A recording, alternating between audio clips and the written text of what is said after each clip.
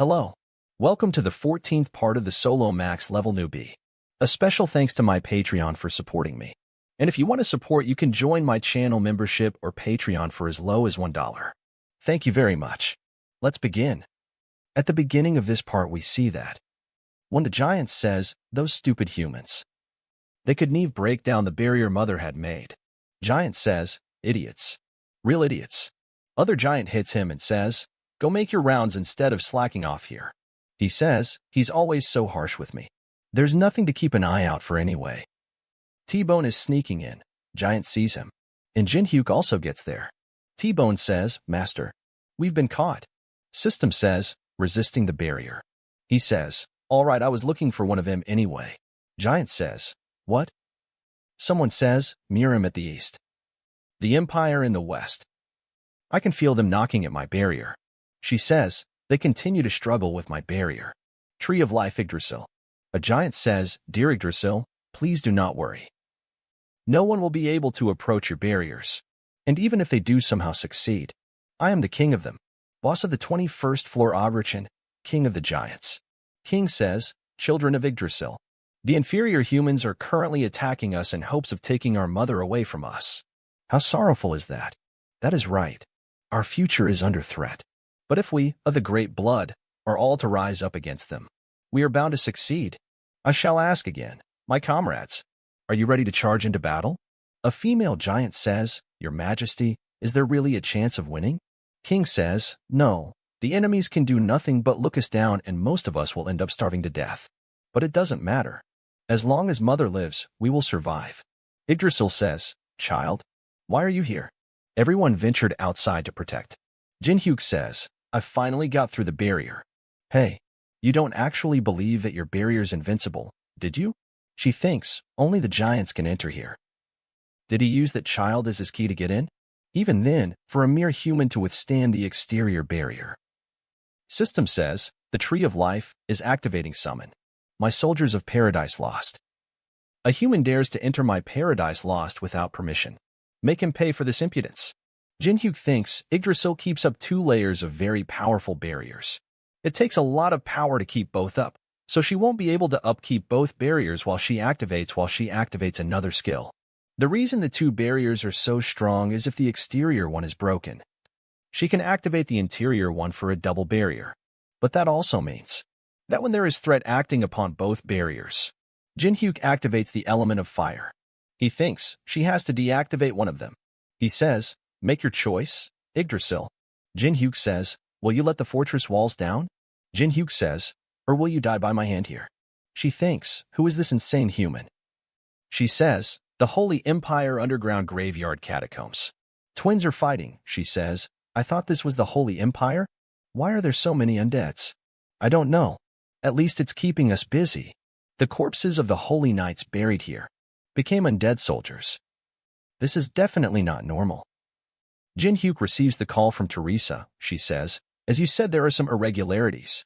She says, "Jin-hyuk, are you okay?" He says, "I'm okay. You can keep talking." She says, "Undead soldiers are appearing in the catacombs of the Holy Empire. It's as if the divine power that had been protecting this place is gone." Jin-hyuk says, "Get rid of all of the undead there and summon all of the holy knights. The demonic humans have already passed through the catacombs. They're faster than I imagined." The video call ends. One of the twins says, "Are you good?" What did he say? She thinks if Jin-hyuk reacted like that, it must mean that something really bad is happening. One of the undead attack him from behind. She grabs it from its neck and she says, "Change of plans. I'm going to absorb all of the demonic energy here. All of you, get out." Tree of Life is fighting against Jin-hyuk. She thinks, this invader baster is strong. The Tree of Life insect soldiers won't do. "Abrachan, there is an invader in Paradise Lost. Come to me. If I don't turn on the inner barrier, my white jade might be in danger." King thinks, "White jade. The essence of holding a mother's power. We cannot have that taken away. But if Mother deactivates the barrier here, the Empire and Miram bastards will all come crowding in." He says, "I will try to resolve this, Mother. East of the Giants' Fortress Miram Force. 3rd group charge. I don't want to die." They are able to get in and says, "Wait, what?" Nothing happened. I think the barrier is gone. I don't know what happened, but it seems like this is our chance. Show what you've learned. Chun rushed inside really fast, they say, Sword Saint. Chun Yu-sung. Miram Forces says, charge forward. The barrier is done. Giants are really surprised and says, I can't believe it. Mother's barrier is down. Chun Yu-sung gets inside and activates the soul-chasing sword. He attacks a lot of giants at once. Beck gets there and says, giants are known to withstand even the Aura Blade, but you did it pretty easily. You've improved quite a bit. Sword Saint. He thinks the castle walls should be taken over pretty quickly since the barrier is down. I assume it's the same for the Empire's side too. It can't be a coincidence that the barrier is gone. It's definitely him who did this. What the hell are you doing in there? Kong Jinhyuk. Yggdrasil activates the inner barrier. System says, gravity's effects will be increased tenfold. The coefficient of mana will be increased for times. Efficiency of movement will be decreased by 80%. The sense will be distorted. Stamina will decrease by 3 per second. Jinhyuk thinks, even my barrier can't nullify all these curses. In the end, T-Bone says, Master. Jinhyuk says, it's okay. He says, Yggdrasil, do you really think you can stop with just this? She says, you may be strong, but this is my territory. Unless you are a child born with the blessing of my white jade, you cannot survive this. Jinhyuk says, I already had an idea that your inner barrier is really strong. But now that you've activated this to protect yourself, I'm sure you children are being massacred outside. Are you fine with that? She says, it hurts hard, but I have no other choice. It'll be worth it if I can eliminate you. Jinhyuk smiles and says, is that so? You said that no living creature can survive here unless they're your child. Are you sure about that? She says, I am the tree of life, Yggdrasil. All life within my territory falls under my authority. I like that answer. Jinhyuk activates Judgment of Anubis. System says, reduces the subject's state by 50% and restricts their usage of skills and unique ability for 1 minute. She thinks, what? My power suddenly. He says, a living being can never be free from your curses. That's why I brought him. Since he's already dead. System says, choosing T-Bone as the fighter. T-Bone is now a Grand Death Knight. T-Bone says, I can feel the power surging through me, Master. He says, T-Bone. Her body holds this thing called the White Jade. He says, yes. Jinhyuk says, what do you mean, yes? Go get it. T-Bone attacks her. She says, stop that thing. The curse won't work. He knew this would happen. T-Bone easily destroys her and grabs the White Jade. He says, I'll be as fast as possible, ma'am. T-Bone says, just stay still for a bit. King of Giants gets there and hits T-Bone. He says, mother now. She activates the outer barrier. Mura member says, slay all the giants and bring down the fortress. Everyone suddenly is unable to move. Giant says, mother has blessed us again with her divine love. Attack. We see Jinhyuk, he says, the inner barrier is gone. That must mean she reactivated it the moment Agrichan got here. But changing the barriers consumes a lot of energy. She won't be able to reactivate the inner barrier for a while. Is she that confident in Agrichan? Does she really think he can win against me without the inner barrier? He activates Eye of Gluttony. We see the full detail of Agrichan.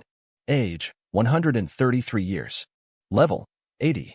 STR, 30. DX, 48. STA, 75. Magic, 7. Stat points possessed, 0. Skills. He has many skills. Description. Orachun believes that Yggdrasil's giants should dominate the world. If you promise him the continuation of his kind, the possibility of a special reward dropping will be increased. Copy conditions. Giants worship strength and physical allure. Overpower him without using a weapon. You will then be able to copy one of his skills. T-Bone says, Master, I will avenge. Jinhyuk says, no. He's mine, T-Bone. Someone says, Mirim and the Empire have both entered the gates. It seems like they're being overwhelmed by the barrier. We see some masked men doing something. Someone asks a masked man, how are the ritual preparations going? He replies, we're finished here. The secret room on the 15th floor is not open yet. However, all 4 holy relics from the 21st floor are here with me. That person is a demonic human, he says. It's a shame that we had to change the plan, but there isn't anything we can do about that. Masked Man asks him, what shall we do about the giant's fortress? He replies, leave it be. It will be meaningless in the end. regardless of whoever takes the fortress. The 14th part of the solo max level newbie ends here. If you want to see more, please subscribe and like. And if you want to support me financially, you can join my channel membership or Patreon only for $1. Patreon and Discord links are in the description if you want to support me. And a special thanks to all my channel members for supporting me. Thanks for watching. Hello. Welcome to the 14th part of the solo max level newbie. A special thanks to my Patreon for supporting me. And if you want to support, you can join my channel membership or Patreon for as low as $1. Thank you very much. Let's begin. At the beginning of this part, we see that when the giant says, "Those stupid humans, they could never break down the barrier mother had made." Giant says, "Idiots. Real idiots." Other giant hits him and says, "Go make your rounds instead of slacking off here." He says, "He's always so harsh with me. There's nothing to keep an eye out for anyway." T-Bone is sneaking in. Giant sees him. And Jin-hyuk also gets there. T-Bone says, "Master, we've been caught." System says, "Resisting the barrier." He says, "All right, I was looking for one of them anyway." Giant says, "What?" Someone says, "Miram at the east. The Empire in the west. I can feel them knocking at my barrier." She says, "They continue to struggle with my barrier." Tree of Life Yggdrasil. A giant says, "Dear Yggdrasil, please do not worry. No one will be able to approach your barriers. And even if they do somehow succeed, I am the king of them. Boss of the 21st floor Obrechin, king of the giants." King says, "Children of Yggdrasil, the inferior humans are currently attacking us in hopes of taking our mother away from us." How sorrowful is that? That is right. Our future is under threat. But if we, of the great blood, are all to rise up against them, we are bound to succeed. I shall ask again, my comrades, are you ready to charge into battle? A female giant says, "Your Majesty, is there really a chance of winning?" King says, "No, the enemies can do nothing but look us down and most of us will end up starving to death. But it doesn't matter. As long as Mother lives, we will survive." Yggdrasil says, "Child, why are you here?" Everyone ventured outside to protect. Jin-hyuk says, "I finally got through the barrier." "Hey, you don't actually believe that your barrier's invincible, did you?" She thinks, "Only the giants can enter here." Did he use that child as his key to get in?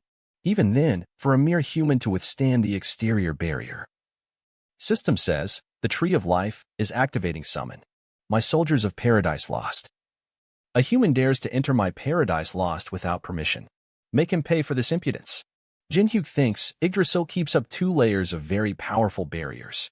It takes a lot of power to keep both up, so she won't be able to upkeep both barriers while she activates another skill. The reason the 2 barriers are so strong is if the exterior one is broken, she can activate the interior one for a double barrier. But that also means that when there is threat acting upon both barriers, Jin-hyuk activates the element of fire. He thinks she has to deactivate one of them. He says, "Make your choice, Yggdrasil." Jin-hyuk says, "Will you let the fortress walls down?" Jin-hyuk says, "Or will you die by my hand here?" She thinks, "Who is this insane human?" She says, "The Holy Empire underground graveyard catacombs. Twins are fighting," she says. "I thought this was the Holy Empire? Why are there so many undeads?" "I don't know. At least it's keeping us busy." The corpses of the holy knights buried here became undead soldiers. This is definitely not normal. Jin-hyuk receives the call from Teresa. She says, "As you said, there are some irregularities." She says, "Jin-hyuk, are you okay?" He says, "I'm okay. You can keep talking." She says, "Undead soldiers are appearing in the catacombs of the Holy Empire. It's as if the divine power that had been protecting this place is gone." Jin-hyuk says, "Get rid of all of the undead there and summon all of the holy knights. The demonic humans have already passed through the catacombs. They're faster than I imagined." The video call ends. One of the twins says, "Are you good?" What did he say? She thinks if Jin-hyuk reacted like that, it must mean that something really bad is happening. One of the undead attack him from behind. She grabs it from its neck and she says, "Change of plans. I'm going to absorb all of the demonic energy here. All of you, get out." Tree of Life is fighting against Jin-hyuk. She thinks, this invader baster is strong. The Tree of Life insect soldiers won't do. Obrechin, there is an invader in Paradise Lost. Come to me. If I don't turn on the inner barrier, my white jade might be in danger. King thinks, white jade. The essence of holding a mother's power. We cannot have that taken away. But if Mother deactivates the barrier here, the Empire and Murim bastards will all come crowding in. He says, I will try to resolve this, Mother. East of the Giants' Fortress Murim Force. Third group charge. I don't want to die. They are able to get in and says, wait, what? Nothing happened. I think the barrier is gone. I don't know what happened. But it seems like this is our chance. Show what you've learned. Chun rushed inside really fast, they say, Sword Saint. Chun Yu-sung. Murim Forces says, charge forward. The barrier is done. Giants are really surprised and says, I can't believe it. Mother's barrier is down. Chun Yu-sung gets inside and activates the soul-chasing sword. He attacks a lot of giants at once. Beck gets there and says, giants are known to withstand even the Aura Blade, but you did it pretty easily. You've improved quite a bit. Sword Saint. He thinks the castle walls should be taken over pretty quickly since the barrier is down. I assume it's the same for the Empire's side too. It can't be a coincidence that the barrier is gone. It's definitely him who did this. What the hell are you doing in there? Kong Jinhyuk. Yggdrasil activates the inner barrier. System says, gravity's effects will be increased tenfold. The coefficient of mana will be increased for times. Efficiency of movement will be decreased by 80%. The sense will be distorted. Stamina will decrease by 3 per second. Jinhyuk thinks, even my barrier can't nullify all these curses. In the end, T-Bone says, Master. Jinhyuk says, it's okay. He says, Yggdrasil, do you really think you can stop with just this? She says, you may be strong, but this is my territory. Unless you are a child born with the blessing of my white jade, you cannot survive this. Jinhyuk says, I already had an idea that your inner barrier is really strong. But now that you've activated this to protect yourself, I'm sure you children are being massacred outside. Are you fine with that? She says, it hurts hard, but I have no other choice. It'll be worth it if I can eliminate you. Jinhyuk smiles and says, is that so? You said that no living creature can survive here unless they're your child. Are you sure about that? She says, I am the tree of life, Yggdrasil. All life within my territory falls under my authority. I like that answer. Jinhyuk activates Judgment of Anubis. System says, reduces the subject's state by 50% and restricts their usage of skills and unique ability for 1 minute. She thinks, what? My power suddenly. He says, a living being can never be free from your curses. That's why I brought him. Since he's already dead. System says, choosing T-Bone as the fighter. T-Bone is now a Grand Death Knight. T-Bone says, I can feel the power surging through me, Master. He says, T-Bone. Her body holds this thing called the White Jade. He says, yes. Jinhyuk says, what do you mean, yes? Go get it. T-Bone attacks her. She says, stop that thing. The curse won't work. He knew this would happen. T-Bone easily destroys her and grabs the White Jade. He says, I'll be as fast as possible, ma'am. T-Bone says, just stay still for a bit. King of Giants gets there and hits T-Bone. He says, Mother now. She activates the outer barrier. Murim member says, slay all the giants and bring down the fortress. Everyone suddenly is unable to move. Giant says, Mother has blessed us again with her divine love. Attack. We see Jinhyuk, he says, the inner barrier is gone. That must mean she reactivated it the moment Agrichan got here. But changing the barriers consumes a lot of energy. She won't be able to reactivate the inner barrier for a while. Is she that confident in Agrichan? Does she really think he can win against me without the inner barrier? He activates Eye of Gluttony. We see the full detail of Agrichan. Age, 133 years. Level, 80. STR, 30. DX, 48. STA, 75. Magic, 7. Stat points possessed, 0. Skills. He has many skills. Description. Orachun believes that Yggdrasil's giants should dominate the world. If you promise him the continuation of his kind, the possibility of a special reward dropping will be increased. Copy conditions. Giants worship strength and physical allure. Overpower him without using a weapon. You will then be able to copy one of his skills. T-Bone says, Master, I will avenge. Jinhyuk says, no. He's mine, T-Bone. Someone says, Murim and the Empire have both entered the gates. It seems like they're being overwhelmed by the barrier. We see some masked men doing something. Someone asks a masked man, how are the ritual preparations going? He replies, "We're finished here. The secret room on the 15th floor is not open yet.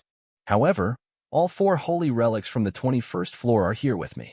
That person is a demonic human," he says. "It's a shame that we had to change the plan, but there isn't anything we can do about that." Maskman asks him, "What shall we do about the giant's fortress?" He replies, "Leave it be. It will be meaningless in the end, regardless of whoever takes the fortress." The 14th part of the Solo Max level Newbie ends here. If you want to see more, please subscribe and like.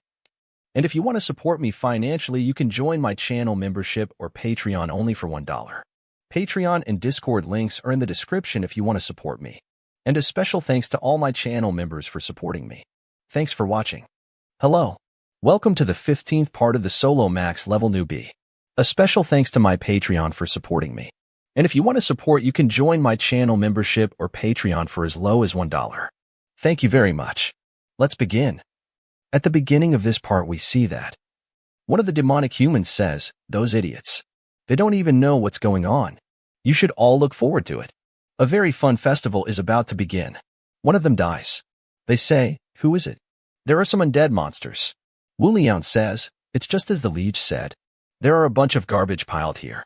She calls the Shadow Squad. She says, "Carry out the liege's orders." Shadow Squad starts to kill them and says, "Yes, sir."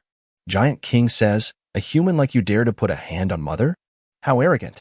This is a sacred ground, only meant for Mother and her children." He uses the giant's ultimate strike. Jinhyuk dodges the attack. He says, "You keep saying Mother this, Mother that. I don't care about your family role-playing." Jinhyuk punches him. He activates Colossus' ultimate strike. Giant King blocks the attack. Jinhyuk says, "Just one attack isn't gonna do it." Jinhyuk again uses the giant's ultimate strike. He uses it again and again. King Giant thinks, "This human. He's strong." He swings his sword and says, "I admit that you're no ordinary human. But what about your friends out there? They're probably being massacred by now because of the barrier's effects. Are you sure it's fine to leave them alone like that?" Jinhyuk smiles and says, "Geez, you're worrying about my friends now? If they can't even withstand that much, then they shouldn't be my friends." Jinhyuk activates Dark Heavenly Demon Emperor Arts and says, "So worry about yourself instead." Giant coughs out blood and thinks, "He punched me through my defense? Is this the Murim Bastard's technique?" T-Bone attacks Yggdrasil. She says, "Agrichan." T-Bone says, "Oops. Excuse me. Hey, I have to take that thing inside you." Jinhyuk smiles and thinks, there are 2 ways to clear the 21st floor. First is to take Yggdrasil's White Jade, and the second is to bring down the boss who has been chosen by the White Jade. Jinhyuk gets really excited and says, "Now, what will you do?" Giant thinks, all of Mother's insect soldiers will get wiped out soon. The White Jade is in danger. "Mother, I will use that, so please be careful." Giant puts the sword in the ground. Jinhyuk smiles. Giant says, "I, Agrichan, will show you how I was able to rise as the king of the giants, despite my small stature." He activates Berserker. System says, for 60 minutes, Agrichan's attack power, speed, and movement speed will be increased 30%. Yggdrasil surrounds herself with insects and says, "Soldiers, protect me." T-Bone says, "Master, the tree is acting weird." King gets ready to use a really strong attack. He uses a Rage Cyclone. Jinhyuk uses Moon Hiding Nails. T-Bone is really scared and says, "Master." Jinhyuk says, "You're really strong." King screams. Jinhyuk says, "You've completely lost your reason." Jinhyuk says, "All right. That makes it more fun." Jinhyuk uses Fusion on Colossus' ultimate strike and Moon Hiding Nails. Jinhyuk activates a 3-star barrier confinement of reality, and additionally fuse White Beast. System says, there is a risk of karma due to forced attempts at copying a higher being. Mana is running rampant. King attacked Jinhyuk with a really strong sword swing. Jinhyuk grabs the sword really easily. He activates Moon Imprints. His hands are blue and yellow nails, yellow lines covering his hand and arm. System says, Toongrave's right arm has successfully been created one. Due to the current level and stats, only 10% of the skill's full power can be activated. Strength stat has increased by 500%. Duration, 3 minutes 30 seconds. Jinhyuk smiles and says, "I knew these things would come in handy someday." Yggdrasil is really surprised to see his power and thinks, "I can't believe it. This aura is that of a higher floor being. How is it that a mere human can exude such an aura?" Jinhyuk says, What a shame. Jin-hyuk throws the giant king and says, since you're the boss of this floor, I'll be nice and give you a fancy death. Everyone outside is really surprised. After that, we see that a really big punch hits the giant king. The giant king goes flying. Shun is really surprised. Jin-hyuk goes jumping really fast. Jin-hyuk appears right in front of the giant king really quickly. He uses Colossus Soldier. Tomb Grave. Jin-hyuk hits him with a lot of punches with monstrous strength. Overkill. After that, we see that Beak is really surprised. Alice sees that and says, this bastard. There are a lot of fireworks. She says, he loves to be a real show-off sometimes. Jin-hyuk hits the giant king with another really big punch. There a really big explosion happens. Shun is really surprised and thinks, Kong Jin-hyuk, what have you done? There is a big hole in the ground system, says. Berserk is being undone. King coughs out blood and says, what a one-sided fight. I'm almost ashamed to call myself the king. Jin-hyuk gets there, King says. You win. System says, you have defeated the 21st floor boss Ogrechan. Copy condition completely overpower Ogrechan. You have fulfilled the condition. You have successfully copied Berserk. Yggdrasil says, I wanted to make a paradise where no one could hurt my family. But this is how it ends. I assume you will kill all of my remaining children and use this as your base for the 21st floor conquest. I won't resist anymore. Please make it quick. Empire Soldier says, our mercenary has brought down the owner of the fortress. It's our victory. He thinks this fortress is infamous for being impregnable, but he took over the fortress on his own. I never expected this mercenary soldier to be this great. The Empire's mercenary soldier has subjugated the fortress. The fortress is now ours. Mura members says, we need to attack now, but we need time to recuperate. Shun says, you idiots. Jumping to conclusions. There's no way that bastard would do something that benefits others. Jin-hyuk says, all of you get out. The giant's fortress is mine. System says, the giant's fortress is now under the veteran company's possession. The Empire army is surprised. Jin-hyuk says, what are you staring at me like that for? Get out if you don't want to die. Troll King says, I'm now going to begin fixing up that rotten mind of yours. Repeat squatting up and down 20 times. As you go down, shout a clear. When you come up, yell, mind. I brought in Calicle to make the giants cooperate. Calicle, the Frost Blade tribe chief, knew how to train the minds of warriors. Thanks to the giants and Yggdrasil, we were able to reconstruct the fortress quickly. When I promised not to kill the giants and now to take away her white jade. Yggdrasil responded very cooperatively. Jin-hyuk says, nice. Coin earnings, calculated 32,554,632. He got 8 billion views. Jin-hyuk says, that's bringing in a lot of views.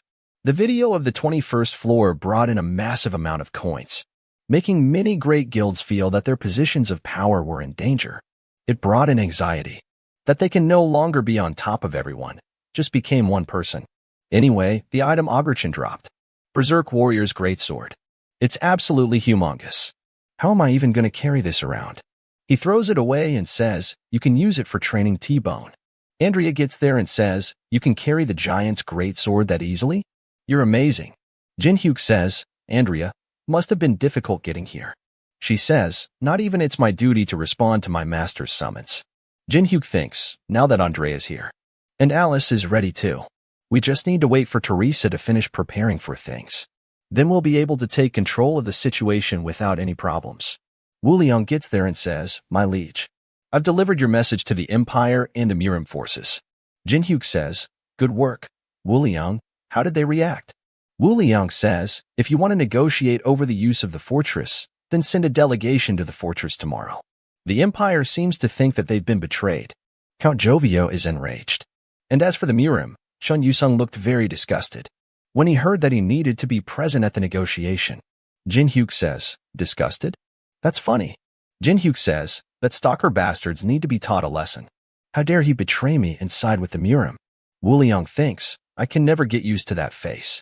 Wu Liang says, and one more thing. This is a relic we took from the demonic humans. We put it in the storage as you ordered. I'm not sure why you would want to keep such an ominous item. My liege. Jin-hyuk says, don't try to understand me. Sometimes knowledge makes things more complicated. Wu Liang says, but.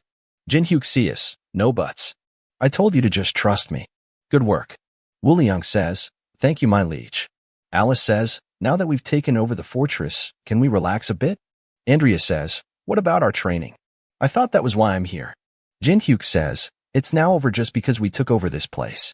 We're going to use this as our base to bring in people onto our side. But in order to do that, we need to protect this fortress. Alice says, what? Do you think that the Murim or the Empire guys are going to try to attack? After seeing how you took down this place on your own? Jin-hyuk says, I'm not talking about the residents of the 21st floor. There are much more dangerous beings. We'll be pretty busy tomorrow, trying to protect this place. So, let's reassess your skills beforehand. Jin-hyuk says, it won't be fun to just do that on its own, so how about a bet? I'll grant any one wish of the person who catches me within 5 minutes. Alice says, a bet? Andrea says, a wish? Jin-hyuk says, but if you can't catch me within 5 minutes, I'm going to choose your outfit for tomorrow. Alice and Andrea looks toward each other and smiles. Jin-hyuk says, ready?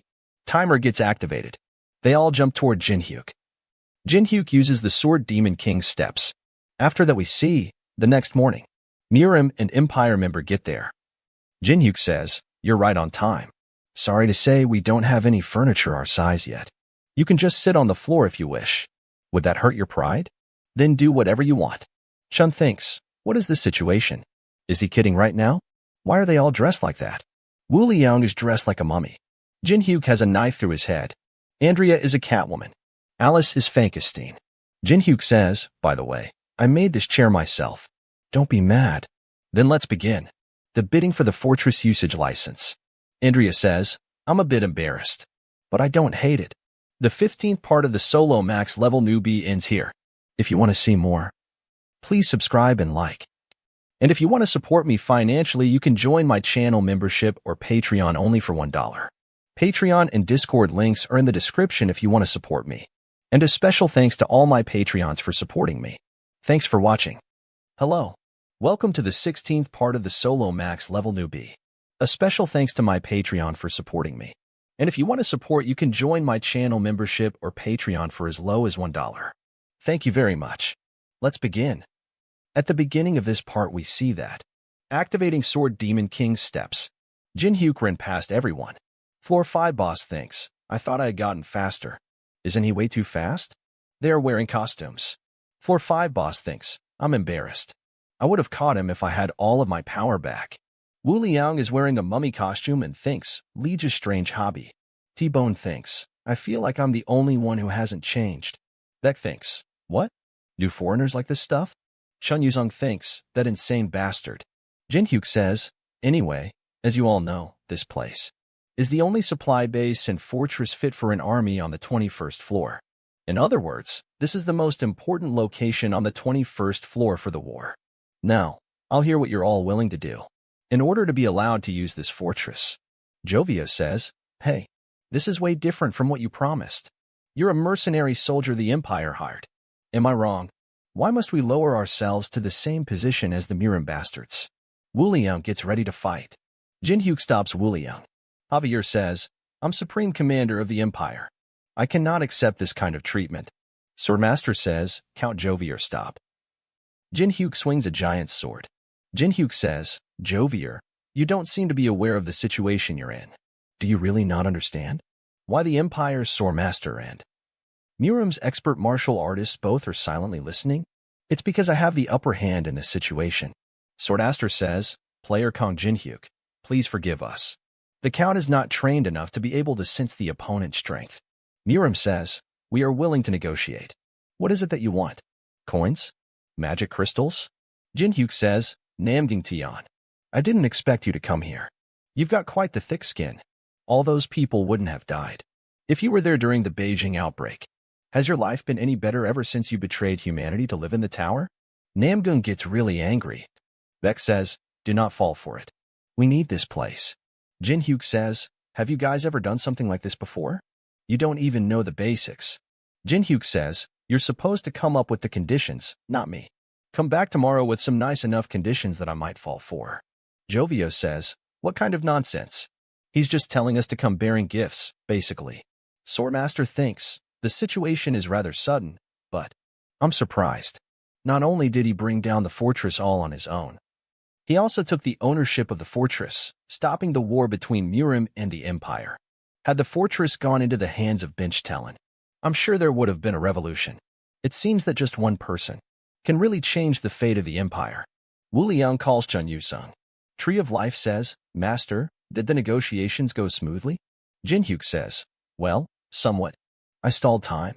Tree of Life says, how amazing. Jin Hyuk says, you said you had something to show me? We see some baby giants wrapped in leaves. Jin Hyuk says, this is. Tree of Life says, the next generation's children whom I've cultivated with the white jade. I'm sure you're aware, but until now, all residents of the tower have tried to steal my white jade, or approached me with the intention of using me and the fortress for their own selfish wars. But I was able to tolerate it. I knew that that was my fate. I decided that I won't fight back anymore. In the moment, I accepted my fate.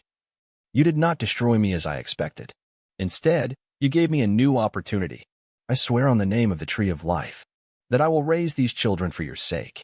Let's live a different life this time. Agrichan. Jin Hyuk thinks, that's a bit much. Jin Hyuk says, all right.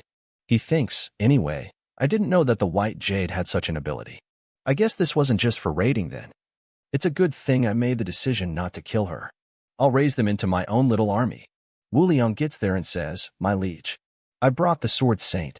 He says, no one should bother you here. Please feel free to talk.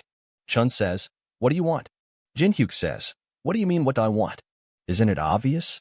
Jin Hyuk says, I need to know why you decided to side with Murim, the very guys who cornered Teresa into corruption.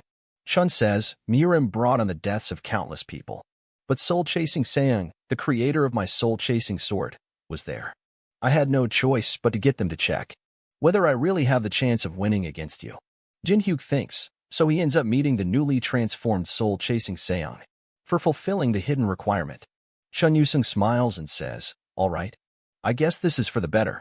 I did it to be able to fight you again anyway. I'll show you right here, right now. The secret technique that I learned by betraying you. Jin Hyuk says, all right. Let's see how great this technique of yours is that you kissed Murims for it. Stalker. Jin Hyuk brings out twin dragon swords. Chun activates battlefield selection.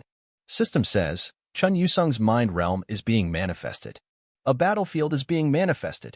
Jin Hyuk thinks, this place is the training hall that this stalker always chooses for our fight. They both starts to fight. Jin Hyuk says, you don't ever change. Chun Yusung. He activates a Song of Swords. Everything around them gets destroyed.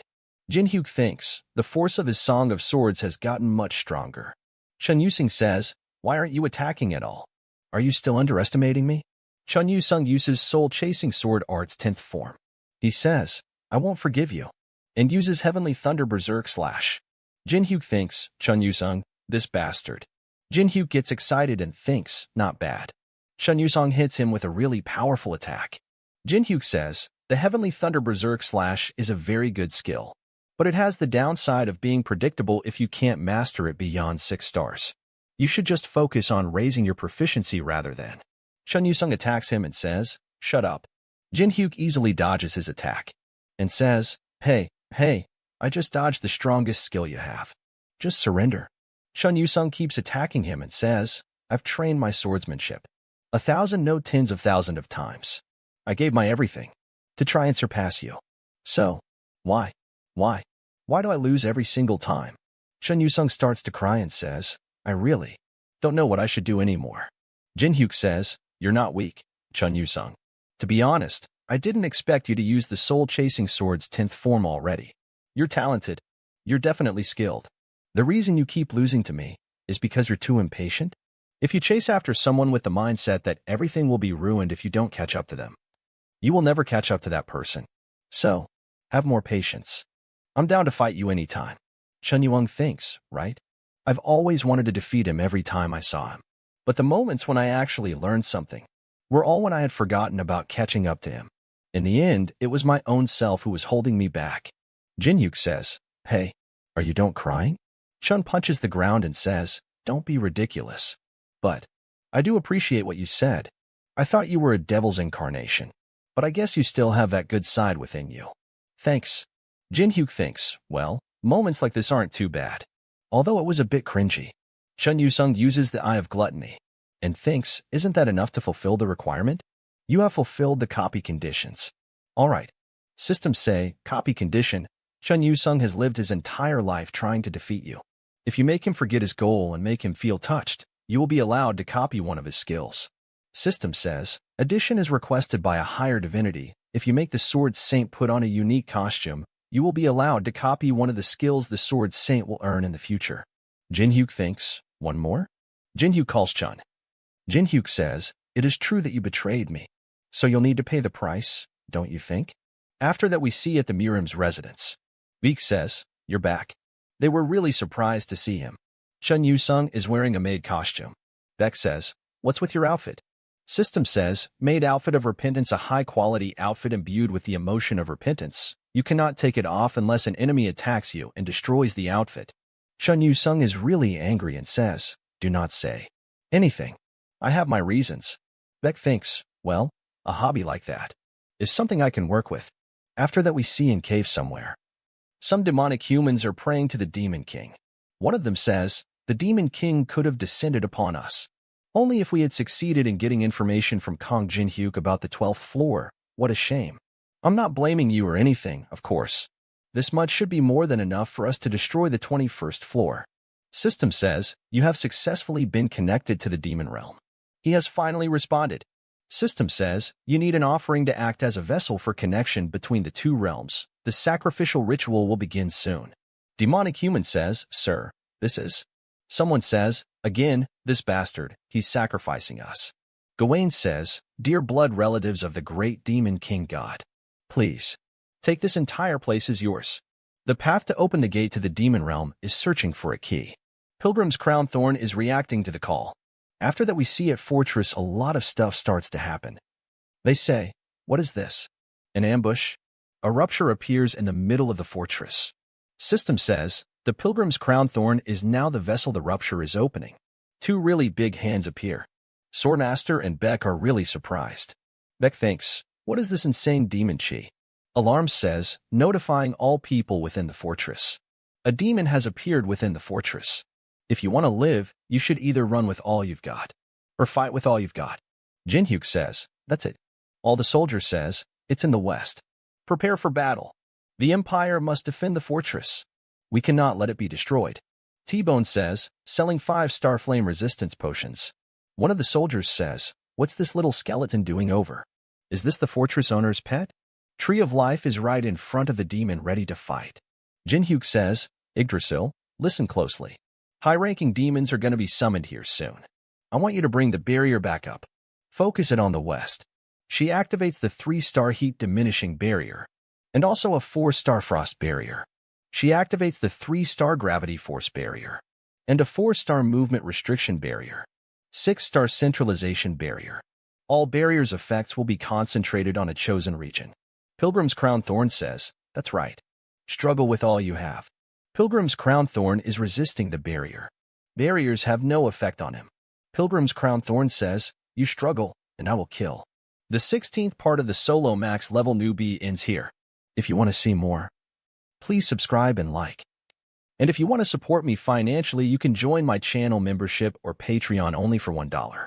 Patreon and Discord links are in the description if you want to support me. And a special thanks to all my Patreons for supporting me. Thanks for watching. Hello. Welcome to the 17th part of the solo max level newbie. If you want to support, you can join my channel membership or Patreon for as low as $1. At the beginning of this part, we see that a lot of system messages appear saying, resisting the barrier. Demon says, I can feel the presence of my brothers. After that, we see at Mirim. System says, the holy relic, Trader's silver coins, is reacting. Ice Spirit Hell's Demon Magdra appears there. And at the Holy Empire, System says, the holy relic, stake covered in holy blood, is reacting. Avicii's demon Ishelkalim appears there. Holy Empire people says, a demon? Twins appears there and says, that might be a bit dangerous. But it's just one. Should be doable, don't you think? Teresa thinks, just looking at the demon makes my skin feel like it's about to rip. That's not a demon 2S classes can take on. Holy Knight says, you seem worried, child. But what is there to worry about? When we are this prepared, my sisters of light, let us pray. May the goddess of light's blessing be with you. Attack. Town is on fire. They thinks, just his arrival alone started all this fire. Is this what a demon on the higher floor is like? Tree Loft Life thinks, if it weren't for the Tree of Life's barriers, this entire place would have been razed to the ground right now.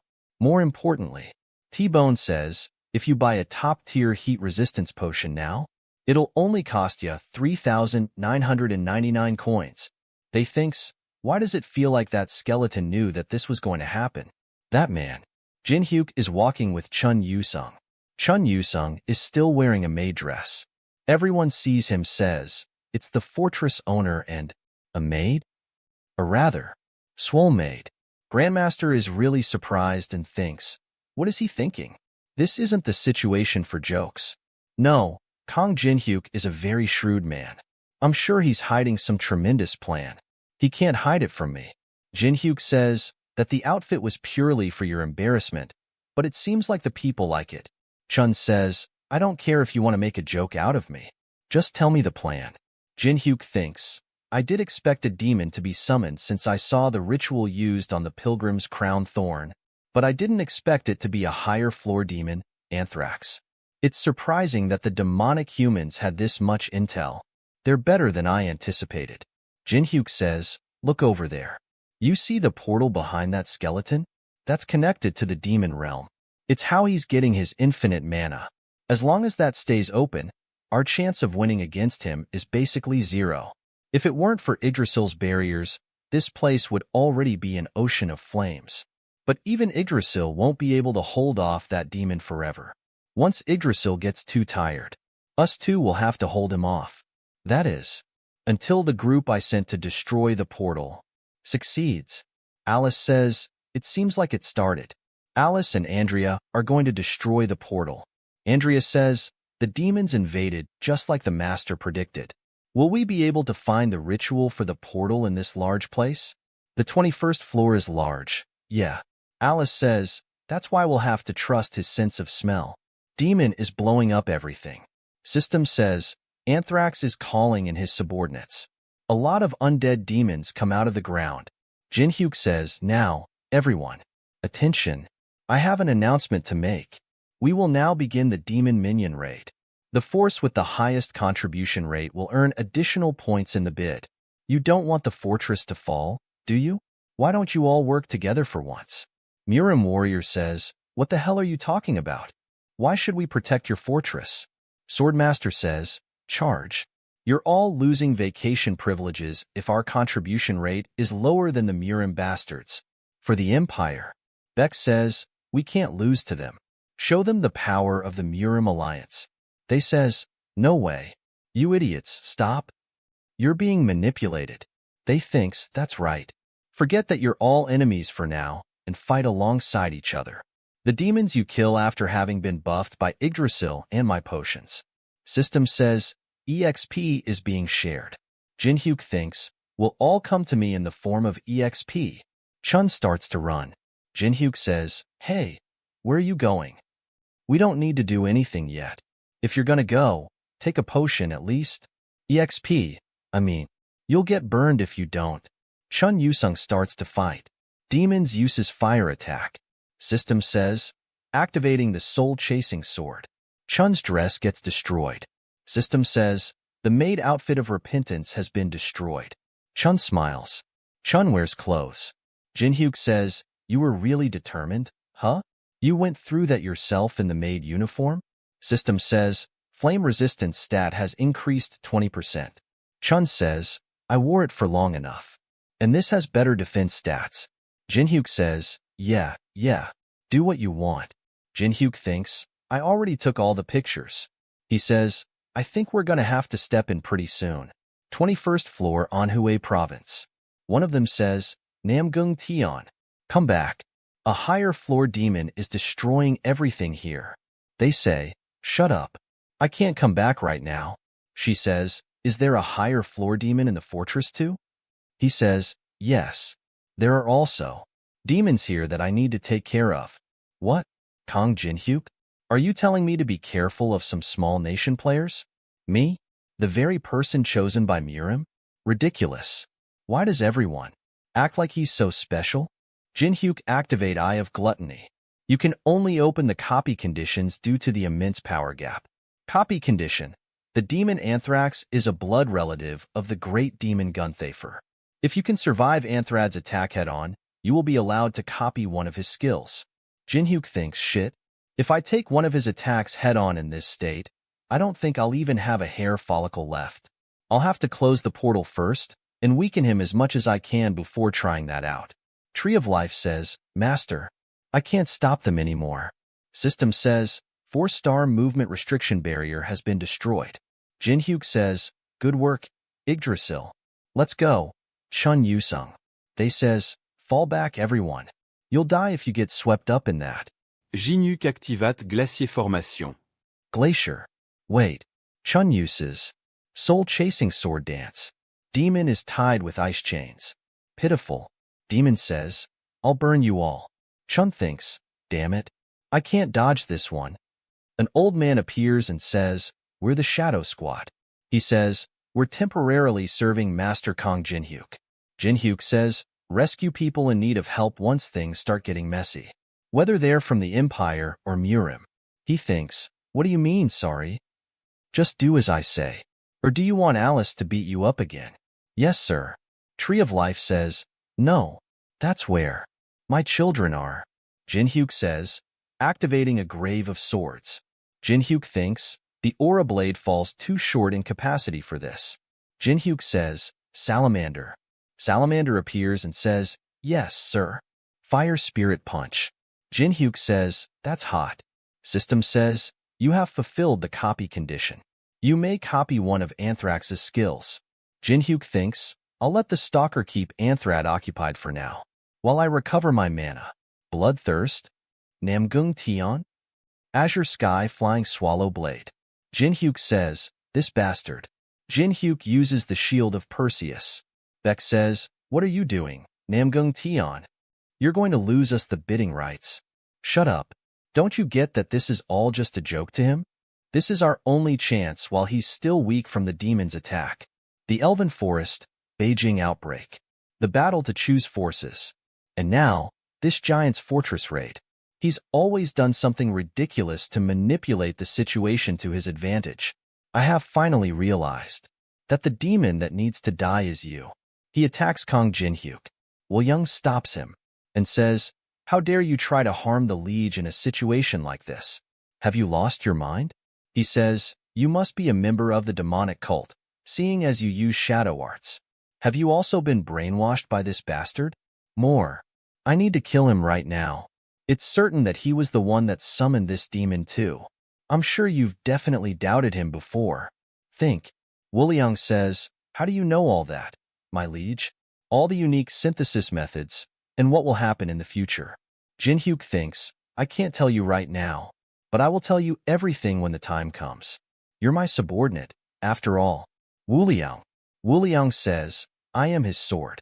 A sword does not doubt his master. The 17th part of the Solo Max level Newbie ends here. If you want to see more, please subscribe and like. And if you want to support me financially, you can join my channel membership or Patreon only for $1. Patreon and Discord links are in the description if you want to support me. And a special thanks to all my Patreons for supporting me. Thanks for watching. Hello. Welcome to the 18th part of the Solo Max level Newbie. Subscribe to my second channel. Link is in the description. At the beginning of this part we see that Mgung says, what? His sword? Ridiculous. Mgung attacks Wolyung and says, then I'll kill you first. They both start to fight. Beck sees that and thinks, Namgung trains that foolish outsider. I knew that he's always hated Kong Jinhyuk. But to attack the very person who has the upper hand in the situation, he needs better critical thinking skills. Stomping hits her. It's T-Bone. He has poisonous needle in his hand. He says, you have some time, right? 1. Knockout poison needle. She says, feel faint. She falls. T-Bone grabs her and says, injured passing by. Excuse me. Jinhyuk sees Namgung and Wolyung fighting. He thinks, I didn't expect to see Namgung Tion here. It's good that Wuliang's here to take care of him, but the real problem hasn't been resolved yet. I've managed to block off Anthrax's attack once, but it takes way too much mana to do that again. I have no choice but to endure until the portal's closed. Alice appears there and says, the unpleasant results of necromancy. I hate this kind of stuff. You can take care of it. Andrea. She thinks, Master gifted me a new life.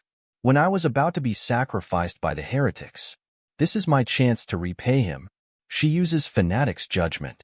Alice sees her and thinks, she must be excited for her first real fight. She stands right in front of the magic circle that summoned the demons. She says, a summoning seal created from human sacrifice and holy relics. It's pretty complex.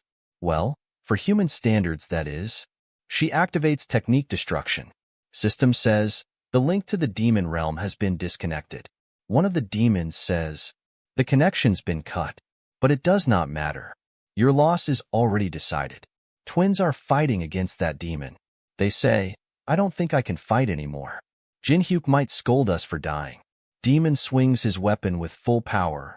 Archbishop says, idiot. You can't get scolded if you're dead. She says, right? Archbishop activates the holy shield. Archbishop says, as if I would let Teresa's friends die. She screams and says, now, Teresa. Teresa appears above them. She uses Sacred Fall. Twin says, that was really cool. But he's completely fine. Didn't you say that we'd have a chance of winning once the portal closes? Teresa thinks, his mana source was cut off. He's still too strong. We'll all end up dead at this rate.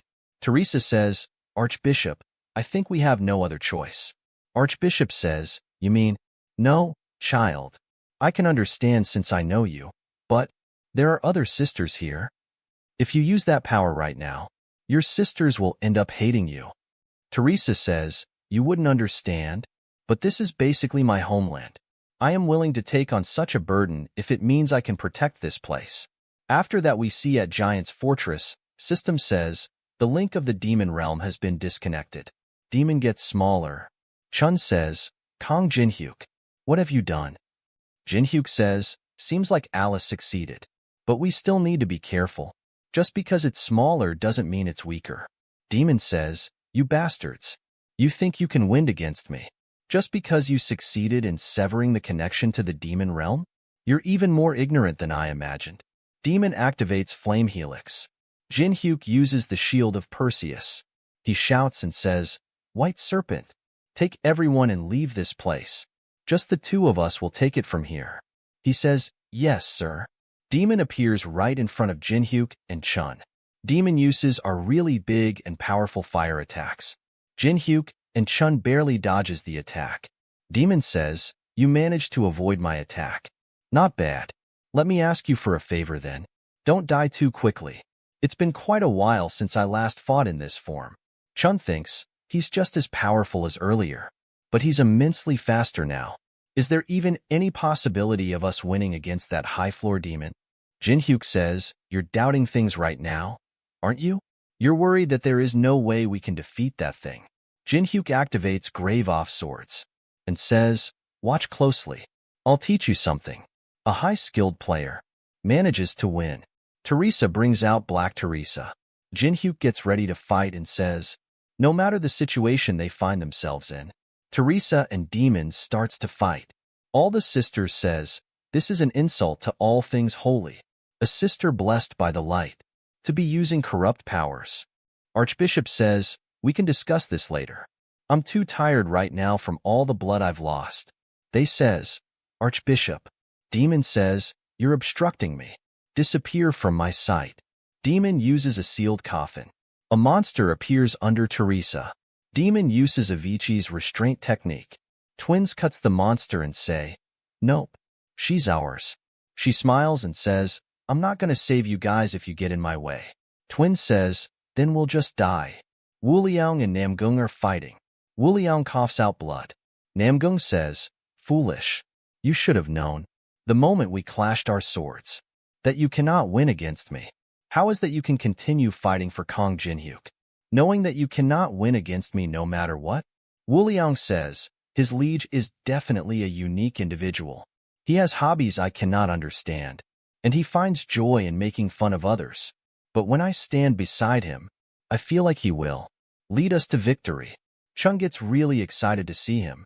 Wuliang says, no matter how strong the opponent may be, that is why I can continue to fight, despite how strong you are compared to me. Demon thinks it's not as risky fighting him, but this human, he's very closely avoiding my attacks and eating away at my mana little by little. Jinhyuk uses soul bloodsucking. You have permanently earned 0.3 mana stat as an effect of soul bloodsucking. Demon thinks, does he think that he can win against me if he continues to eat away at my mana? How unpleasant. Anthrad is activating the demon realm barrier. A mind realm is being created. Hell of eternal flames. Anthrad, were you overjoyed thinking that your attacks were working? System says, Anthrad's stats have increased by 20%. The demon's subordinates are rising. This realm was created by my own will. This is where you will die. Jinhyuk and Chun starts to kill the monster around them. Chun thinks, damn it. At this rate, Jinhyuk says, Chun Yusung, create your own mind realm using battlefield selection. I'll do the same. Then it's just collides with this realm, and I'll have wasted my mana. Jinhyuk says, just trust me. I have a plan.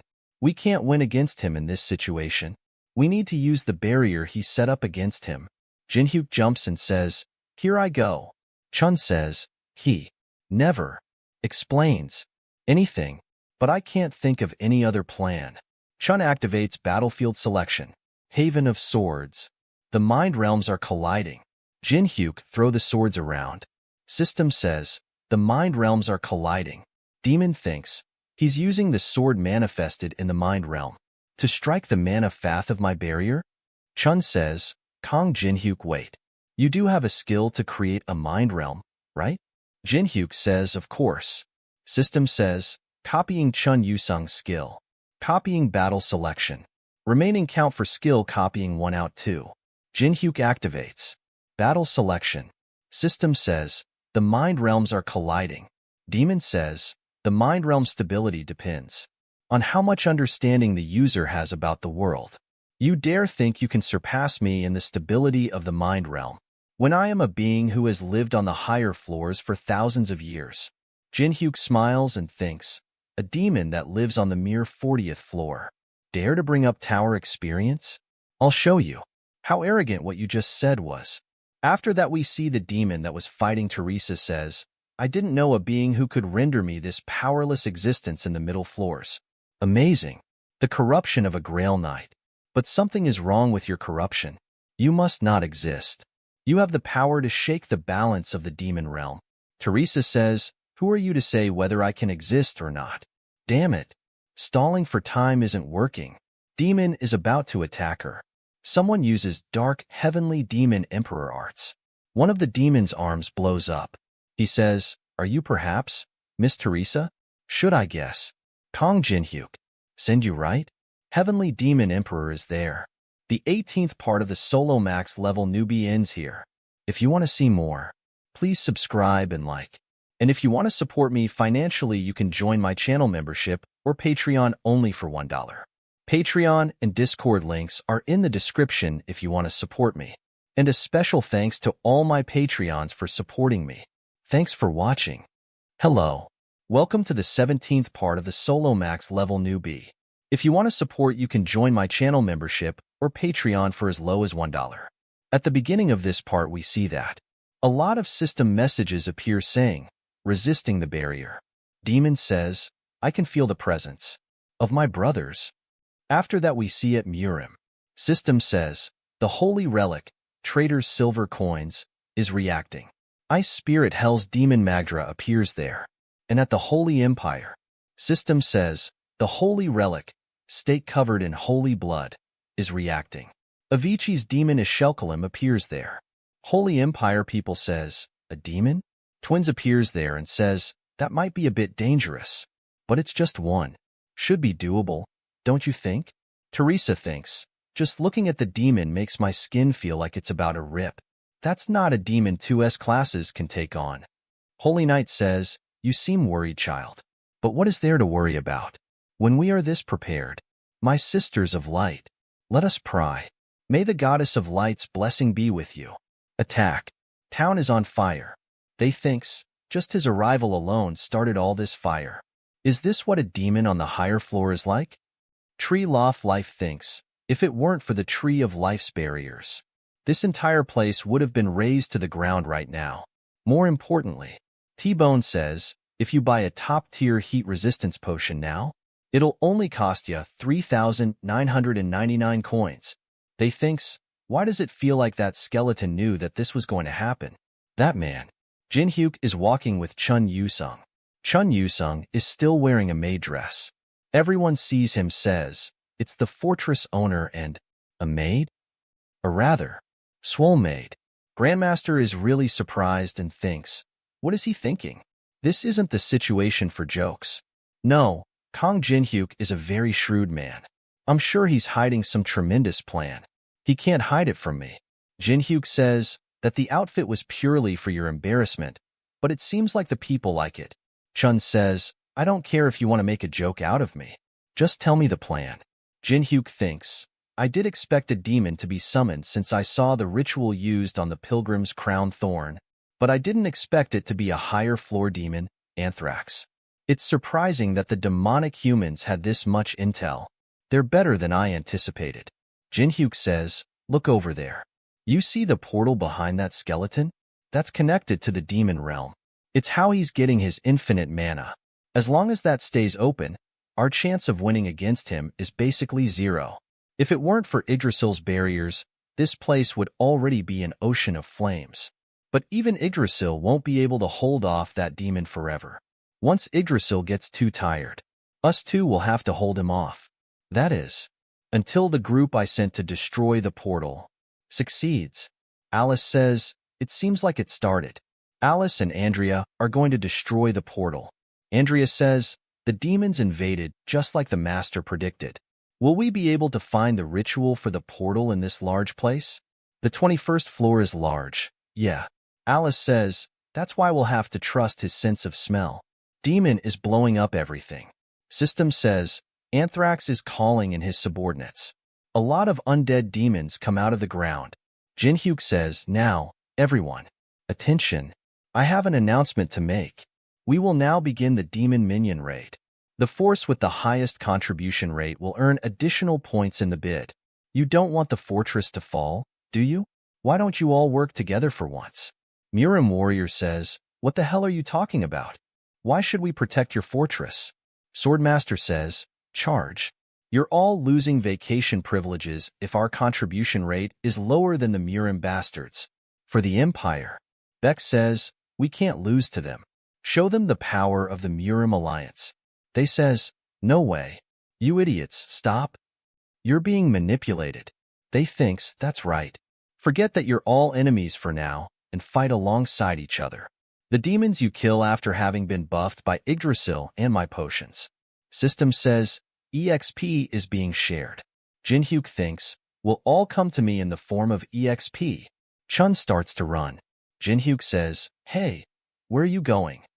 We don't need to do anything yet. If you're gonna go, take a potion at least. EXP, you'll get burned if you don't. Chun Yusung starts to fight. Demons uses fire attack. System says, activating the soul-chasing sword. Chun's dress gets destroyed. System says, the maid outfit of repentance has been destroyed. Chun smiles. Chun wears clothes. Jin Hyuk says, you were really determined, huh? You went through that yourself in the maid uniform? System says, flame resistance stat has increased 20%. Chun says, I wore it for long enough. And this has better defense stats. Jin Hyuk says, yeah, do what you want. Jin Hyuk thinks, I already took all the pictures. He says, I think we're gonna have to step in pretty soon. 21st floor Anhua province. One of them says, Namgung Tion, come back. A higher floor demon is destroying everything here. They say, shut up. I can't come back right now. She says, is there a higher floor demon in the fortress too? He says, yes. There are also demons here that I need to take care of. What? Kong Jin Hyuk? Are you telling me to be careful of some small nation players? Me? The very person chosen by Murim? Ridiculous. Why does everyone act like he's so special? Jin Hyuk activate Eye of Gluttony. You can only open the copy conditions due to the immense power gap. Copy condition. The demon Anthrax is a blood relative of the great demon Gunthafer. If you can survive Anthrad's attack head-on, you will be allowed to copy one of his skills. Jinhyuk thinks, shit, if I take one of his attacks head-on in this state, I don't think I'll even have a hair follicle left. I'll have to close the portal first and weaken him as much as I can before trying that out. Tree of Life says, Master, I can't stop them anymore. System says, 4-star movement restriction barrier has been destroyed. Jinhyuk says, good work, Yggdrasil. Let's go. Chun Yusung. They says, fall back everyone. You'll die if you get swept up in that. Jinhyuk activate glacier formation. Glacier. Wait. Chun uses. Soul-chasing sword dance. Demon is tied with ice chains. Pitiful. Demon says, I'll burn you all. Chun thinks, damn it. I can't dodge this one. An old man appears and says, we're the Shadow Squad. He says, we're temporarily serving Master Kong Jinhyuk.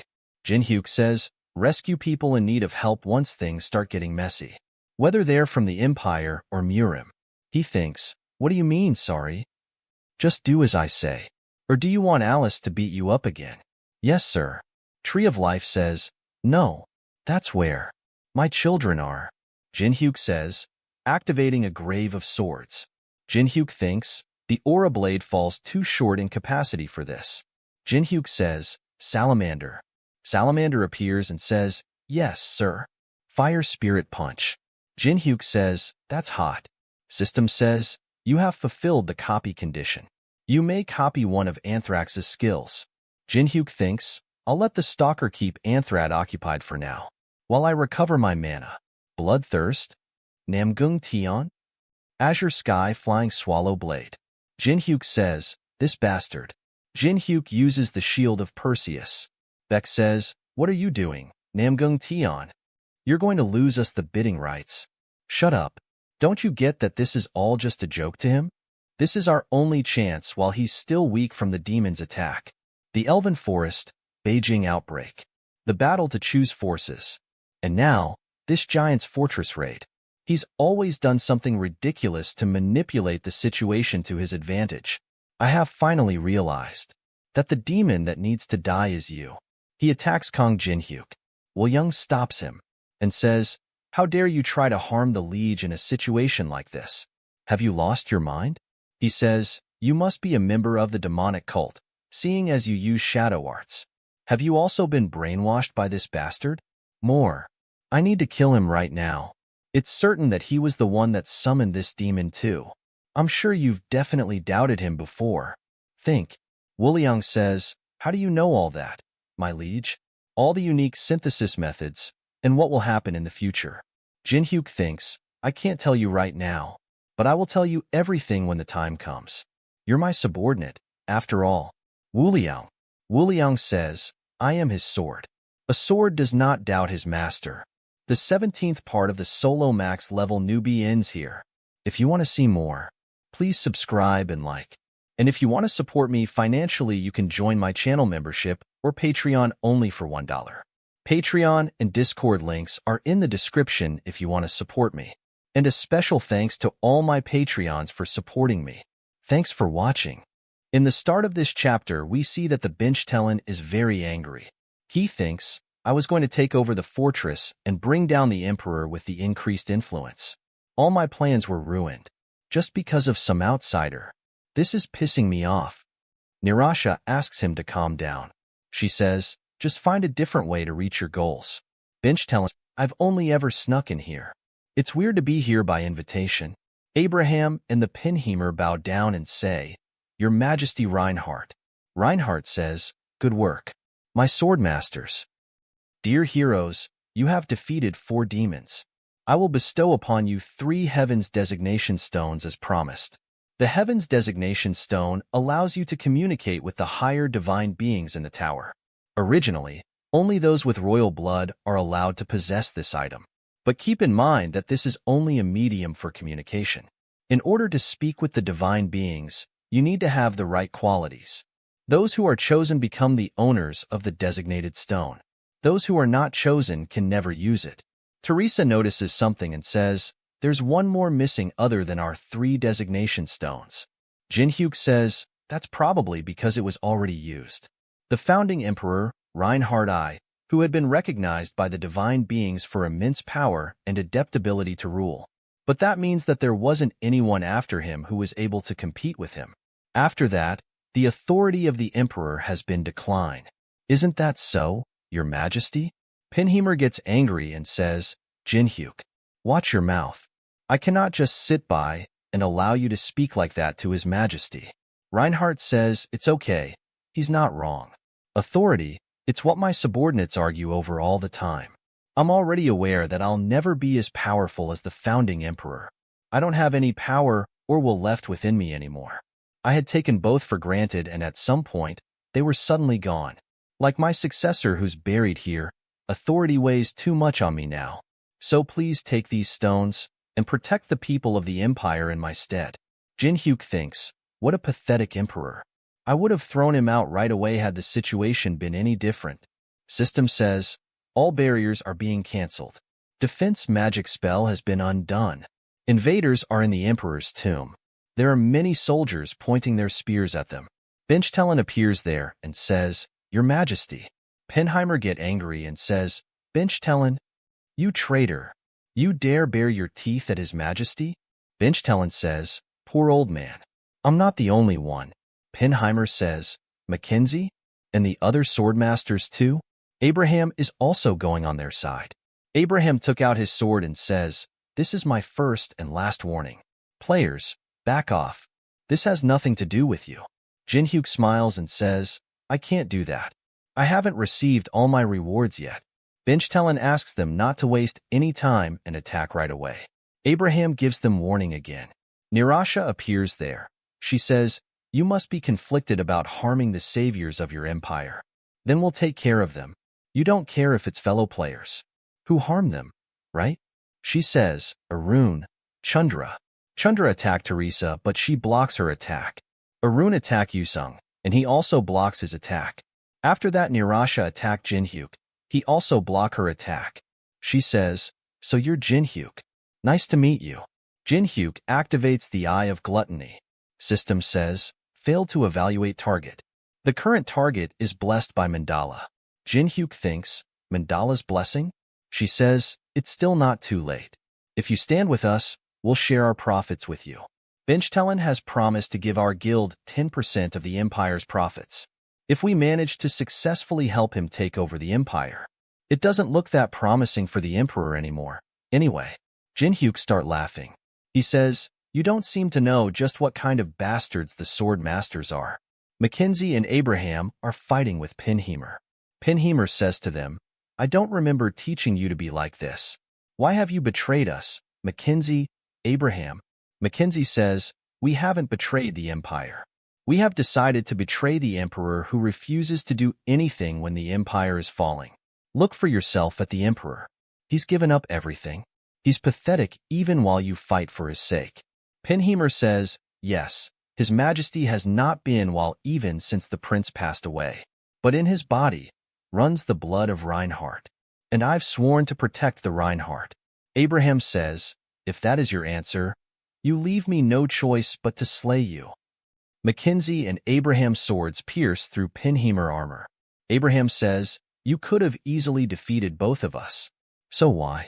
Penheimer says, a swordmaster is meant to be wielded only to protect the people of the empire and the emperor. And you're my disciples as well as brothers. What master can slay their own disciple? You fools. I apologize that I was unable to prevent things from getting to this point. Penheimer is on his knees. Jinhyuk says, well done. Did you finally realize that something's off? The Benchtelen that you're pushing to power is already on the side of Murim. These players were invited by Murim. Abraham says, Benchtelen, is he speaking the truth? Benchtelen is making the evil face and says, why? Do you regret what you've done? Jinhyuk says, it's not too late. Take Penheimer and the emperor and get out of here. Jinhyuk says to Mackenzie, remember what I said about your trauma. Mackenzie remembers what Jinhyuk says to him. Jinhyuk says, hey, I'm sorry about that back then. I protected the empire, so forgive me. Mackenzie says, go away. Jinhyuk says, You seem pretty traumatized. Do you want to know how you can overcome it? You can overcome trauma when you freely use it to your advantage. Mackenzie put down his helmet. Jin-hyuk wears sunglasses. He activates the daylight on Mackenzie's bald head. No one can see because of this light. Yusung says, so this is why he handed these out to us. They took the Emperor and Pinheimer and ran away from there. Binchtelen ordered his men to catch them. Jin-hyuk says to her, finally, we can talk on our own. I was looking forward to our meeting after hearing that a player had defeated a demon on the 21st floor by themselves. But you're not really all that. Now that it's just the two of us, why don't you show me your true power, Nirasha? She says, all right, I'll show you my true powers. She activates the unison of body and mind. God of Destruction Shiva, interlinked. This is the end of the video. Subscribe for the next part.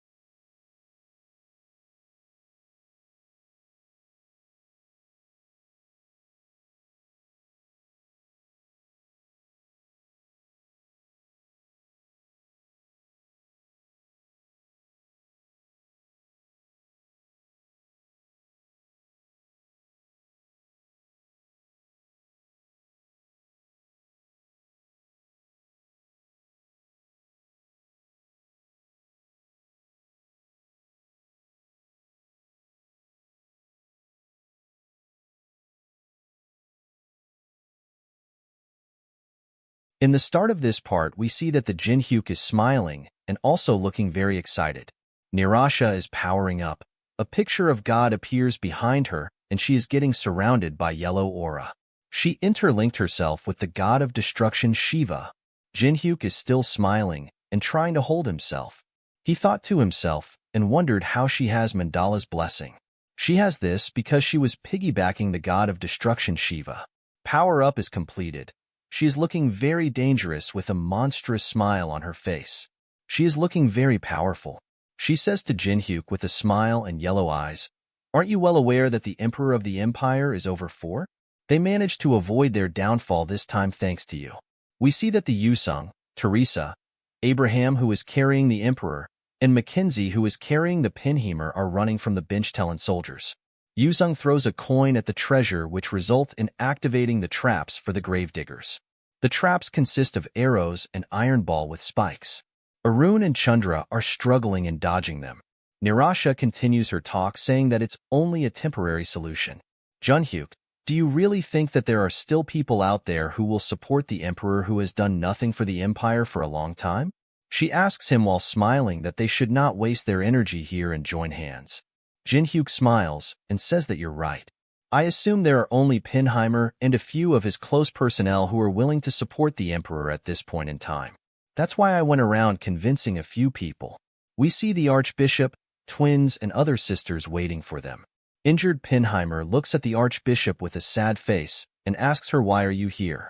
The Archbishop catches the Pinheimer and says, my old love, how did you get yourself in this bad situation? Archbishop is using her magic to stop the bleeding of the Pinheimer. She is using the sacred healing to heal him.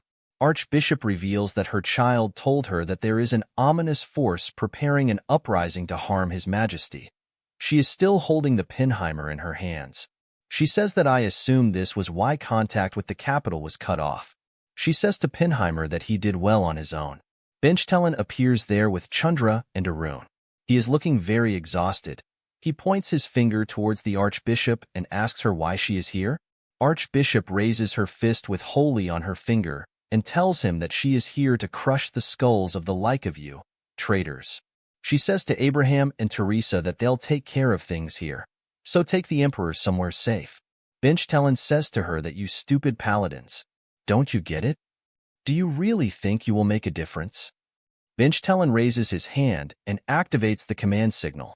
Now he can transfer sound within the range. He is asking for the attention of all the soldiers of the capital.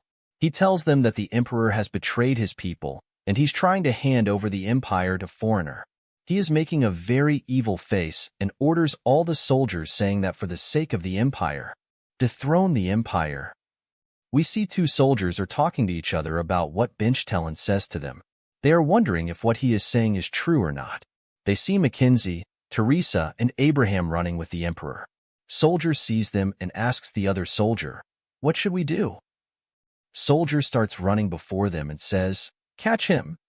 We see one soldier get attacked by the Archbishop very badly. He coughed out blood from his mouth and nose. She makes an angry face with smoke coming out from her fist. She says that Benchtelen is making this quite annoying for them. Archbishop hits close her fist and orders the other sisters that they should not kill unless it is necessary, and just beat the soldiers enough to knock them out. May the blessing of light with you. Arun and Chandra are also there. Chandra tells Arun while running that the things are getting complex. Arun says that they'll catch the Emperor. Someone stop them. We see that the twins are there. Girl asks them if they are going to play with them. She is holding a black stick-like weapon. Boy says, player versus player. Chandra sends a message to Nirasha saying that they need reinforcements because paladins are in their way.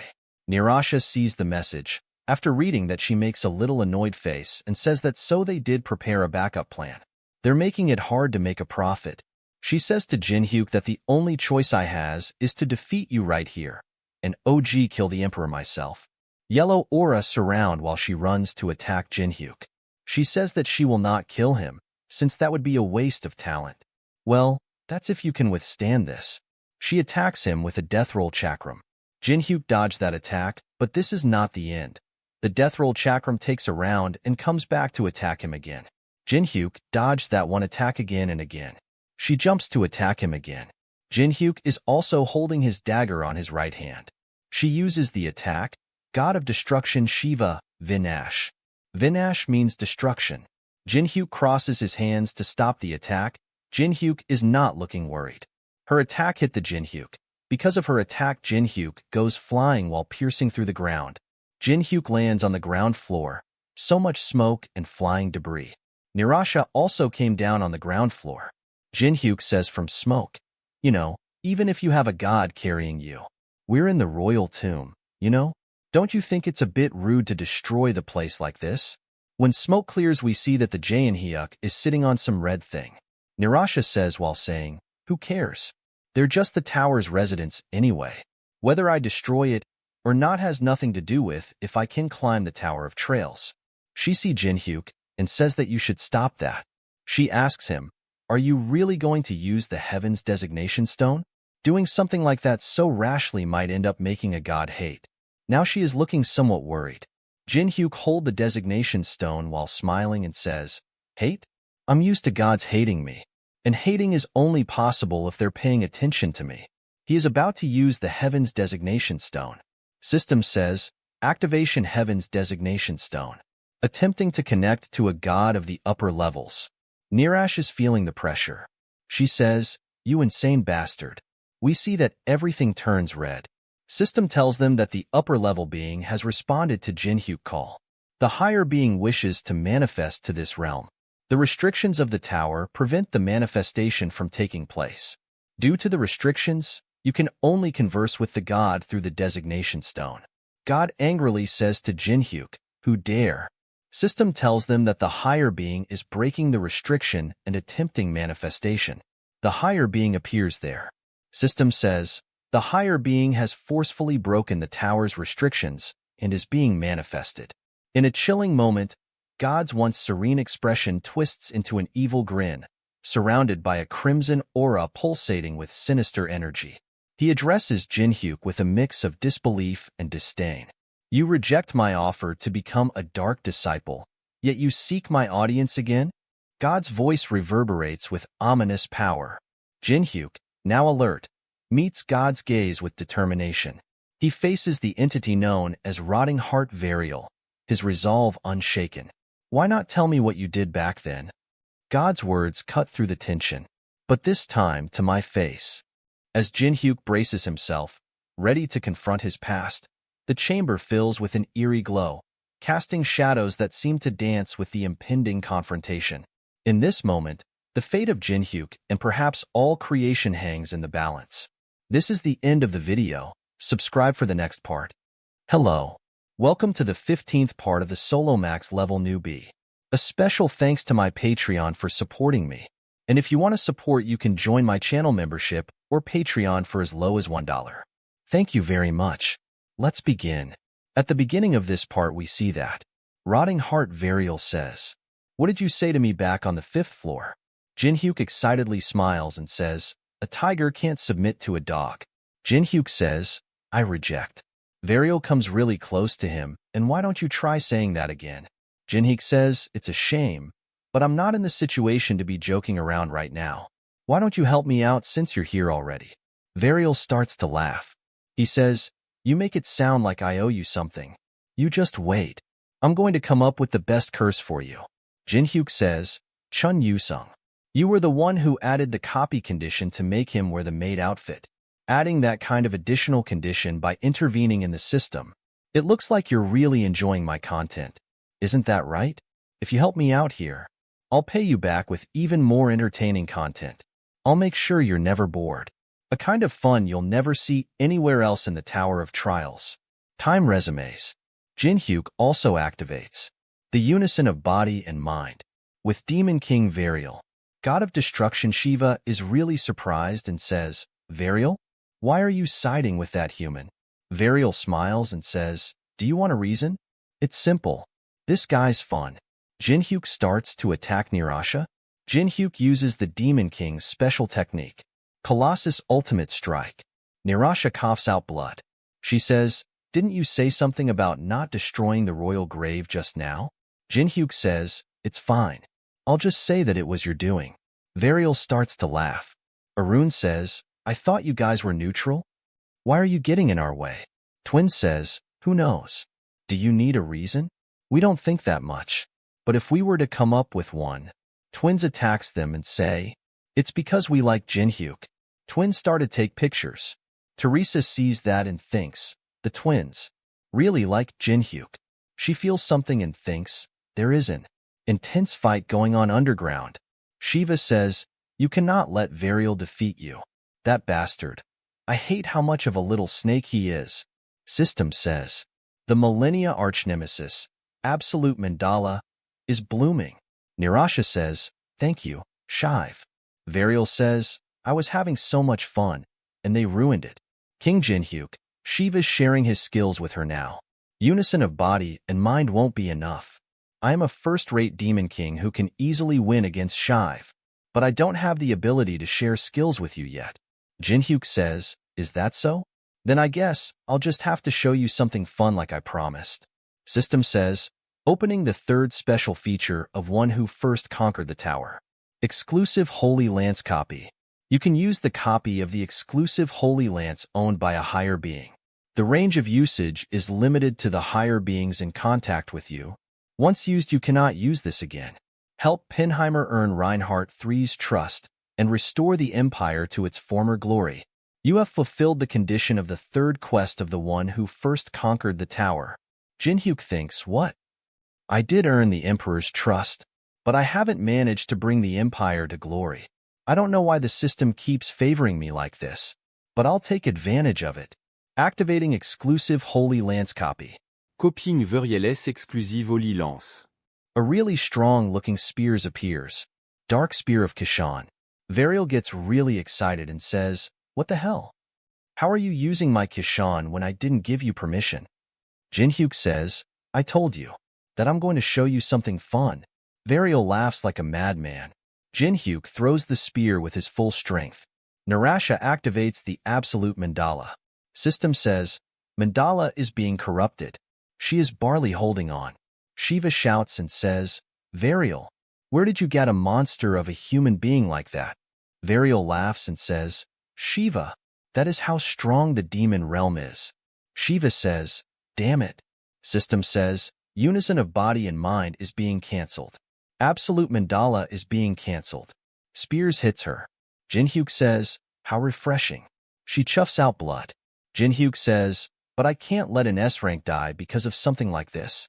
Everyone is fighting. The floor explodes. Teresa is really surprised. There are really big holes in the roofs. Variel says, it's been a while since I laughed like that. You sure are good at entertaining. System says, unison of body and mind is being cancelled. Variel says, I'll take you as my disciple next time for sure. See you again. Narasha says, it's your win. I surrender.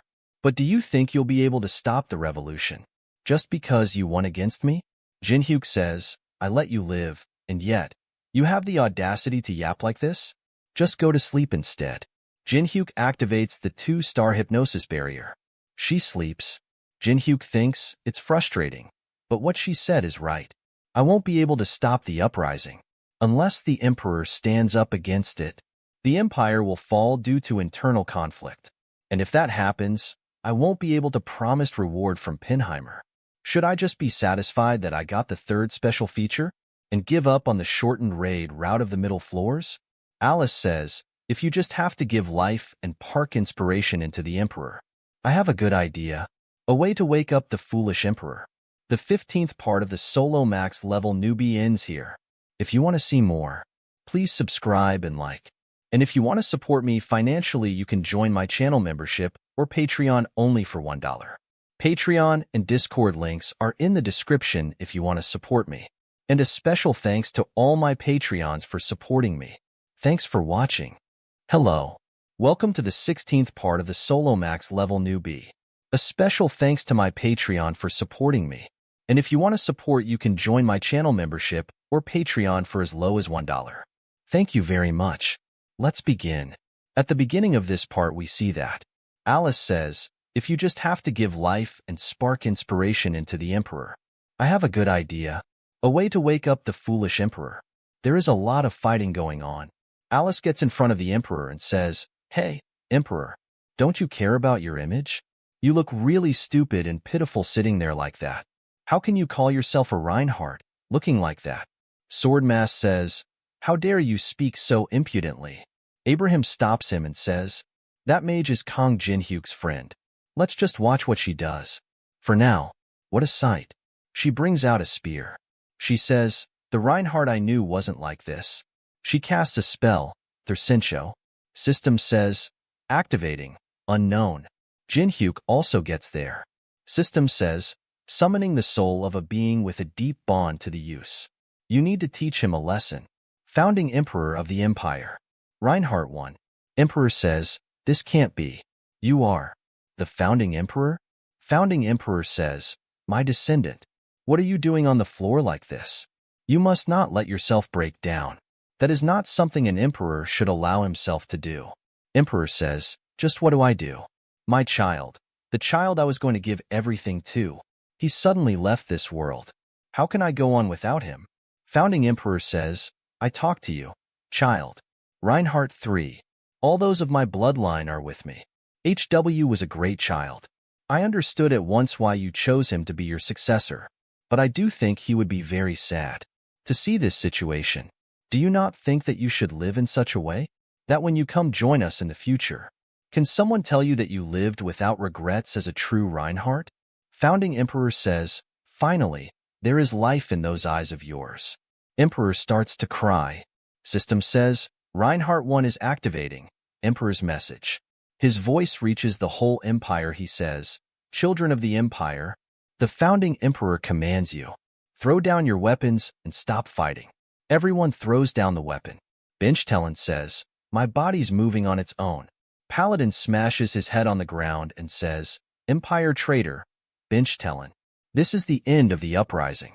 Founding Emperor says, I'm sure my descendant can take things on from here. Thank you for calling me here. Master. She says, You recognize me despite the mask. Founding Emperor kneels down in front of the Alice and says, You must have escaped the Hall of Depraved. It's with a heavy heart that I must leave you again. Alice says, It's okay.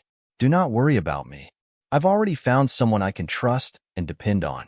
The uprising that had swept over the Empire's capital came to an end. Benchtelen and his group were sentenced to death for instigating the uprising, but thanks to the Emperor's mercy, they were taken to a rehabilitation facility run by Savannah. The Swordmasters could not escape punishment either, but they did not resist. This is a really good deal. You get that? Jinhyuk takes everything from the other players. He didn't even leave them any clothes. He says, Because I could not kill the most important members of a large guild, I let the Gandhara guild members go after they gave me everything they had. Not many lives were lost thanks to the fast resolution, but it was still enough to plant the seed of doubt about the royalty in people's minds. But this doubt was easily appeased when they saw how passionate and lively the Emperor was. Once again, Emperor says, I hereby pledge to all of you present here. Pinhammer says, His Majesty is back. It's all thanks to you. Come Jinhyuk. I will provide you the shortest route to the upper floors as promised. And I, the Empire's Grand Swordmaster, swear my loyalty to you. After that we see Jinhyuk says, I thought we were done for, but it was all resolved thanks to you, Alice. How did you know the founding emperor? We just knew each other for a short time long ago. Jinhyuk thinks he called her master. Do not worry about me. I've already found someone I can trust and depend on. I guess she doesn't want to talk about it yet. Jinhyuk sees someone in the crowd. He says, Alice, stay here for a bit. Alice says, Why? Where are you going off to this time? This is a gift. Drink it. They start to run. She says, Thanks. No. No. Jinhyuk activates a brand of tribulation. Did you really think that you could escape me? Jinhyuk says, It's been a while. Ophelia. The 16th part of the Solo Max level Newbie ends here. If you want to see more, please subscribe and like. And if you want to support me financially, you can join my channel membership or Patreon only for $1. Patreon and Discord links are in the description if you want to support me. And a special thanks to all my Patreons for supporting me. Thanks for watching. Hello. Welcome to the 17th part of the Solo Max level Newbie. A special thanks to my Patreon for supporting me. And if you want to support, you can join my channel membership or Patreon for as low as $1. Thank you very much. Let's begin. At the beginning of this part, we see a flashback where Ophelia is surrounded by some people. She gets slapped on the face. They says, Bertillon and Michael, who have both lived for the sake of the honor and prosperity of the Decus' household, have died in battle. Why is it that only you came back alive, Ophelia? Did you perhaps beg for your life? To a human? Go to the 21st floor and find a way to locate Bamong, and do not return until you have found it, or die on your own quietly. After that, we see that she is about to kill herself. The brand of tribulation gets activated. She screams with pain. System says, a slave's life is the owner's possession. Suicide is not allowed. Damn it. I can't even return home, and I don't even have control over my own life. She starts to cry and says, Please, can't you just kill me? Jinhyuk says, Nah. If I wanted you to die, I would have brought Alice here. And don't act like you're the victim here. You can't die. You need to work for me for the rest of your life. She says, Damn it. I'm a noble being. Jinhyuk thinks, sounds like. The vampire guys are still trying to look for Balmung. Jinhyuk says, Ophelia, go back and tell them that you found a way to locate Balmung. He says, the best holy relic for hunting dragons. The Dragon Slayer's sword, Balmung. Blamen is sealed deep within some dungeon on the 21st floor, along with the corpse of the poisonous dragon that still exudes a lethal poison. However, it is very hard for a normal player or a tower resident to find the entrance to this dungeon. The dungeon's entrance location changes randomly without any given pattern. Then there is only one thing to do. Jinhyuk sees some following. The follower gets scared. Jinhyuk uses the Eye of Gluttony. His name is Furtsis Dantalion. A copy condition window appears saying, Copy conditions. Furtsis is a tower explorer spreading news around the floors. In order to copy on of his skills, you need to fulfill both conditions. Grant Furtsis the favor that he will ask of you soon. Show him how well you treat your companions. Jinhyuk thinks, it's to use the Great Tower Explorer Furtsis. Jinhyuk says, you can stop acting. Explorer Furtsis, you've been watching me ever since I got here. Furtsis says, you know me? Just tell me instead of stalking me. What do you want from me? Furtsis brings out a box and says, this is the piece I had been working on. The tower's ranks measure the abilities of everyone active within the Tower of Trials to rank them. To be honest, I want to put you on this list. Ever since I heard about you, I've been wanting to collect your data and put you on this list. But this damn tower's players don't even have a system in place. How savage is that? If I can finish this tower's ranking, I will be able to have the players' data all nicely organized. He's still obsessed with numbers. I guess he's similar to Rick in that sense. The tower's rankings.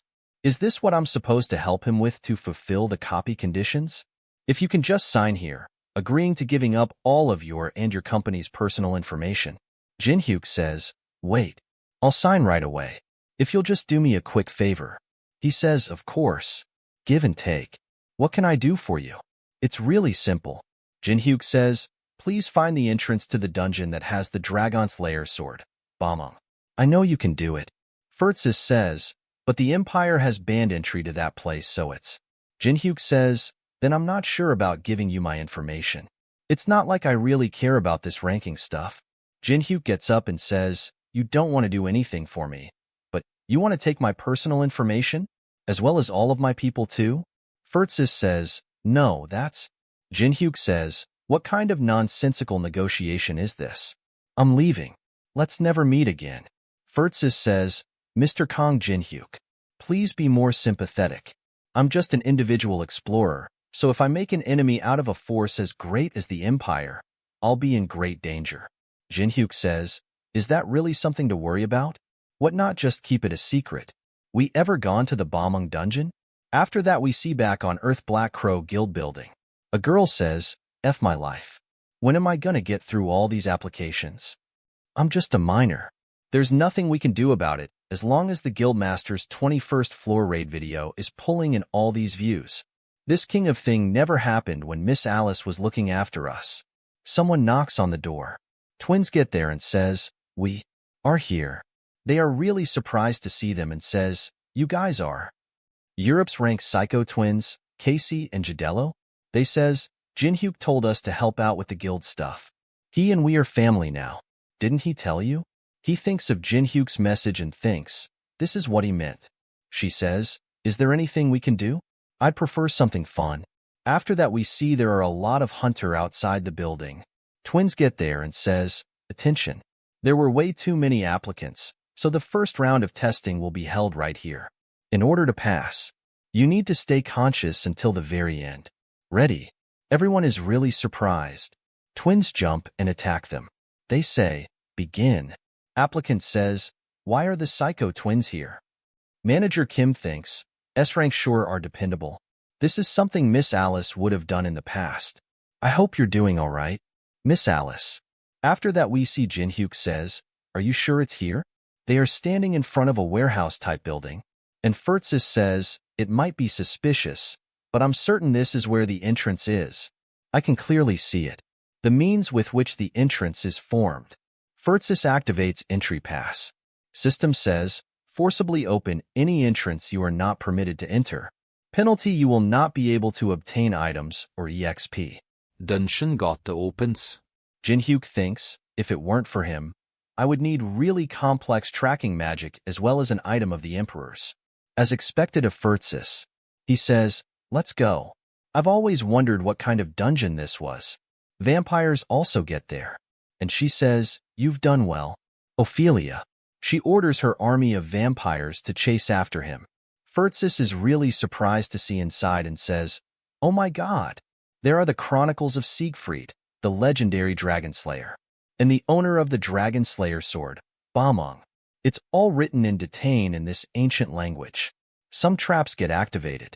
Water Spirit and Earth Spirit are defending against the traps. Furtsis says about how he killed the poison dragon Fafnir with the dragon slayer sword. Amazing. It's amazing. Furtsis says, if it weren't for you spirits, we wouldn't have been able to read this because of all the traps. But I thought that spirits don't get into contract with humans. So how did you manage to do that? Jinhyuk says, I opened the locks to their hearts with genuine and warm love. Isn't that right, guys? All the spirits says, of course. Jinhyuk says, don't even forget that if either Furtsis or I get hurt, even a tiny bit, you're all going to be punished by Goguma.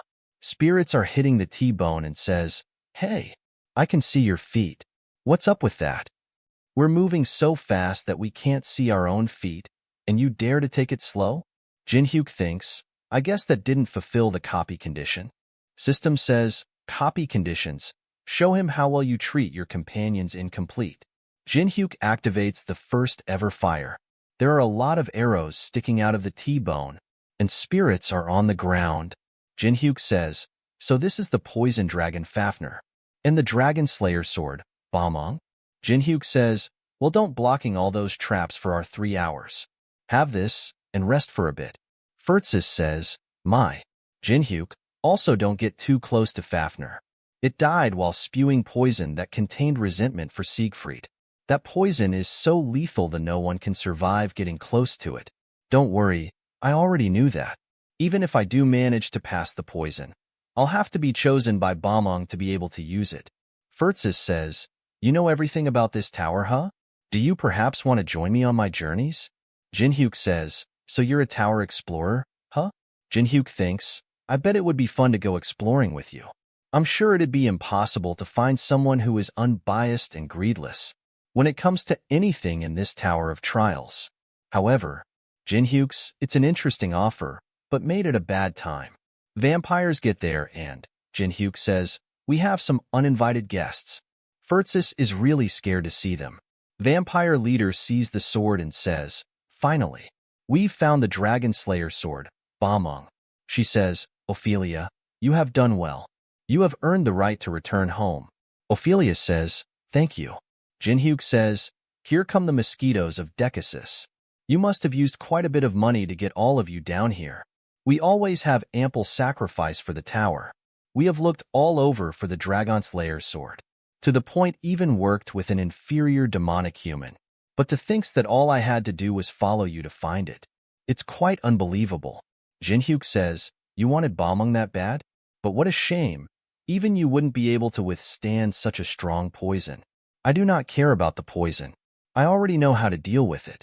Don't forget to capture the explorer too. He seems pretty useful. It would be nice to have him as our permanent search dog. Furtsis starts to run and says, no, then I won't be able to explore. I don't want that. Furtsis activates wandering through floors and says, sorry, Mr. Jinhyuk. System says, moving to a different floor without incurring any penalties. Furtsis says, I must get out of here. 2 vampires attack him from behind. The vampires explode. Goguma is the one that killed them. Furtsis says, that's an ancient creature.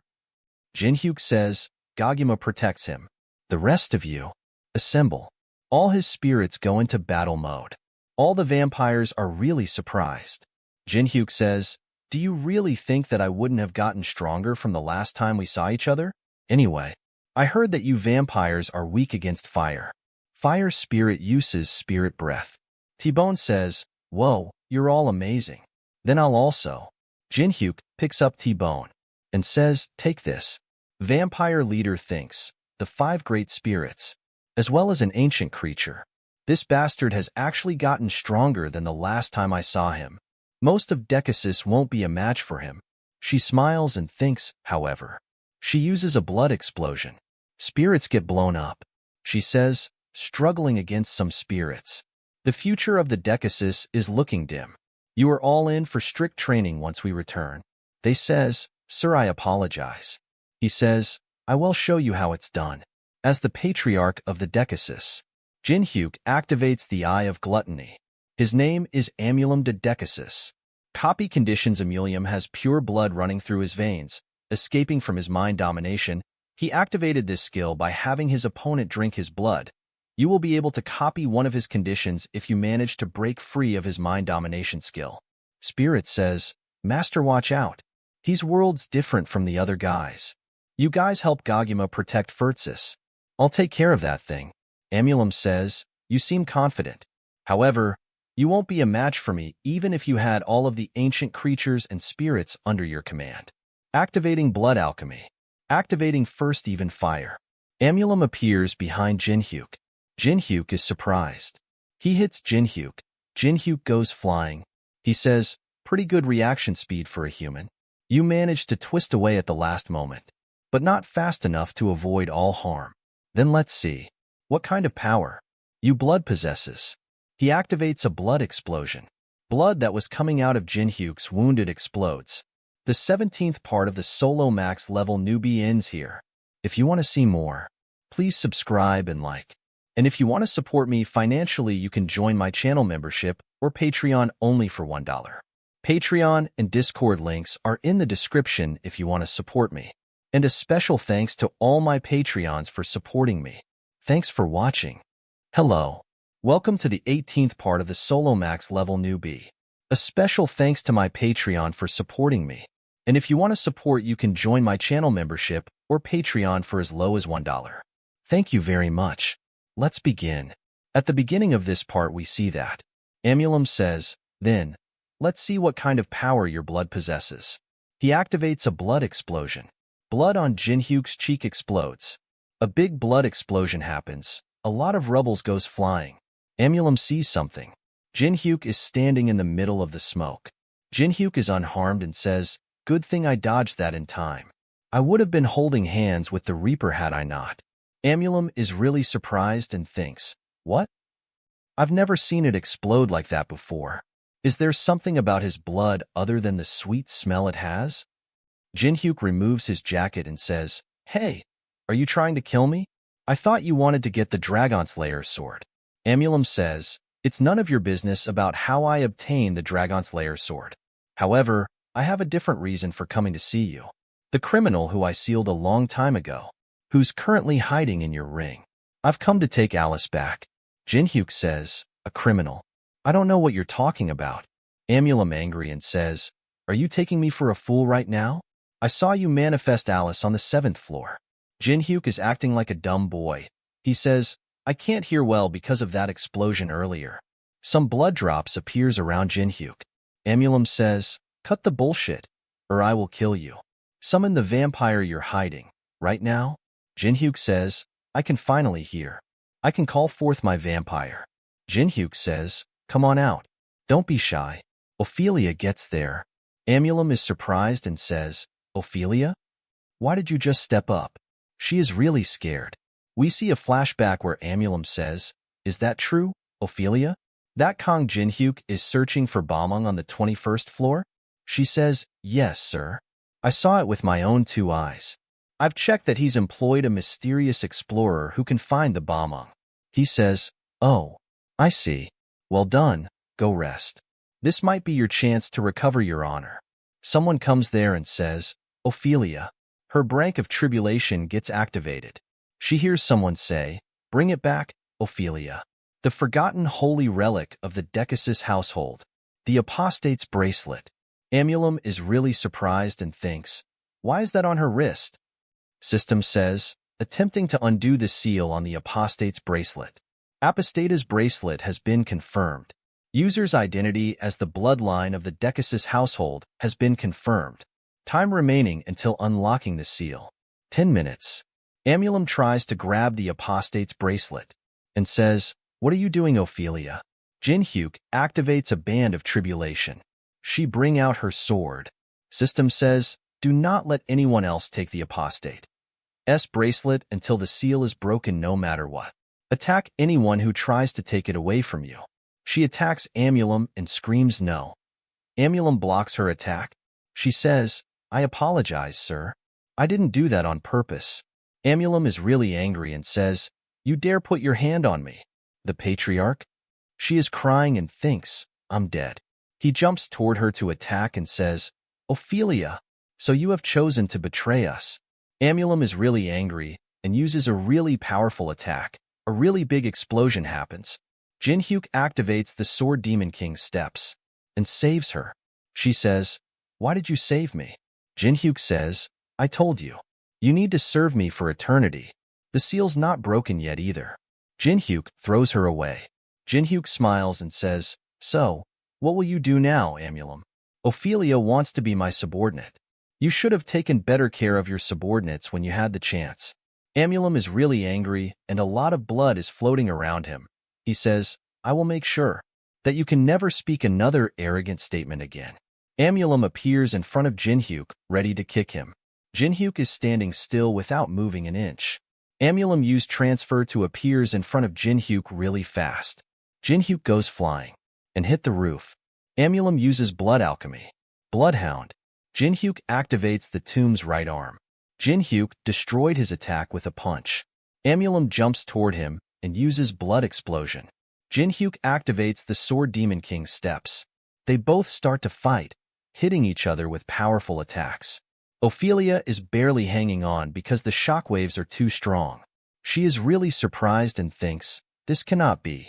This battle is on a whole other dimension than the one against Michael." Ancient Dragon appears there, and the fire spirit is also fighting the other vampires. She says, "You want me to go there and wait for my turn?" Amulum is sliding Jinhyuk against the wall. Amulum says, "You have certainly surprised me. I didn't expect that you would be able to use the Tombird's right arm. However, no matter how much you try, the most you can do is leave a small scratch." Amulum had a scratch on his face. Jinhyuk says, "You're greatly misunderstanding one thing, Amulum." He says, "Misunderstanding? That little scratch that you have is all I need to do." "Is all I need to do." T-Bone says, "Master, it's complete." Amulum is really surprised and says, "Wait, this is..." System says, "The tower's suppression power has been weakened.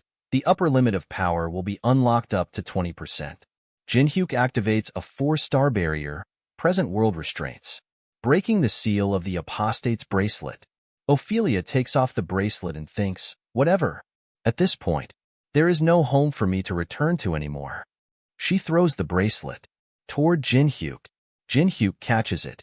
System says, "You need the user's blood in order to break the seal spell." Jinhyuk drops his blood on the bracelet. Amulum is really angry and says, "Die." He uses a blood explosion. System says, "The owner of the blood has been confirmed. The Decasus seal over Alice von Ataraxia has been broken." She appears in middle of them. She says, "I am Alice von Ataraxia, the head of the Ataraxias. In the name of the matriarch, I shall punish you for your past sins." After that, we see a flashback where Alice says, "You're going to lure the Decasus now?" She is biting her nails and says, "While I like the idea of getting revenge, I don't have my full power back yet. And I shouldn't say this, but you're not strong enough to win against him yet." Jinhyuk puts his hand on her head and says, "This is a good chance for you, Alice. Consider it a rare opportunity to lure them to the middle floors for quiet elimination." She says, "But this plan puts you in danger." Jinhyuk smiles and says, "Don't worry, I've made arrangements for that. Plus, didn't I promise you that I would make sure to help you get your revenge?" She is standing in front of Jinhyuk. Jinhyuk is bleeding from his head and he says, "Why are you looking at me like that? Go, get your revenge." She gets really excited and says, "Right, I should." All the vampires are really scared to see her and says, "It's Ataraxia. The Empress of Pure Blood of Ataraxia has undone the seal." Amulum kills the scared vampires and says, "How dare you traitors speak her noble name? You all deserve death." Amulum is really frustrated and angry. Have used a blood bullet. She easily blocks the bullets. Amulum activates blood alchemy. A blood sword appears in his hand. He attacks Alice. Alice easily blocks his attack. She activates blood road. She says, "It's been a while, Amulum, but I still find it hard to believe that when all the patriarchs turned their backs on me, because I disagreed with the proposal to expand your influence, you still sided with me throughout the whole thing, and that after doing all that, you betrayed me." Amulum coughs out blood. She is really angry and says, "I cannot forgive you." Amulum activates an exclusive skill, Red Coffin. System says, confining the target with barriers of blood. Amulum says, "I believed a Blanche power system in the tower would benefit Outkind, but in the end, you chose the tower over us. You were considered the era's most powerful vampire. You turned your back on your future with the excuse to maintain a balance." System says, condensing time and space. He says, "If you are going to fail us once again, I am willing to seal you as often as it takes." She gets trapped in a red coffin. Ophelia is really scared and Jinhyuk is drinking a position. She says, "Damn it. Is it over for me?" Jinhyuk says, "What are you talking about?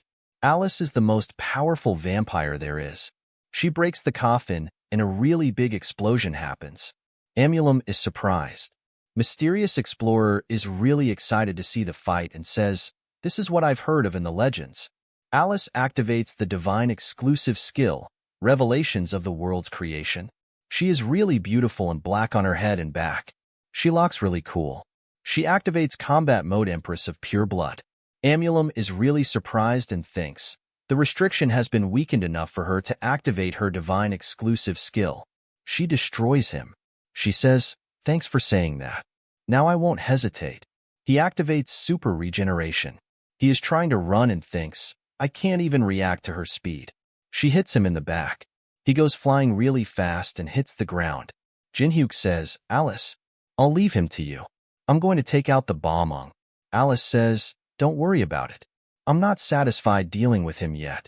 Jinhyuk starts to combine skill. He says, "Pishan Mountain Smoke Tree Bark. Melmerman Clinic's Ointment. Combining." System says, "You have obtained unidentified liquid. Using unidentified liquid, resistance to poison will be increased by 50% for 5 minutes. Activating 1,000 poisons. Resistance to poison will be increased by 50%. Vampire says, "Stop that human. He's headed toward the bomb." System says, users will lose 11% of the total HP every second due to the poison's effects. All the vampires start to cough out blood. They use blood attacks. Ophelia starts to kill them. One of them says, "Were you not the Decasus Hound? Didn't you see Miss Alice fighting? I don't side with losers."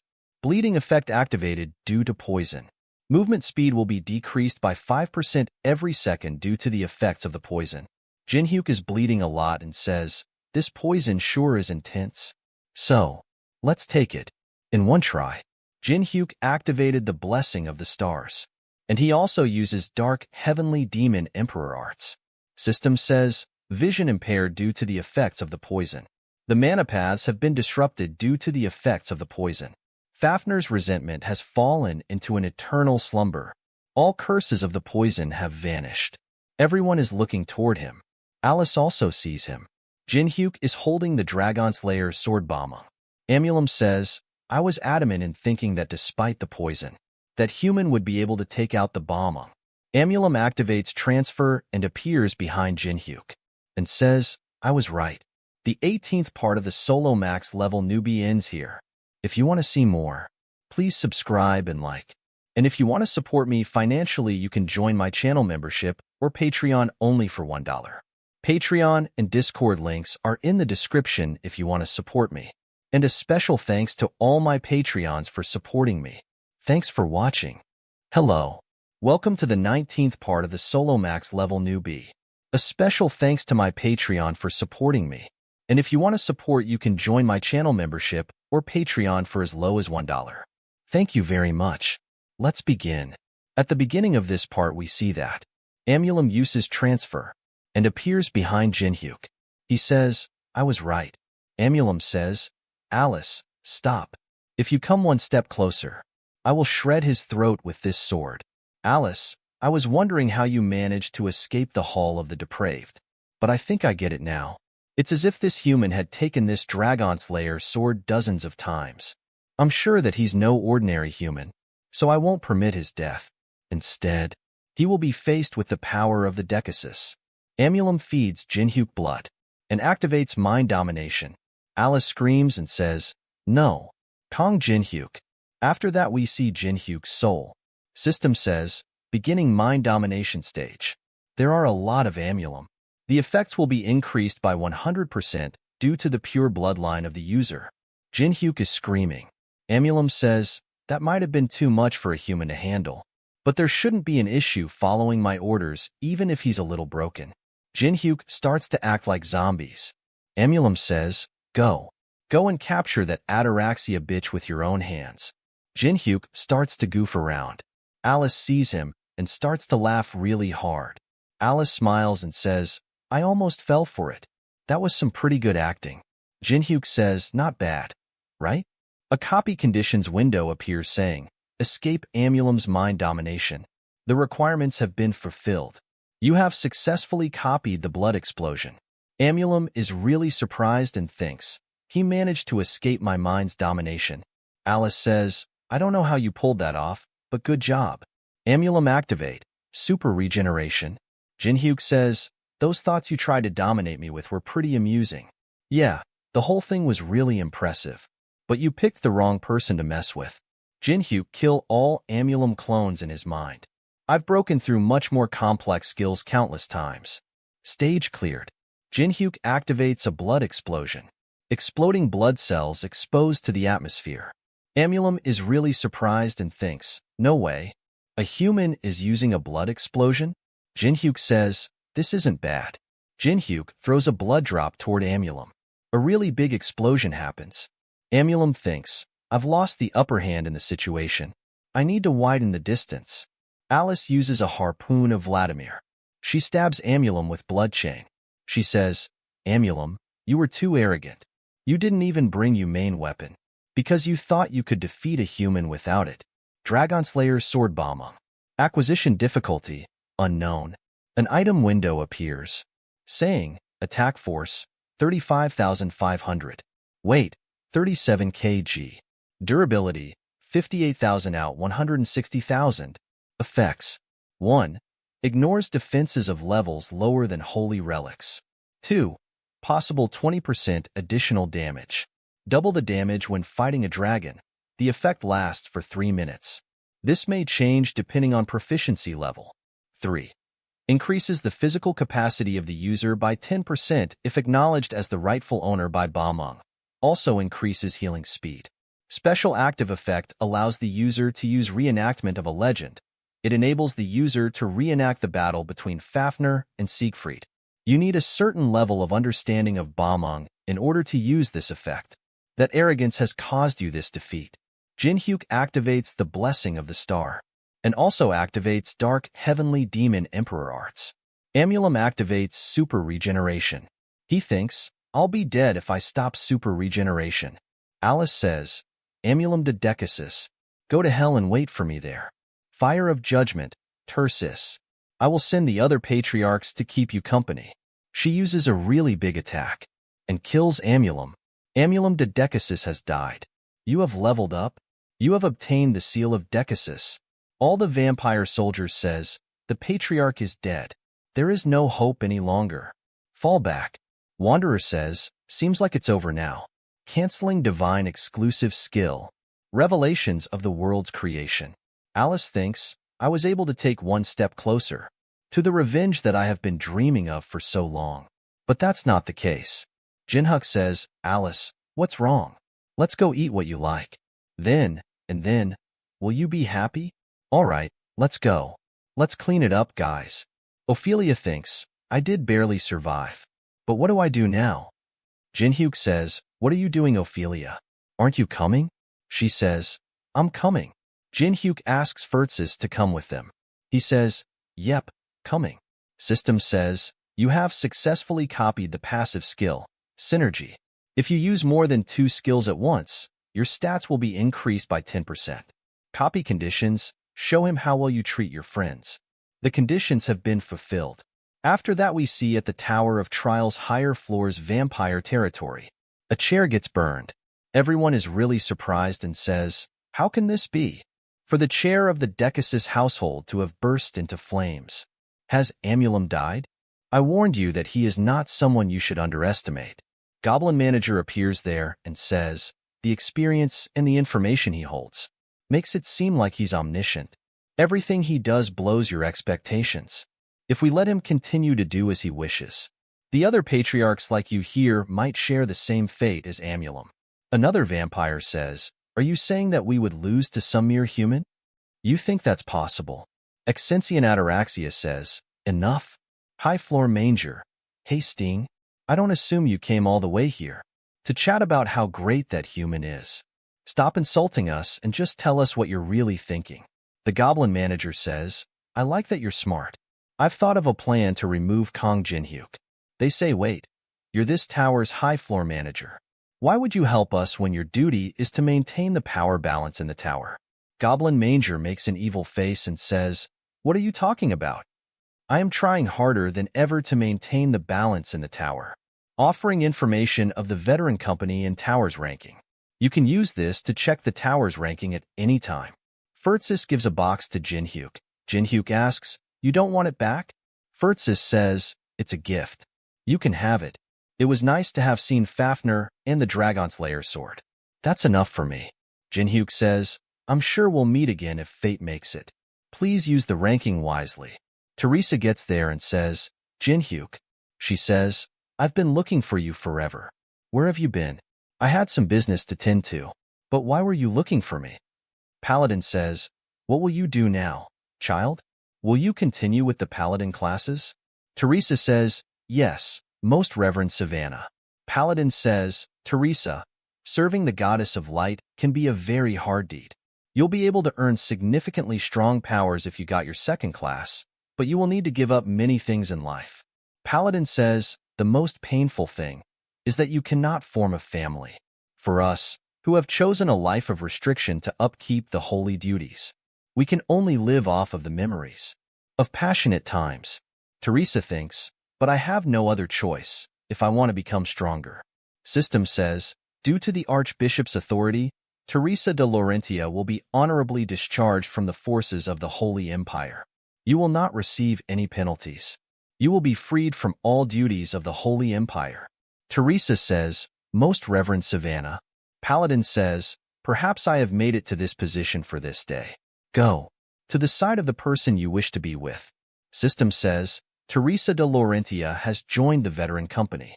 Jinhyuk thinks, it must have been tough for her to quit since she's a paladin. Did that archbishop help her? She says, "Jinhyuk, to celebrate my entrance into the company, can you? You're so frustrating."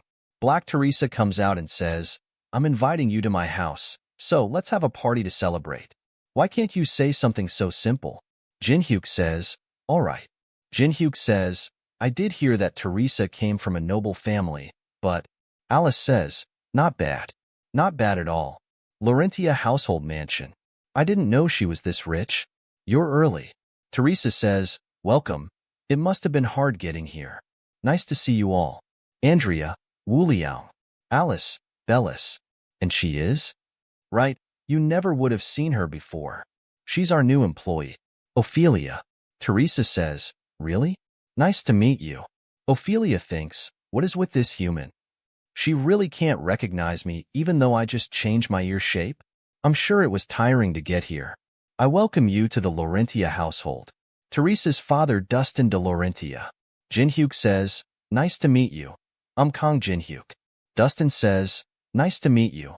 I'm Dustin." Dustin says, "The hero who saved Europe. I've heard lots about you from my daughter. And for her to be fighting alongside someone like you, I'm very relieved as her father. Then, let's talk business. When do you plan on saving my daughter by getting serious with her?" Teresa says, "Everyone, I need to talk to my father about the food. Please feel free to look around until the others get here." He thinks, soon, Chun Yusung and the 4 slaves arrived. The stalker always complains, but he's pretty submissive. Bellis educated the people from the Tower of Trials about what they should be vigilant of in this outside world. I told Alice to teach them, but she had him take on the role instead. I didn't call the twins, but they came anyway.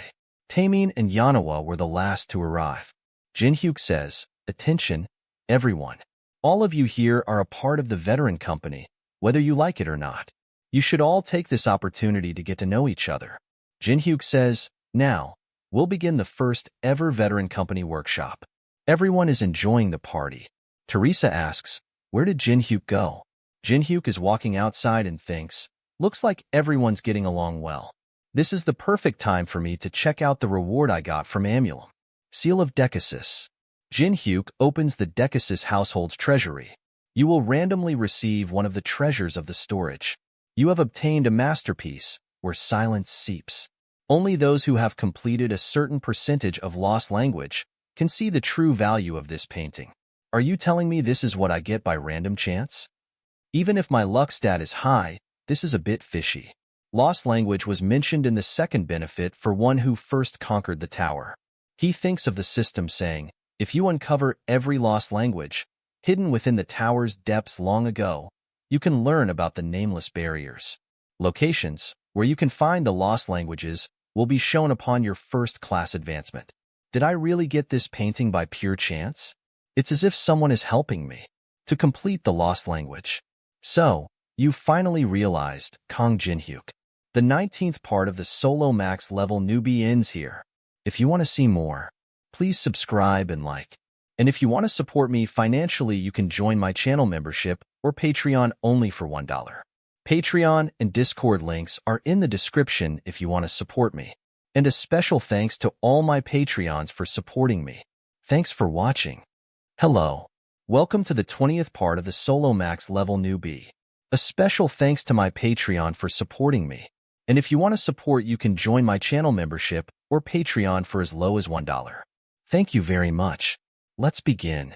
At the beginning of this part, we see that Jinhyuk is nervous. He receives a video call from Yeon, but the screen shows question mark, not the face of Yeon. Yeon tells him, "You don't need to be so nervous. I don't want to harm you. We've watched you for a long time, Kong Jinhyuk." Jinhyuk asks, "We?" Yeon replies, "Yes, we, the ones who created this Tower of Trials." Black Teresa tells Teresa, "Hey, goody two-shoes, this is your chance. Go after Kong Jinhyuk while everyone is distracted." Teresa thinks, where did he go off to? She sees a light outside. After that, we see Jinhyuk thinks, the days when I was streaming my playthrough of Tower of Trials, there were only 20 people who watched my stream. I barely managed to make a living with their donations, but I still managed to climb to the top of the Tower of Trials. He remembers someone commenting, "I always welcome a new hero." If we combine the first letter of each word from that sentence, it makes Yeon. Jinhyuk thinks, yeah, I remember him. He commented, "Where's unknown when we need him? I want to see him fight Kong Jinhyuk. I feel like he might have already fought him." Jinhyuk thinks he was one of my most consistent viewers. You're telling me one of my few viewers was actually an admin at the Tower of Trials? Yeon says, "You remember me now? I would have been upset otherwise." Kong Jinhyuk, we go back a long way. Longer than you'd think. We donated enough money so that you wouldn't have to worry about your sustenance. And we also arranged a training facility so that you could stay fit. Jinhyuk asks, "You mean you helped me to focus on just climbing the tower?" Yeon replies, "Yeah." Jinhyuk asks, "But why?" Yeon tells him, "Because you were different from the other humans who gave up easily. We believe that you would see the tower to its end. We created a Tower of Trials to be a world of suffering and unfairness, dedicated to pushing people to their limits. But you actually enjoyed it. In the end, you succeeded. You managed to climb to the very top." Jinhyuk asks, "So all those special benefits and the clues for the forgotten language were your doing?" Yeon says, "Yep. I like that you're quick to catch on." Jinhyuk asks, "So what do you want from me then? I mean, what's your reason to invest so much into me?" Yeon tells him, "It's simple. We want you to climb the Tower of Trials to the top once again." Jinhyuk asks him, "What if I refuse?" We see a glass of wine breaks. Yeon tells him, "Then humanity will meet its end as planned." Alice appears behind Jinhyuk. She asks, "What are you doing here alone?" Jin-hyuk smiles. He tells her I was checking the rewards I got from defeating Amulam. She asks, and? Did you get anything useful? Jin-hyuk says, somewhat. Alice is happy and tells him, talking about that finally makes me feel like I've really gotten rid of one of the 6 patriarchs who betrayed me. Jin-hyuk says, I promised you that I'd help you get your revenge. Alice says, I know that you're going to keep that promise. You look worried, though. You can talk to me about it if you want. You're the only human I trust, and you're my only contractor. Jin-hyuk smiles after hearing that. Jin-hyuk says, thanks for saying that. Teresa hears everything. Black Teresa gets frustrated. After that, we see that Jin-hyuk is going somewhere on a plane. He thinks the workshop was great in establishing friendships between the members. Knowing and understanding one another is the key to teamwork.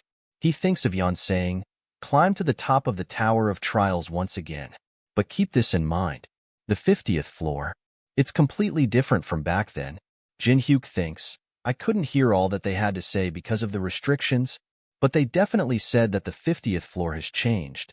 That's something unexpected, but I'm not really worried. He looks towards all of his teammates. He thinks, I guess that's because it's not just the tower that changed. After that, we see at Yanawa's house. Her grandfather gives an ice cream to Jin-hyuk and says, here. I prepared this after hearing that you liked it. Jin-hyuk says, thank you. Mr. Yu Chien-yo. Your mana has gotten a lot thicker since the last time I saw you. Did you begin climbing the tower? Chien-yong replies, yes. I decided to utilize this system with my disciples. Soon after, I understood right away that an individual can possess powers that one wouldn't in the original world. Jin-hyuk thinks, it's a good thing I brought him to my side early. He didn't take the Awaken test, but he's definitely above S rank. I guess the most powerful martial artist is bound to have immense potential. He kind of reminds me of Gramps, the Dark Emperor. Chien-yong says, I don't assume you're here just to make casual conversation. What brought you here? Jin-hyuk tells him, I wanted to take Yanawa with me to the 15th floor of the Tower of Trials. You don't need my permission for that, though. Jin-hyuk says, that's now all I wanted to talk about. The weather's pretty nice today. Why don't we take a walk? We see that Yanawa and Lee are eating. Lee SEO Jin-hyuk and Chien-yong talking and asking, I wonder what they're talking about. She says, I don't know. Are you not going to eat that? I'll clean it up for you. I assume he's talking about going to the 15th floor. Lee says, that place. After that, we see at the Tower of Trials 15th floor Antichrist's tomb. We see a girl crying. Yanawa tells the place where the most infamous boss, the Wailing Witch, resides. After that, we see at the entrance of the 15th floor, ancient ruins of Antichrist's tomb attack units camp.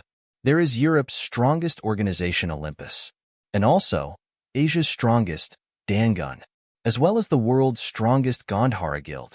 The captain of Gandhara says, we had all the greatest and most skilled guilds on our side present here, but only were we unsuccessful with the raid. We also haven't been able to get past the first guardian. Dangun team captain says, Nirasha, I understand that you're frustrated, but there is nothing we can do. The 7 deadly sins are very hard to defeat. They are completely resistant to all types of damage, plus there's some unknown curse that puts our attack unit to sleep. There is nothing we can do but enough time to plan a proper strategy.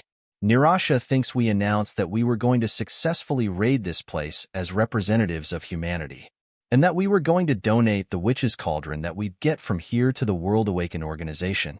We see a flashback where God Shiva tells Nirasha, this is a disgrace. You have no right to use my powers as someone who sold herself to some demon god. If you wish to receive my blessing once more, prove that you are worthy of it. She thinks, at this rate, I might actually be abandoned by Shiva. She hears some noises from outside. She goes out and asks, what's with all this noise? We know that Kang Jin-hyuk, Yanawa, Lee, and Teresa are there. Everyone sees them and says, Kang Jin-hyuk and his group are here. Is there some hope for this expedition now? He meets Maria and Jang Yoon-seok. Yoon-seok says, it's nice to see you guys again. He sees Nirasha and says, I didn't expect to meet you again this soon. Nirasha, Maria asks, you both know each other? Jin-hyuk replies, yep. Nirasha looks nervous. Jin-hyuk says, I'll be direct. We are going to be joining the attack unit. Jin-hyuk tells Nirasha, but you don't need to be so nervous about it. We have no intention of taking credit away from you. We're just here to get the Wailing Witch. Jinhyuk thinks, to be exact, the only thing I really need is the Wailing Witch's skill, Black Tears, which will be hella useful when fighting the dragon later. He tells them that the witch's cauldron will be donated in your name. Everyone starts to talk and says, he doesn't want anything for lending a hand? He's just something else. This hope feels so nice. Jinhyuk smiles and thinks, what are they talking about? I don't want anything? Do I look like a social worker? Jinhyuk uses an eye for gluttony. It's basically a buffet for me. She sees the status window of Maria. She is level 61. A copy condition appears saying, copy conditions, Maria is grateful that you saved her life. Show off your magic skills to earn her admiration and respect. You will be able to copy Hellfire if you succeed. Jinhyuk smiles and thinks, perfectly. Teresa thinks, this time, I will stay by Jinhyuk's side. Jinhyuk calls. She says, yes. He tells her, please stay in the back lines this time. I'm taking Maria to the front. She is so sad. Jinhyuk gets closer to her and says, Teresa, I have my reasons. Listen closely. He tells her something. She says, I see. Then I guess I should do as you said. Yanhwa asks, what did he say to her that got her so serious all of a sudden? Lee says, who knows? Jinhyuk smiles. Jinhyuk says, let's get going. I'll do the briefing. This place is divided into 7 areas, and there are no monsters.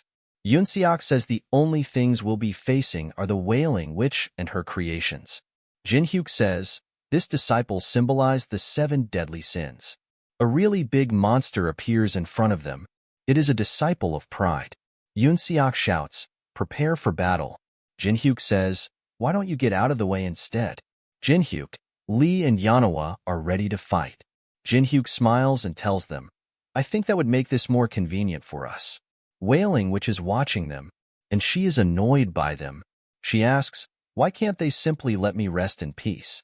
They keep on coming. Just when will they give up? A representative of the demonic human appears behind her and says, as one of the representatives of the Demonic Human Association, I agree with you wholeheartedly. Wailing Witch Isabella. Isabella says, listen to me. I just live a quiet little life, building disciples in the image of the 7 deadly sins. And I want to continue doing so with nothing else in mind. So why do these humans? I want them to leave me alone. He tells her, that's why we've stepped up to help. She gets happy and says, ooh, really? You're gonna help me? How are you going to do that? He tells her, we've devised a simple plan for that. Isabella, for that, all you have to do is open the 7th room. My loyal subordinate, Tristan, will take care of things immediately after you do. After that we see, Maria, Nirasha, and Yoonseok are really surprised.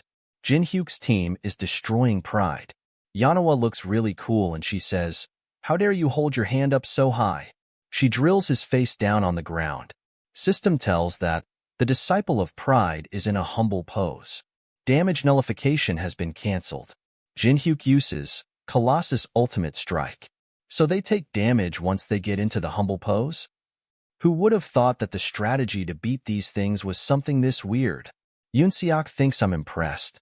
They're all very skilled on their own too, but their teamwork has improved since the last time I saw them. Yoonseok says, finally, we're making some progress. Although it does hurt my ego a little bit. Maria thinks, I've never seen Kong Jinhyuk's group fight. They're amazing. No, wait. Is that the right way to describe it? Absolutely not. This is more like bullying. This is the end. Subscribe for more. In the start we see Jinhyuk yawn. Yanhwa says, if it were possible, I wouldn't even want to breathe. Lee says, I want every single cell to go into hibernation.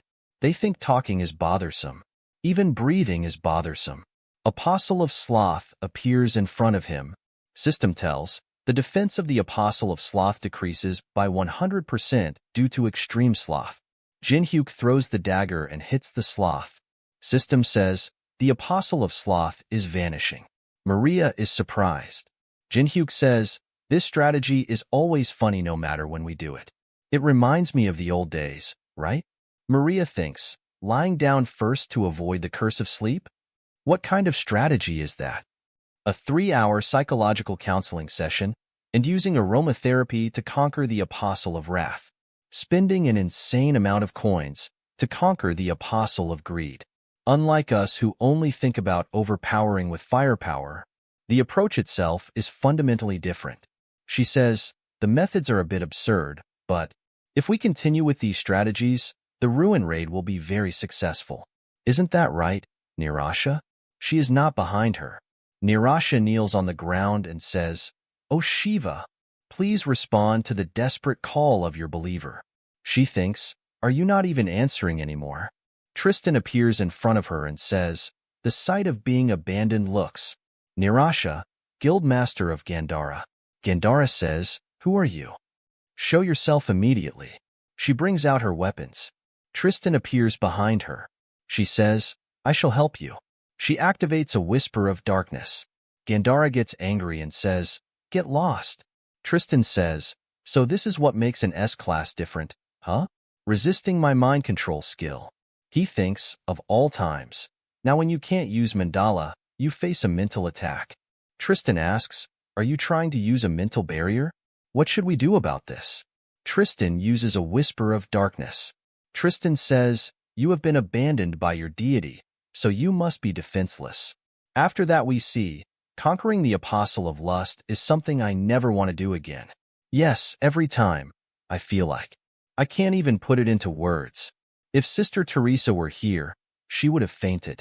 Jinhyuk says, why are you getting so serious? As long as it's cleared, it's fine.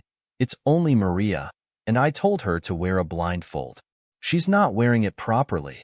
Yanawa says, damn it, Maria. How much did you see? Lady Maria. He thinks, now, only 2 apostles. And the ruined boss, Wailing which is left. Maria says, Mr. Kong Jinhyuk, do you have any comments? Maria says, no, it's not that. I haven't seen Nirasha for a while. After that we see Yoonseok and his team are collecting magic stones. One of them says, the rear of the attack squad is quite nice. Just need to take care of the magic stones and move them. Another hunter says, with so many magic stones coming out like this, honestly, if I sneak one, it wouldn't be noticeable, right? Yoonseok hits them in the head and tell them, stop talking nonsense and keep carrying the magic stones. They say, Team Leader Jang Yoonseok. Yoonseok thinks it's a notorious ruin raid, but it feels peaceful enough to joke around. Sometimes, this kind of atmosphere isn't bad. Nirasha appears there. He asks her, what brings you here instead of leading the vanguard? Yoonseok says, Lady Nirasha? She uses, activating resonance. She breaks a wall. The only path to vanguard gets blocked. Yoonseok says, Lady Nirasha, what on earth are you doing? As the representative of the Dangun Guild, I formally protest. She attacks Yoonseok. One of them calls Maria and says, we have a problem. Lady Nirasha collapsed the passage, and now she has started attacking everyone. Team leader Jang Yoonseok has fallen to Nirasha. Maria says, what? Start treating him and send him to the rear. He tells her, but he said he's the only one who can stop Nirasha, and he's holding his ground. Maria tells Jinhyuk and the others, damn it, we need to go back and open the passage. Jinhyuk says, no, it's too late. We have a visitor. Wailing Witch and Tristan gets there. Jinhyuk thinks, this sinister energy. It's definitely the Wailing Witch. Isabella. Isabella tells Tristan, well done, Mina. You really stirred things up from the inside, just like you said. The 7th room is yours as promised. And you lot. Did you think you could just destroy my apostles? Now it's your turn to suffer, and my turn to watch. Apostle of Gluttony appears there, and starts to attack. Isabella says, go and devour them, you fatso. Maria uses Hellfire. Maria thinks, it's not working. Yanawa appears in front of her and says, sis, magic doesn't work on this one. Maria says, so, we have to use another bizarre strategy this time?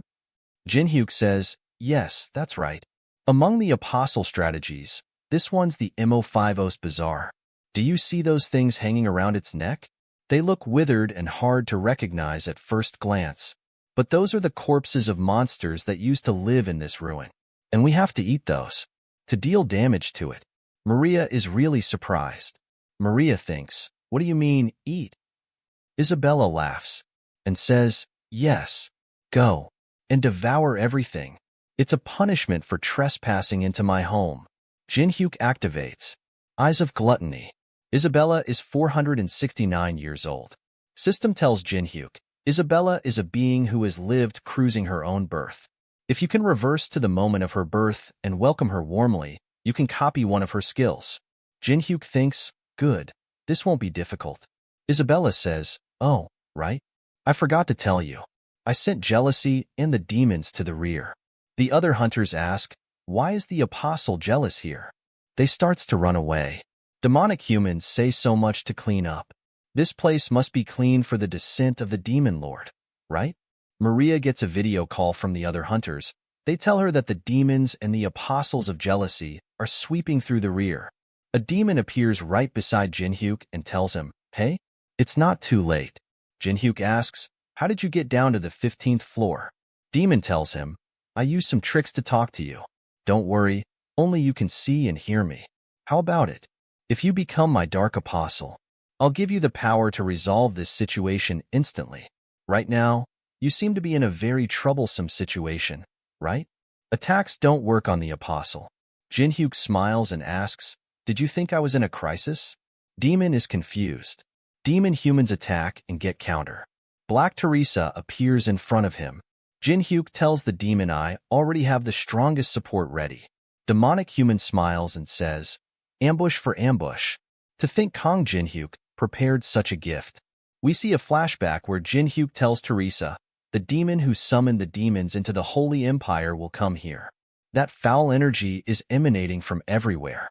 I'm informing you because I know what the Holy Empire means to you, Miss Teresa. She says, Gawain, I can't forgive him. Because of him, many sisters of the Holy Empire had to lose their lives. Black Teresa tells Teresa, those ungrateful sisters, who point fingers at us right after we save their lives. Teresa says, don't say that. They don't know our situation. She says, fine. Let's say that's true. So, what do you want to do? Teresa says, capture Gawain and hand him over to the Awakener Association. Black Teresa asks, will that demon apologize and reflect on his actions? The Holy Empire means nothing to the Awakener Association. They won't even prosecute him. Kill him. He must pay for touching what you hold dear. This is infuriating. She traps the Tressa in a cage and says, reflect on your actions there. I can't take this anymore.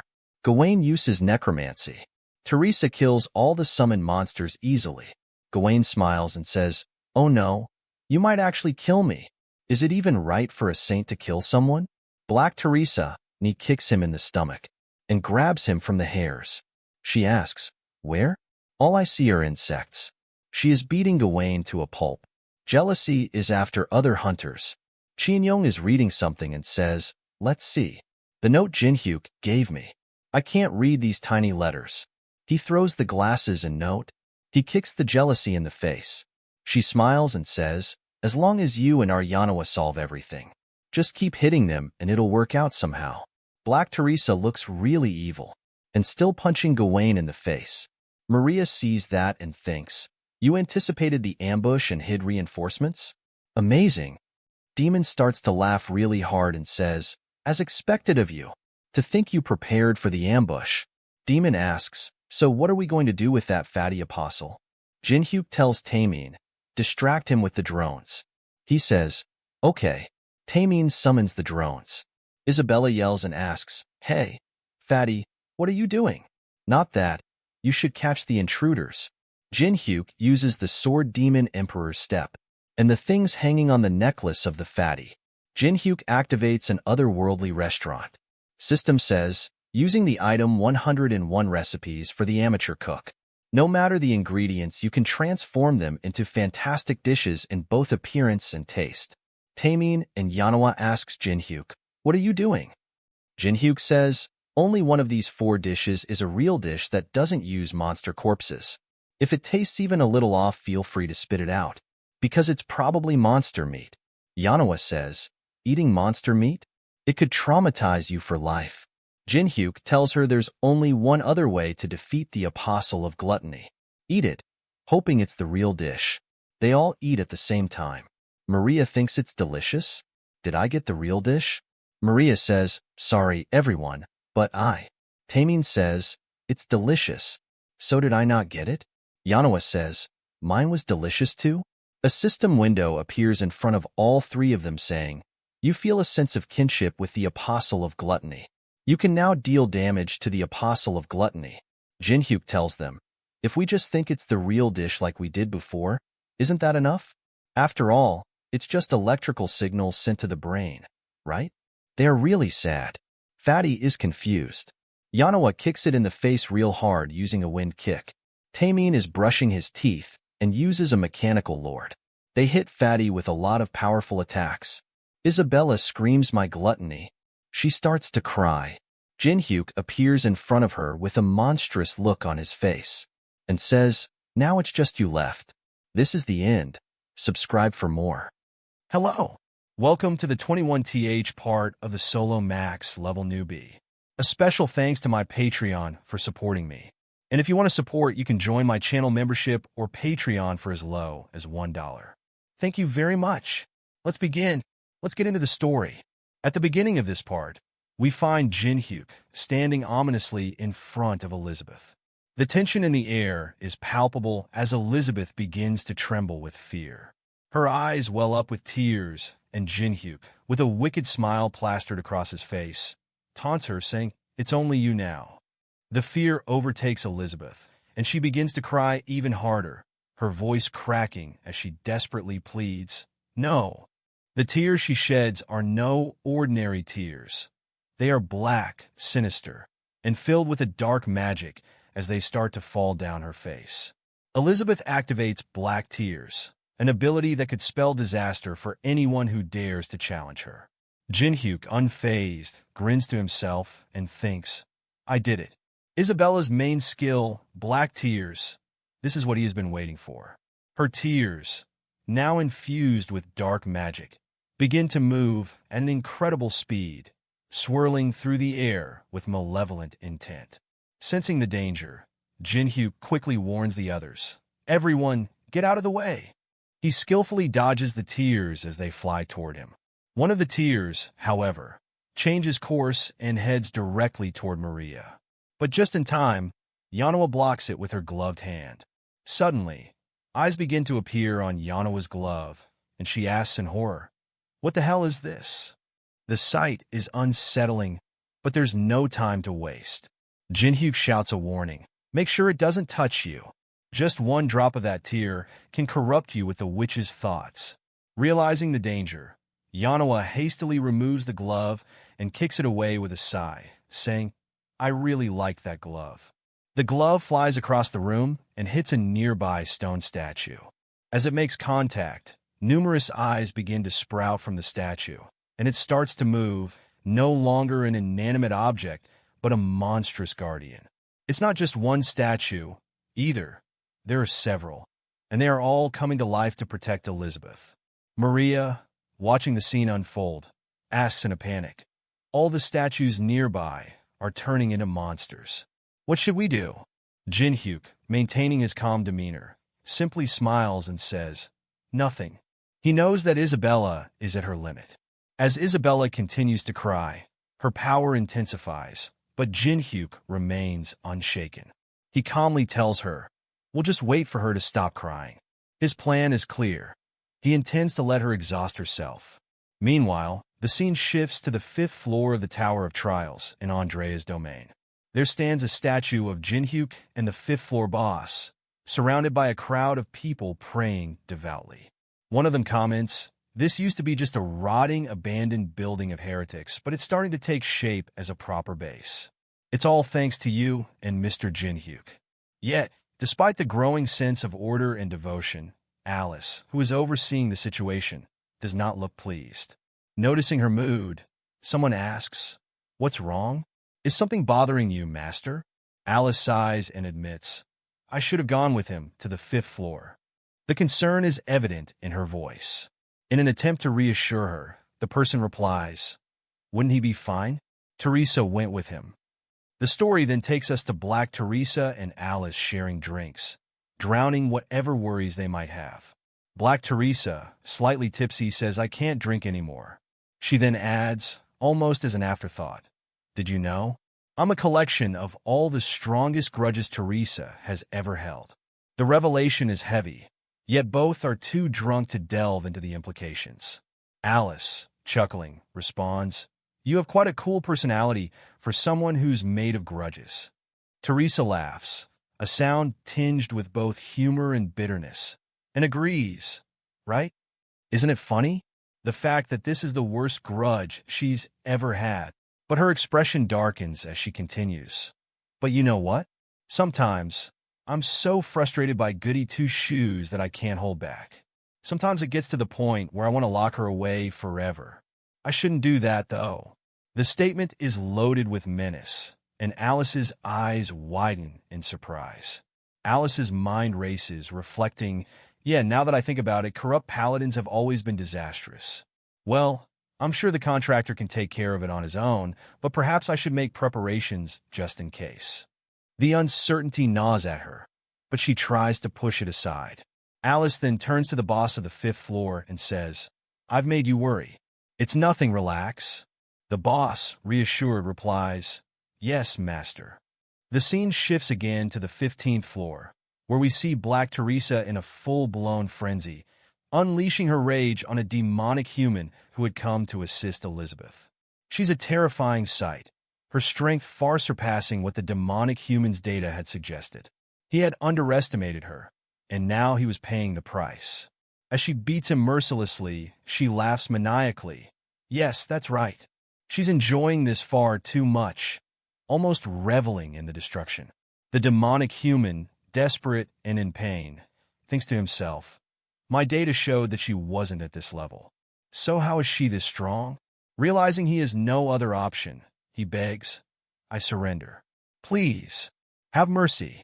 Teresa's response is chilling. With a sinister smile, she asks, "Mercy? That's for soft bastards." She throws him violently toward a pillar and ties him up, ignoring his pleas. He shouts, "Wait, I said I surrender." But Teresa is beyond reason. She activates Witch Hunt, Witch Burning Ritual, a powerful spell that conjures flames so intense they burn the demonic human as if he were a witch on trial. The fire rages, consuming him, and Teresa watches with a sadistic grin. "What do I do now?" "This was just for retaliation," she muses aloud, the excitement in her voice unmistakable. "But I'm feeling much better than I thought I would. Should I just take over this body?" she wonders, the darkness within her surfacing. Back with Isabella, the crying has finally stopped. She wipes her tears and says, "I feel refreshed now."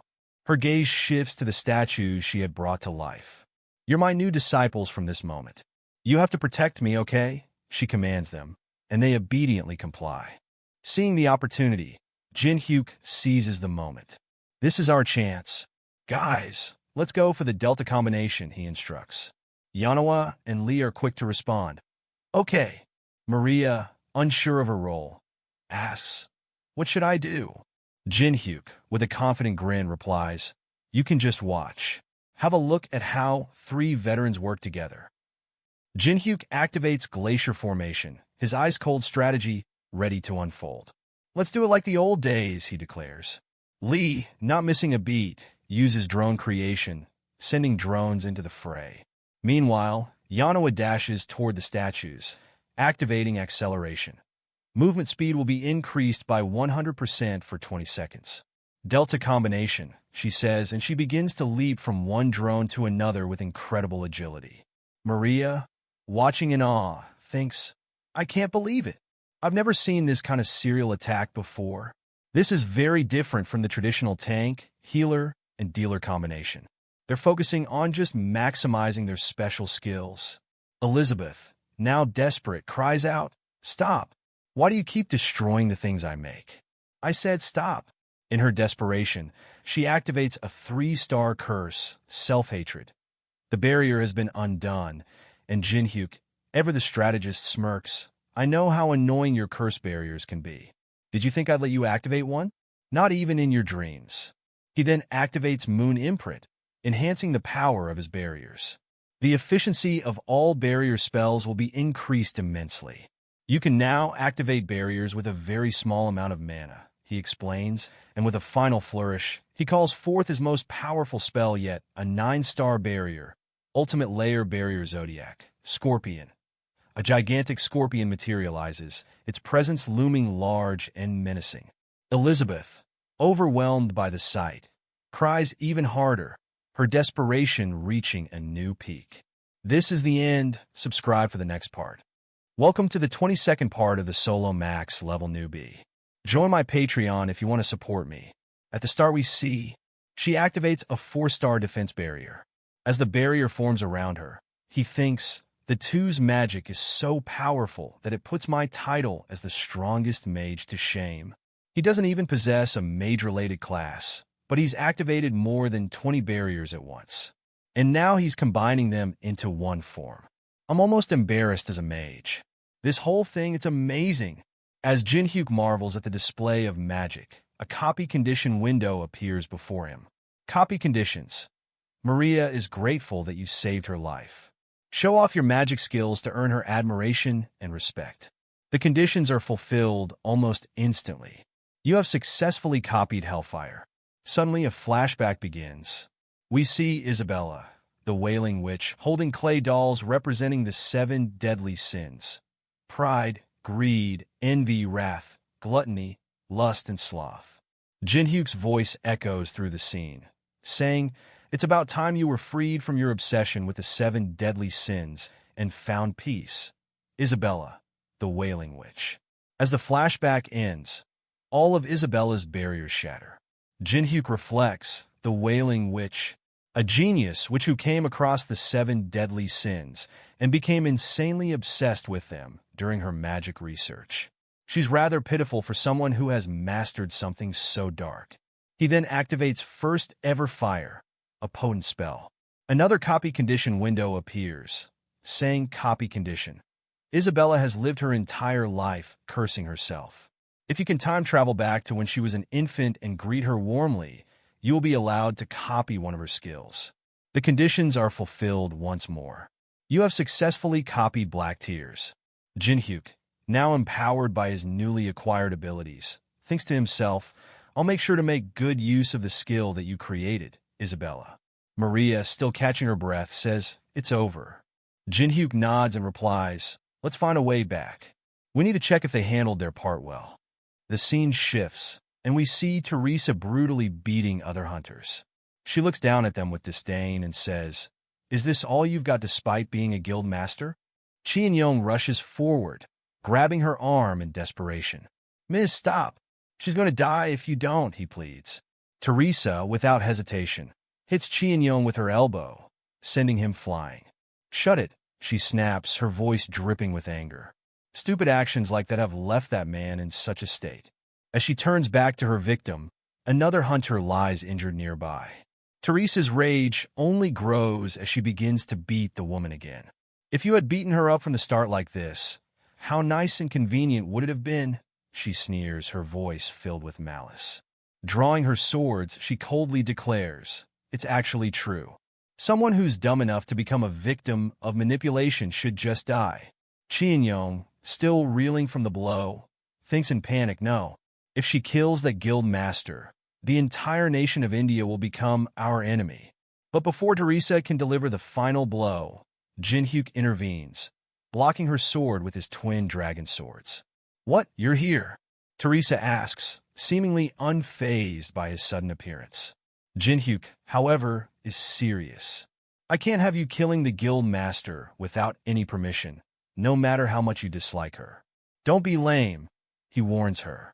He then activates a 3-star spell, Interference Barrier, to prevent further violence. Meanwhile, Lee shouts to Jinhyuk, Young's sunset's condition is worsening. Jinhyuk quickly orders, take him out of here and get him treated. His concern then shifts to Teresa, and he asks, what about Teresa? Lee shrugs, who knows? Jinhyuk's expression hardens as he steps closer to Teresa, demanding, what did you do to her? Teresa, with a wicked grin, responds, The demonic energy you exude smells so good. Stop pretending like that.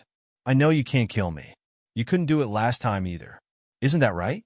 You'll be thankful someday that I persist.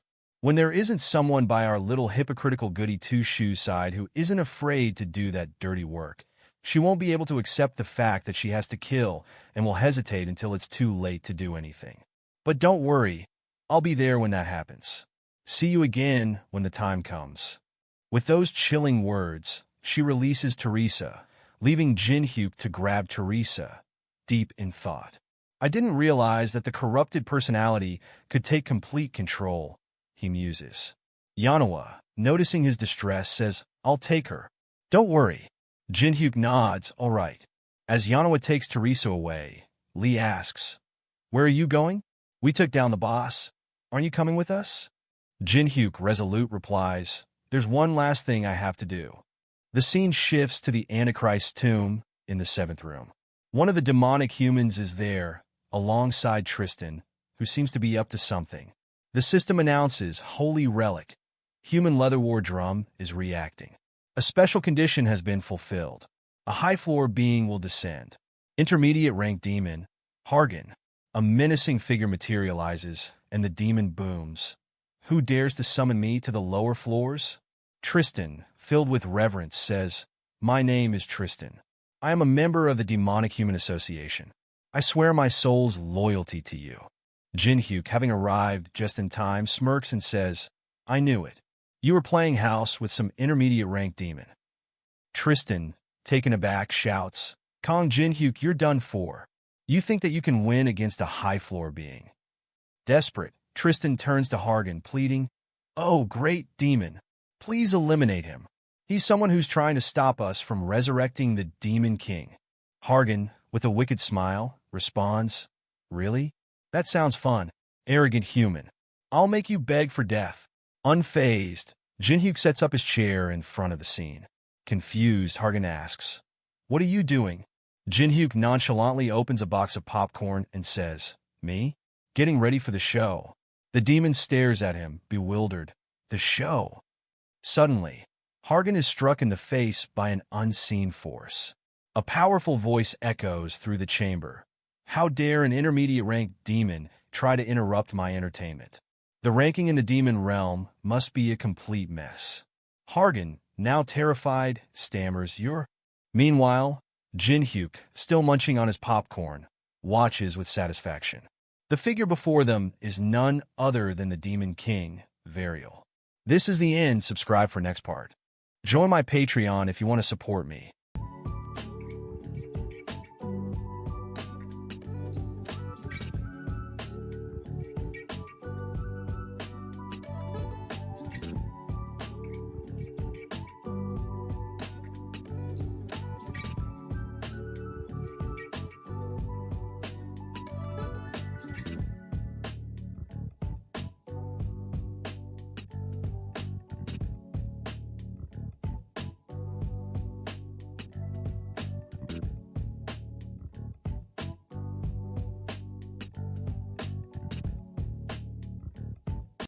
Hello. Welcome to the 23rd part of the Solo Max level Newbie. A special thanks to my Patreon for supporting me. And if you want to support, you can join my channel membership or Patreon for as low as $1. Thank you very much. Let's begin. Hargan, trembling, says, I apologize, Varial. That was my mistake. Varial, with a stern look, replies, So you know who I am? I was going to kill you, but I guess that won't be necessary. Now then, tell me what you did wrong. Hargan, panicking, stammers, I wasn't able to notice that you were watching. Varial scoffs, So you don't even know what you did wrong. I enjoy watching what this human does. How dare you try to interrupt my fun? Hargan, groveling, says, I'm sorry. Tristan, watching in disbelief, thinks, the Demonic Human Association is doing everything we can to try and meet the Demon King just once. But Kong Jinhyuk is already liked by the Demon King, and on a level where he's being watched. Varial dismisses Hargan with a wave of his hand. Now screw off. I'll make you disappear if I see you again. Hargan, grateful to be spared, quickly says, Thank you very much, before vanishing. Varial turns to Jinhyuk, his tone lighter. See that? An intermediate rank demon is nothing, even if I'm in this form. So why don't you become my dark disciple? Jinhyuk, unimpressed, responds, I can fight off an intermediate rank demon myself without even moving. Varial laughs. You're really saying no to a demon king? Well, in the end, before Varial can finish, a system warning message appears. Tower of Trials is beginning suppression. Varial curses under his breath. Dang it. That was fast. I'll keep watch. Just let me know if you ever change your mind. Jinhyuk, with a casual wave, says, yeah. As Varial disappears, Jinhyuk turns his attention to Tristan, who is still frozen in fear. And what shall I do with you? Jinhyuk says, his voice cold. I keep having to come up with solutions wherever you guys go because of your troublemaking. It's getting really annoying. The scene shifts to Nirasha waking up. Chandra, by her side, says, You're up, Miss Nirasha. Nirasha, still groggy, asks, What happened, Chandra? Chandra hesitates before replying. Well, on the TV, Maria's voice fills the room. The attack squad successfully raided the 15th floor's ancient ruins and decided to donate the holy relic, Witch's Cauldron, to the World Awaken organization. The organization announced that they would use the relic to help intermediate players obtain stronger equipment. During the raid, there were lots of obstacles, such as an invasion from the demonic humans and the team leader getting hurt. But we were able to make it through thanks to player Kong Jinhyuk's help. Nirasha, suddenly remembering, clenches her fists. Damn it. It's all coming back to me now. Chandra, trying to lighten the mood, says, I was saved by that damn bastard. Just like them. Meanwhile, at Yahello's residence, Jinhyuk lays out a spread of items, saying, These are the rewards I took instead of giving them to the attack squad. You guys did great. Take as much as you want. Lee, eyes wide with excitement, exclaims, Hell yeah. Thanks. Yahello, a bit more reserved, asks, Is it okay for you to give this all to us? Did you take the best for yourself already, or what? Jinhyuk, thinking to himself, Asterisk, it doesn't matter if they take all that. Just getting the skills Black Tears and Hellfire was better than any of those items. Asterisk. As the others sift through the loot, Jinhyuk notices Teresa standing in the doorway. Everyone's gone. Why don't you come in, Teresa? He says, offering her a cup of tea. He then asks, What were you hiding for? Everyone already knows that you're back. Well, how much can you remember? Teresa, looking down at the tea, replies, Everything. From Miss Nirasha almost being killed by me to the demonic human burning. She continues, her voice heavy with guilt. Archbishop Savannah told me that the other personality is just a combination of all the suppressed feelings. The fact that the other personality killed that demonic human in such a cruel way and even tried to take out Miss Nirasha must mean that there is a part of me that wishes it. Jinhyuk, sensing her distress, interrupts, That's enough. As long as we don't eliminate the demonic humans from this world, there is no way to stop them from harming humanity. And most of them do deserve to die too. Gawain was one of them. Jinhyuk then asks, his tone more serious, One thing that's certain is that you will be faced with these kinds of situations a lot more often the higher up you go in the tower. What will you do when something like this happens again? This time we were lucky. The only person who died because of you was a demonic human, and the other personality backed off when confronted. But if your tainted personality tries to kill Taemin, Yahello, or me, will you be able to take control then? He continues, As of right now, you are uncontrollable in such situations, which is a weakness that I cannot deal with. Teresa, taking a deep breath, nods. I get what you mean. I'll get going then. As Teresa leaves, Yahello and Lee notice her. Lee asks, Are you already leaving? Alice, observing the situation, says to Jinhyuk, Contractee, was it really necessary to be so harsh? She looked like she was really going through it. I'm sure what she wanted from you was warm words. We see Teresa walking away, tears streaming down her face. Jinhyuk watches her go, his expression unreadable. He then says, I can be nicer once she's more determined. His thoughts drift. Determined? Teresa isn't the kind of person to give up just because I was cold to her. She'll come back stronger instead. The The scene shifts to the Demonic Human Association's second headquarters. The atmosphere is tense. It has been more than 3 days since the death of Gawain. The relic used for the summoning was wasted, and the only place in the lower floors that could have been used to summon demons was destroyed. We see that Jinhyuk has already contracted with Tristan. She greets him with a sinister smile. "Nice to meet you." Jinhyuk thinks, in order to respond to the demonic human's activity, I placed Tristan alongside Melina in their association to report on their activities. The scene shifts again to the 5th floor's Andrea's domain and the 25th floor's Giant's Fortress, both of which continue to grow in power, preparing for the future. A subordinate approaches Jinhyuk, saying, "Sir, all the other guilds went into the 15th floor to take down the boss. Won't you join them?" Jinhyuk, lost in thought, replies, "The 15th floor does take a lot of effort to clear, but the rewards are not worth it." And well, he trails off, deep in contemplation. I've already reached level 100 by the 15th floor. It's actually much faster than when I was playing the game. The top of the tower has completely changed. However, I can't shake this feeling of impending doom. I have 86 days until the 15th floor is cleared. There is only one way to use this given time most efficiently. His thoughts are interrupted by a familiar voice. "You're here, my liege." Jinhyuk turns to see his loyal subordinate. "The preparations are complete. Let us go.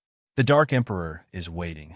This is the end of the video. Subscribe for the next part.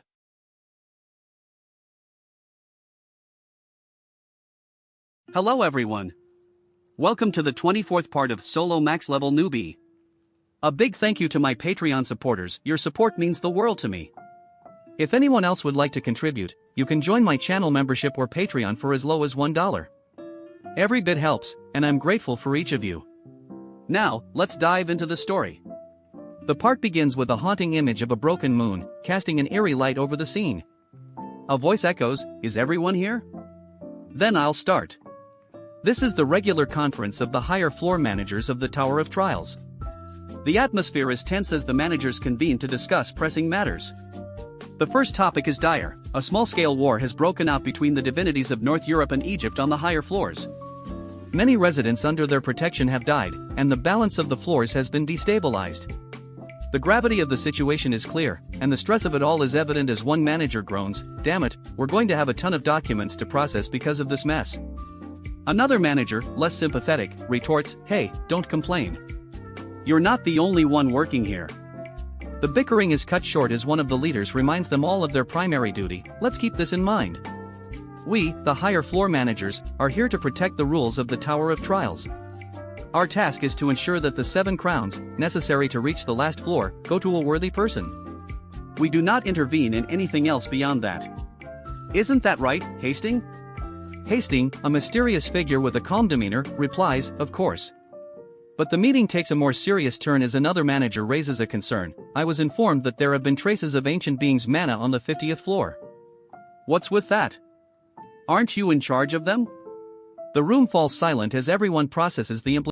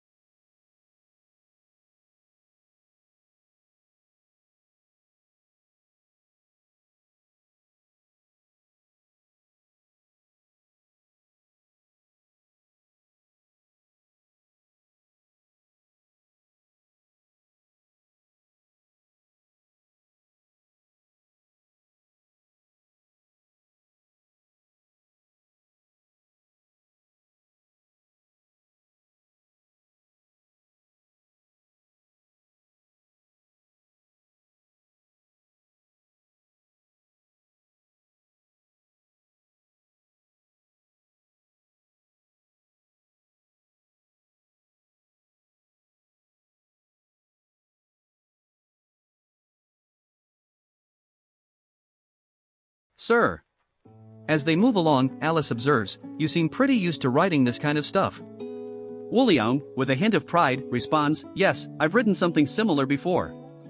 In order to continue serving him, I should get used to this kind of thing. The scene transitions to the Heavenly Demon Divine Cult headquarters at the Heavenly Demon Palace.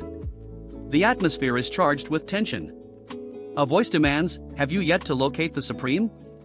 Another man, clearly under pressure, apologizes, I apologize. Continue searching. We must find him no matter what, the voice commands. Iwan enters the room, bowing respectfully. I greet you. At this rate, the orthodox bastards will try to break the treaty. We received an unbelievable amount of assets and goods in return for helping the Murim Alliance with their war against the Empire. If they realize that the Supreme is not here, they will attack us. The Dark Emperor, a figure of immense authority, dismisses the concerns with a wave of his hand. Don't get so ahead of yourself. The Supreme is just gone for a bit. Why are you being so dramatic? The Heavenly Demon Divine Cult will not fall. Isn't that so, Left Guardian? We are introduced to Samaja, the third most powerful figure in the cult. With a serious tone, he says, I have nothing to worry about since you're so fit and healthy. But it is indeed true that the cult members are anxious. The Heavenly Demon Divine Cult worships power. It's already been 3 months since the Supreme, who can be considered the symbol of power, has been gone. No matter how much a dragon tries to cover up the empty throne, it'll be difficult to cover it in its entirety, don't you agree? The Dark Emperor, unfazed, smiles and asks, Old Dragon? But Samaja, releasing a surge of powerful energy, challenges him, are you finally willing to fight me now, Old Dragon? The Emperor, still smiling, warns, you've got quite the temper. Don't provoke me like that just because the Supreme is not here. I may be an old dragon, but I have enough strength to protect the cult while the Supreme is gone. And even if you have gone through a metamorphosis, you are still an old man like me. The Emperor suddenly remembers something. Ah, right. A new disciple I recently took in is actually coming here. He's strong enough to be of great help to us. Will you go greet him? Samaja, intrigued, asks, that old man brought in his disciple? Just then, Jin Hyuk arrives at the palace, casually commenting, good work. You should work on your cornering skills, though. This is the Heavenly Demon Palace where the Dark Emperor lives. The gates sure are massive. But before he can take in the surroundings, someone leaps onto the roof in front of him, pointing a sword. It's you! The person who pretends to be the Dark Emperor's disciple, the figure accuses. Wu Liang steps forward, bowing slightly. I am Wu Liang of the Black Wind Society. He really is what you claimed him to be. But Jin Hyuk, sensing the tension, warns, there's no use, Wu Liang. Look at him. He has no intentions of hearing us out. The stranger immediately attacks, unleashing a poisonous misty cloud. The air thickens with venom as the assailant declares, I have no personal vendetta against you, outsider. I am just following the order of the higher-ups. Do not resent me. He follows up with poison cloud murder, aiming to overwhelm Jin Hyuk with the deadly gas. Wu Liang, sensing the danger, shouts, my liege. It's poison. You must get out of there. But Alice, calm as ever, holds Wu Liang back. You just sit back and watch. Just think about how it all unfolds whenever you're worried about him in a situation. Jin Hyuk, with a confident smile, begins to inhale all the poison, much to everyone's shock. He activates Thousand Poison, a skill that detoxifies any poison he absorbs. The system chimes in, detoxifying the absorbed poison. The assailant, eyes wide with disbelief, mutters, what the hell? This is the end, subscribe for more. Hello. Welcome to the 25th part of the Solo Max level Newbie. A special thanks to my Patreon for supporting me. And if you want to support, you can join my channel membership or Patreon for as low as $1. Thank you very much. Let's begin. At the start of this chapter, we see Dok Goryong, the 8th-ranked member of the Heavenly Demon Divine Cult, walking through the halls of the Heavenly Demon Palace. He's deep in thought, considering the arrival of the Right Guardian's disciple. Welcome him with a warm heart once he's here, Dok Goryong muses. Since Pagak, who inherited all of my poison arts, is gone, the Right Guardian's disciple should arrive poisoned and be practically half dead. What a poor man. It's just fate to meet a good master. Suddenly, the doors burst open with a loud kick, and Jin Hyuk enters. tossing Paygak's body in front of him. Gek, get it together. Jinhyuk commands. Confused, Dok Goryong asks, Paygak? Jinhyuk casually replies, his name is Paygak? One of the soldiers immediately shouts, Invader! The room fills with soldiers surrounding Jinhyuk and Woyang.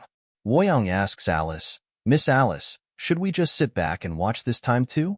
Alice, with an amused expression, responds, I'm not sure, let's wait and see. Dok Goryong, furious, glares at Jinhyuk. How dare you harm my disciple? I will make sure you don't leave here alive. But before things escalate further, the demonic emperor intervenes, laughing heartily. Stop right there. He's no invader. Let me introduce him. This is my disciple, Kong Jinhyuk. He's going to complete the dark, heavenly demon emperor arts. Meanwhile, at the Holy Empire, Paladin greets Teresa, lifting her gently and saying, Welcome, Teresa. She responds, Hello, Archbishop Savannah. However, the other sisters, seeing her arrival, seem uneasy. Some murmur prayers, Oh, Goddess of Light, please have mercy. Teresa smiles faintly but admits, I'm still hated because of what happened last time. The Archbishop reassures her, Don't mind them, Teresa. In time, they will come to understand that despite knowing you'd be hated, you still chose this path. Teresa smiles at his comforting words. Suddenly, an individual arrives, causing the Archbishop to grow visibly angry. Hugging two twins close, he exclaims, You villains! Why are you here with them? Is there another disaster? Teresa quickly reassures him, No, Archbishop. I'm here to prevent a disaster that might occur because of me. The Archbishop guides her to a special sanctuary, saying, Here, Teresa, this is the perfect place for you to train without being interrupted. One of the nuns, shocked, questions, Archbishop, how could you grant her the sanctuary of light? What if she taints the holiness of this place? The Archbishop calmly replies, If that happens, we will all pray together for the light to guide us. Later, Teresa turns to Casey and Yahello, asking, Could you promise me one thing? If my dark personality takes over, please kill me. Both twins recall the terrifying Black Teresa and nervously reply, Okay, of course. Just leave it to us. Meanwhile, Black Teresa appears before Teresa in a vision, taunting, You've grown a lot. Are you finally ready to face me? Back at the Heavenly Demon Palace, tensions rise. Dok Goryong protests, Dark Emperor, this makes no sense. The Demonic Emperor, remaining calm, asks, Why not? Dok continues, Kong Jinhyuk beat up my disciple, and now he's exempt from the cult's rules just because he's your disciple? The Demonic Emperor chuckles, Oh, it's just a misunderstanding. Let it go. Dok persists, It's more than that. How can he be free from the cult's doctrines? The rules are there to be followed. But the Demonic Emperor dismisses him, saying, Enough lecturing. It's fun to have exceptions. Still frustrated, Dok Goryong pleads, This is disrespectful to the cult's teachings. The rules are there for a reason. But the Demonic Emperor cuts him off sternly. Didn't I tell you to stop? Or did you not understand? Reluctantly, Dok bows and apologizes, I'm sorry. I'll follow your orders. As he leaves, the Left Guardian reassures him, Let him be for now, Dok. But Dok worries, Left Guardian. Will it really be all right to leave him alone? The Left Guardian nods. Everyone knows Kong Jinhyuk is the Dark Emperor's disciple. Acting against him openly would be difficult. He adds ominously, The reason the Dark Emperor took in a disciple and even bent the rules is that he feels his time is coming to an end. There's no need to rush. When the time comes, we will eliminate both the Dark Emperor and Kong Jinhyuk. Later, the Dark Emperor visits Jinhyuk in his room, greeting him warmly, It's so good to see you. I was worried you wouldn't come. Jinhyuk, however, remains skeptical. You do realize you're the only one happy I'm here? Didn't I cause trouble by beating up that Paygak guy earlier? The Dark Emperor waves it off. It's nothing. I've already taken care of it. Don't worry about such matters. You just need to focus on finishing the dark, heavenly demon emperor arts with me. Jinhyuk reflects silently, It's not just a small matter, though. I've experienced the great Orthodox-unorthodox war of Murim 21 times. The Dark Emperor is always left waiting for the heavenly demon alone, only to be betrayed by Sama Ja and his gang. The old man is actually in danger of losing his position, yet here he is, telling me not to worry. I can't help but feel some sympathy for him. The demonic emperor then hands something to Alice, saying, "Take this. If you show it to the cult members, they'll do anything for you." Jinhyuk, surprised, asks, "Isn't that your identity plaque? Why give it to her?" The demonic emperor, with a gleam in his eyes, replies, "Because we're going to be very busy." Confused, Jinhyuk asks, "What?" The demonic emperor laughs. "What do you mean? What? We must train. Do you know how long I've waited for this?" And with that, the chapter concludes. Don't forget to subscribe for the next part. And if you'd like to support me, you can join my Patreon for just $1. Thank you.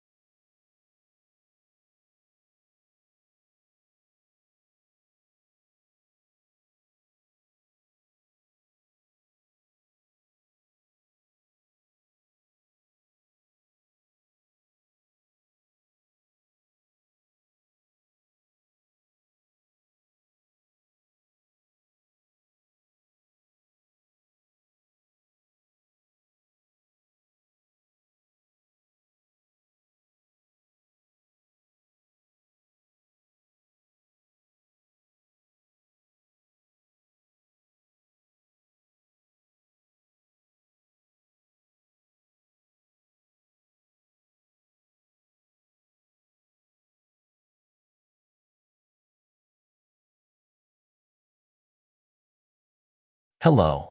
Welcome to the 26th part of Solo Max Level Newbie.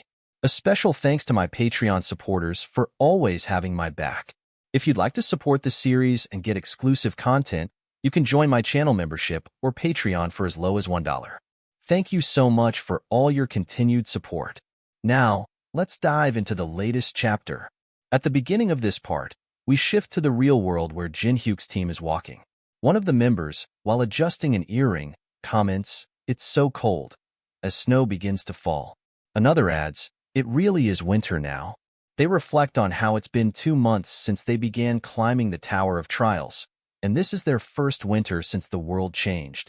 Meanwhile, the raid on the 15th floor's boss room is still being streamed online. Viewers comment on the stream, saying, "What? They're still going at it? It looks way too easy. Maybe I should become a player after I graduate too." As time goes on, a certain thought creeps into people's minds. I haven't seen Kang Jinhyuk or the mysterious unknown lately. Who knows? Maybe they made enough money and quit streaming. The growing consensus is that this seemingly dull piece would continue for a while. The scene transitions to the association president's office, where someone prepares to leave, saying, "I'll get going then." After they depart, the association president muses, "It's quiet. Too quiet." Next, we're transported to a scenic waterfall in the Murim world, where Alice and Woo Young are present. Woo Young, ever the gentleman, brings some warm tea to Alice.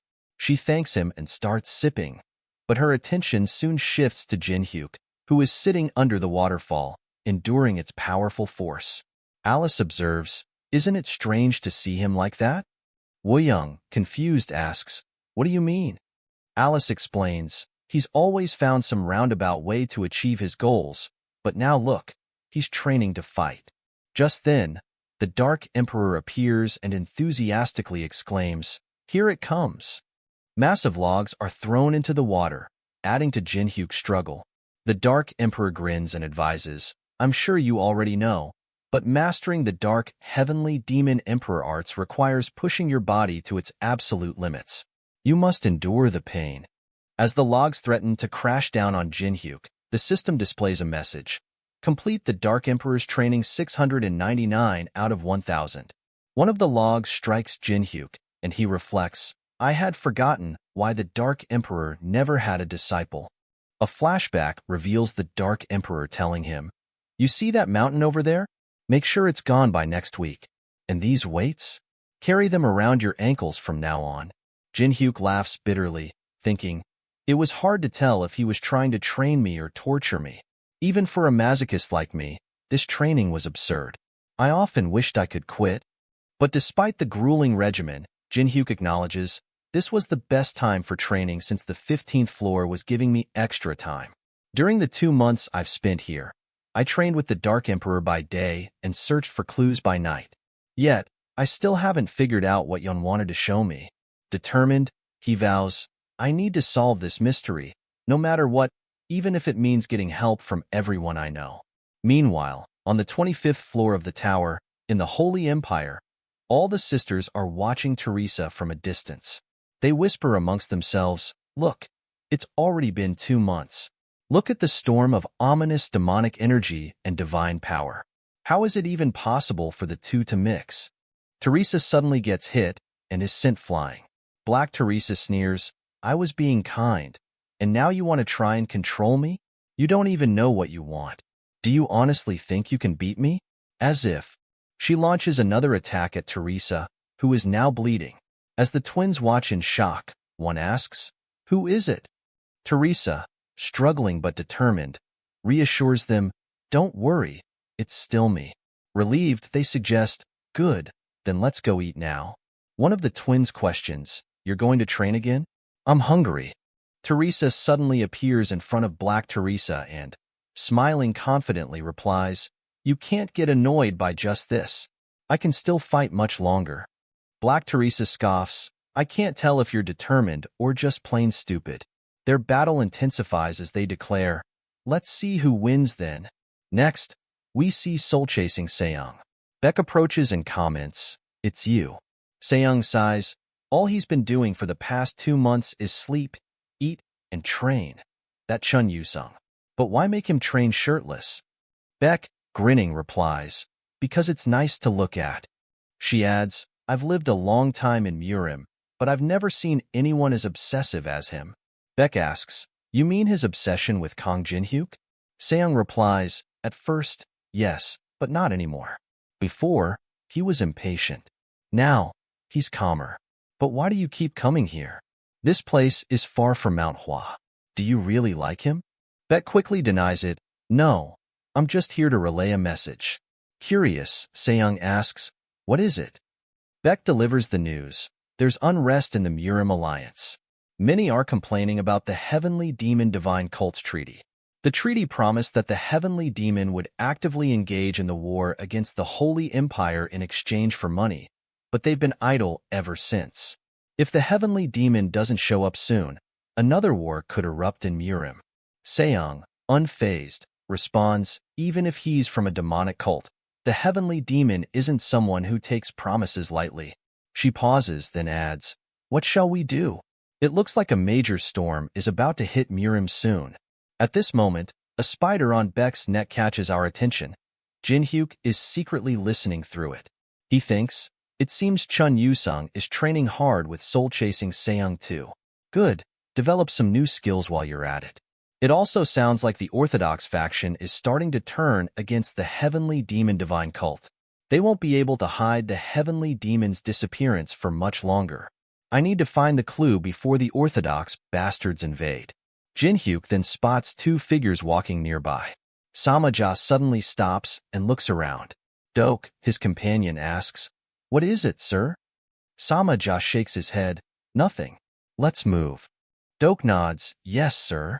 Jin-hyuk uses the Grand Mage's robe to conceal himself, thinking, Samaja, where is he going at this hour? He continues to follow them stealthily and eventually reaches a dungeon. Why are they going in there? Jin-hyuk wonders. A system window appears before Jin-hyuk, his eyes widening. That's... The system announces, a hidden quest has arrived. Quest, Bloody Secret. Type, Linked Quest. Difficulty rank, S. Description.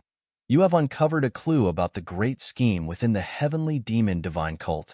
Jin-hyuk's mind races. Is this what Yon wanted me to discover? What happens next? Stay tuned for the continuation in the next part.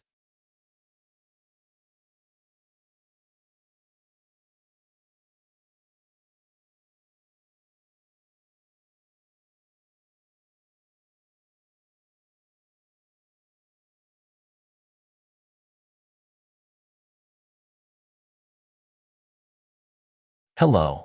Welcome to the 24th part of Solo Max Level Newbie. A special thanks to my Patreon supporters for their ongoing support.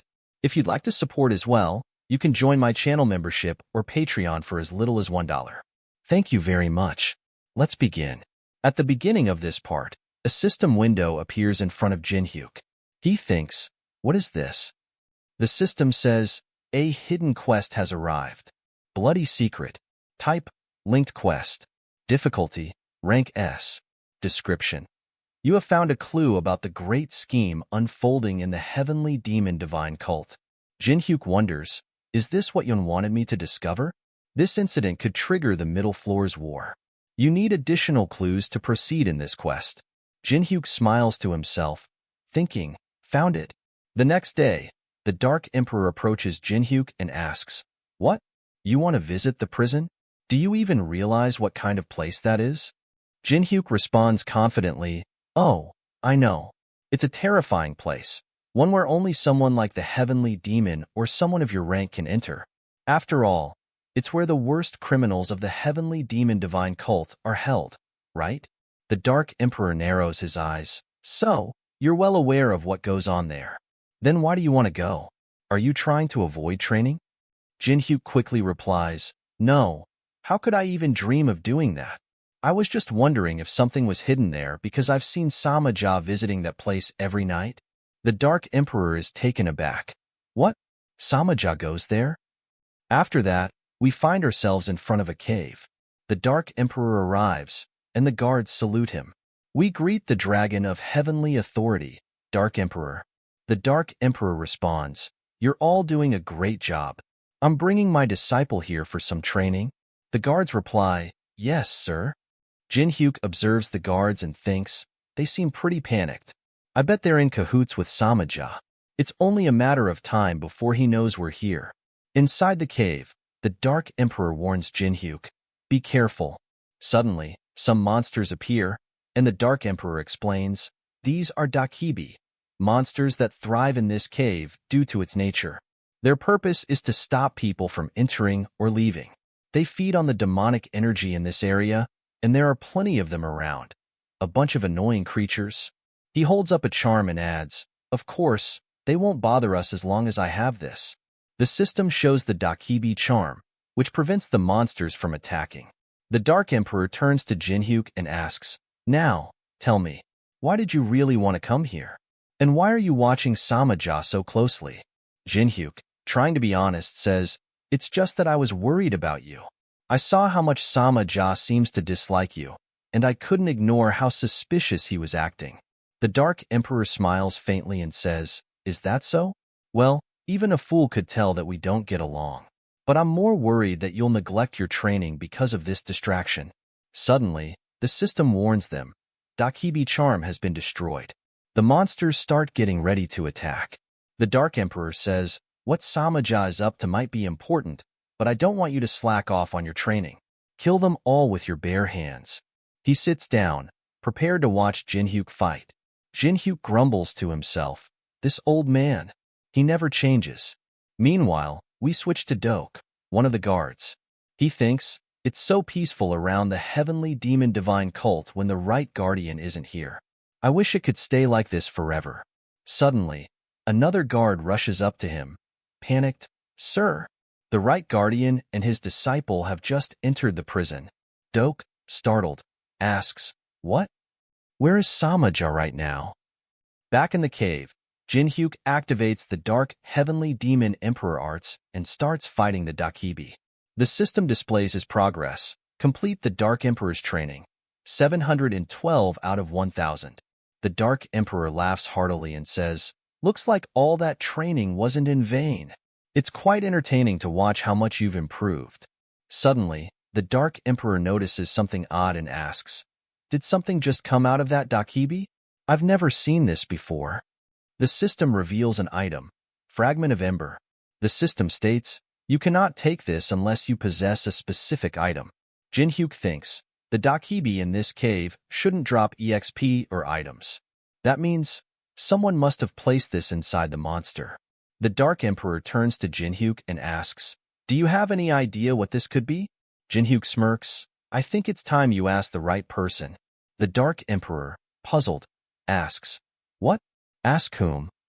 Jinhyuk replies, who else? You'll have to ask Samaja. He's the one behind this. The Dark Emperor begins walking away, and Jinhyuk thinks to himself, now I can do whatever I want. Just then, Wooyoung arrives and asks, my liege, what will you do now? Jinhyuk responds, I'll need to go a bit deeper to uncover more clues. Wooyoung sighs, so, you're not planning on listening to my advice? Alice joins in, what about the things that keep appearing? Jinhyuk nonchalantly replies, who should take care of them, I wonder? The system alerts them again. Dakibi are attacking the invaders. T-Bone leaps forward, shouting, please witness how much I've improved. He fights the Dakibi fiercely and calls out, are you watching, Master? Jinhyuk responds, yes, I'm keeping an eye on your movements. You're doing well. Alice, still concerned, asks, are you sure he'll be fine? Jinhyuk confidently replies, he insisted we leave it to him. Meanwhile, the Dark Emperor is leaving the cave, and the guards greet him. We greet the Right Guardian. Doke arrives, visibly nervous, and says, Right Guardian, you've returned early. The Dark Emperor asks, where's Samaja? Doke stammers, he's not here at the moment. I heard that Kang Jinhyuk is training against the Dakibi in the underground prison. That place is for criminals, not for training. Why don't you have him train elsewhere? The Dark Emperor replies sternly, I, the Right Guardian, permitted it myself. So, what's the problem? Doke hesitates, not at all. It's a very dangerous place. The Dark Emperor narrows his eyes. I'm not saying you did anything wrong, but if I'm not the problem, then something must be wrong on your side. Doke, confused, replies, sorry. The Dark Emperor presses on. If that's not it, then is there something hidden in the underground prison that I shouldn't know about? Doke gasps, struggling to breathe, as fear grips him. Suddenly, Samaja arrives, casually saying, you left this behind. I heard you treasure it. Shouldn't you be more careful? Doke, still in shock, quickly replies, yes, and rushes off. Samaja, smirking, says, he's gotten cuter with age. I heard you were looking for me, right, Guardian? The Dark Emperor, now furious, glares at Samaja and says, perfect timing, Samaja. I think it's time you explain yourself about what you've been doing behind my back. This the end. Subscribe for the next part.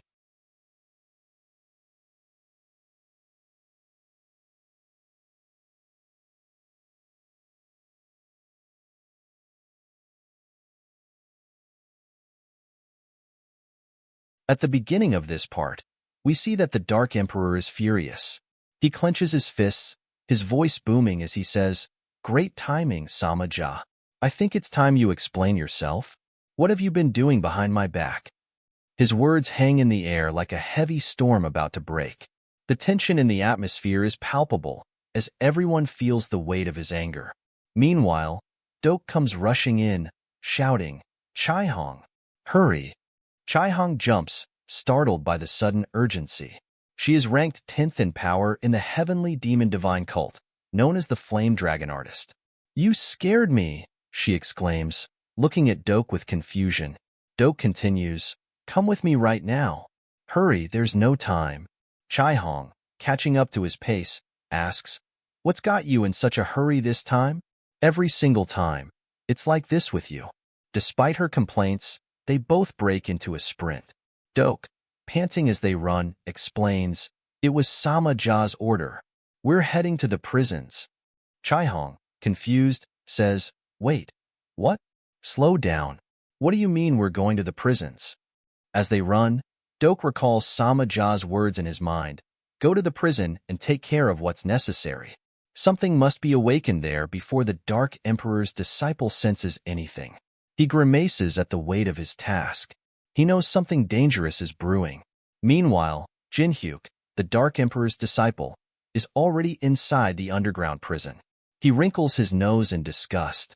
Alice, who is with him, covers her face and says, "Ugh, this smell. It reeks like a sewer down here." They are on the 5th floor of the underground prison. Woo-young explains, "This is where the worst criminals of the heavenly demon divine cult are kept. They're restrained by a special device. All of them deserve death, but the heavenly demon kept them here, just in case they might be useful one day." Jinhyuk, looking around, mutters, "I'm not getting any notifications that I found another clue. Do I have to go even further down to find it?" Suddenly, a system window appears in front of Jinhyuk, reading, "A secret passageway has been activated." A portal opens in front of them. At the same time, Dok and Chaihong appear before them. Chaihong, looking surprised, stands beside Dok. Dok grins and asks, "What do you think of this shortcut?" "No need to be so surprised." Seeing Kang Jinhyuk, Dok looks shocked and exclaims, "What? You're already down here?" Jinhyuk looks at him calmly and says, "Hey, old man, that thing in your hand. Mind if I take a look at it?" Chaihong, realizing the situation, steps forward. "Go ahead. I'll take care of things here." Dok, nodding to Chaihong, says, "I'll leave it to you." Then, Jinhyuk asks her, "You really want to fight us on your own? There are 3 of us and only one of you." Chaihong smirks and replies, "Kang Jinhyuk, I've heard plenty about you. You're skilled enough to take down Pei-gak. I know it'll be hard for me to deal with you, especially if you're with Woo-young of the Black Wind Society. But don't think you've got the advantage just yet." She looks around, grinning slyly. There are plenty of people here who would love to fight. At that moment, the system chimes in. Restraints have been undone. The blockage of blood chi vessels has been removed. Chaihong gestures toward the cells as prisoners begin to emerge. "You all must have been very bored in here. Well, now's your chance to go wild." The prisoners, who had been trapped for so long, step out eagerly, ready for battle. Woo-young's eyes widen. "My liege, these are infamous martial artists. Each one of them is as strong as I am, or stronger." Woo-young steps forward and says, "I'll fend them off, so please." But Jinhyuk grabs Woo-young's sword, stopping him. "No, you stay back. If she's going to use prisoners against us, I'll do the same." Alice raises an eyebrow. "What? You're going to compare me to those guys? They're nothing but scum." Chaihong laughs. "Good things are meant to be shared, right? Why don't you all join in?" The prisoners surround Alice, grinning menacingly. One of them licks his lips and says, "Tasted a human before?" Alice's eyes narrow as she mutters, "You're treating me, the noble master of the night, like a mere human just because I'm disguised as one?" Her voice turns cold as she activates Blood Road. How rude. In an instant, the area erupts with crimson energy. T-Bone, who had been watching, looks around in confusion. "Wait, all the monsters around me are already dead?" T-Bone groans. "Poor master. He didn't even get to see the full extent of my performance. It was super-duper cool. Is he perhaps afraid of my power?" Suddenly, all the energy drops from the corpses start floating away. T-Bone yells, "No! The things that came from the corpses are running away. Come back." He quickly activates Ember Collecting Lantern. Meanwhile, Dok is gathering all the ember pieces spread throughout the place, but frustration shows on his face. He glances at the system's completion rate, 71%. Dok thinks, did the embers not develop inside the Dakibi long enough? He glances at Chaihong, who is now fighting the Dark Emperor's disciple. While she keeps them busy, I need to find more Dakibi. Chaihong, still running beside Dok, suddenly appears by his side again. Dok gasps, "Why are you already here? I thought you freed the prisoners." Chaihong pants as she replies, "I did. I even gave them their favorite equipment back. But that Western woman with Kang Jinhyuk, she's a monster. The prisoners were no match for her." As they run, we see that all the prisoners are dead. Woo-young watches in awe, thinking, all of those infamous expert martial artists died so easily from just one gesture of Miss Alice's hand, as expected of someone so close to the liege. Alice, brushing off the dust, asks, Why are there so many of them? Jinhyuk smirks. You're being considerate of your mana usage, though. I can tell you're only using the minimum necessary. Alice nods. Of course. I can't waste mana while not knowing what lies ahead of us. Jinhyuk glances forward. We'll find out soon. Then we'll know why they were so desperate to stop us, and what Yan was trying to warn us about. Back at the surface, a student runs in, shouting, "Everyone! Samaja and the Dark Emperor are going to have a duel." All the disciples rush to witness the fight. The Dark Emperor and Samaja stand opposite each other, the air between them charged with tension. The Dark Emperor says, "It's been a long time since you stood up to me instead of backing off with your tail tucked between your legs." Samaja, unfazed, replies, "I'm not standing up to you. You're the right guardian. It's just a light-hearted duel." He smirks. "By the way, how's your disciple's training going? I heard he's down in the underground prison right now."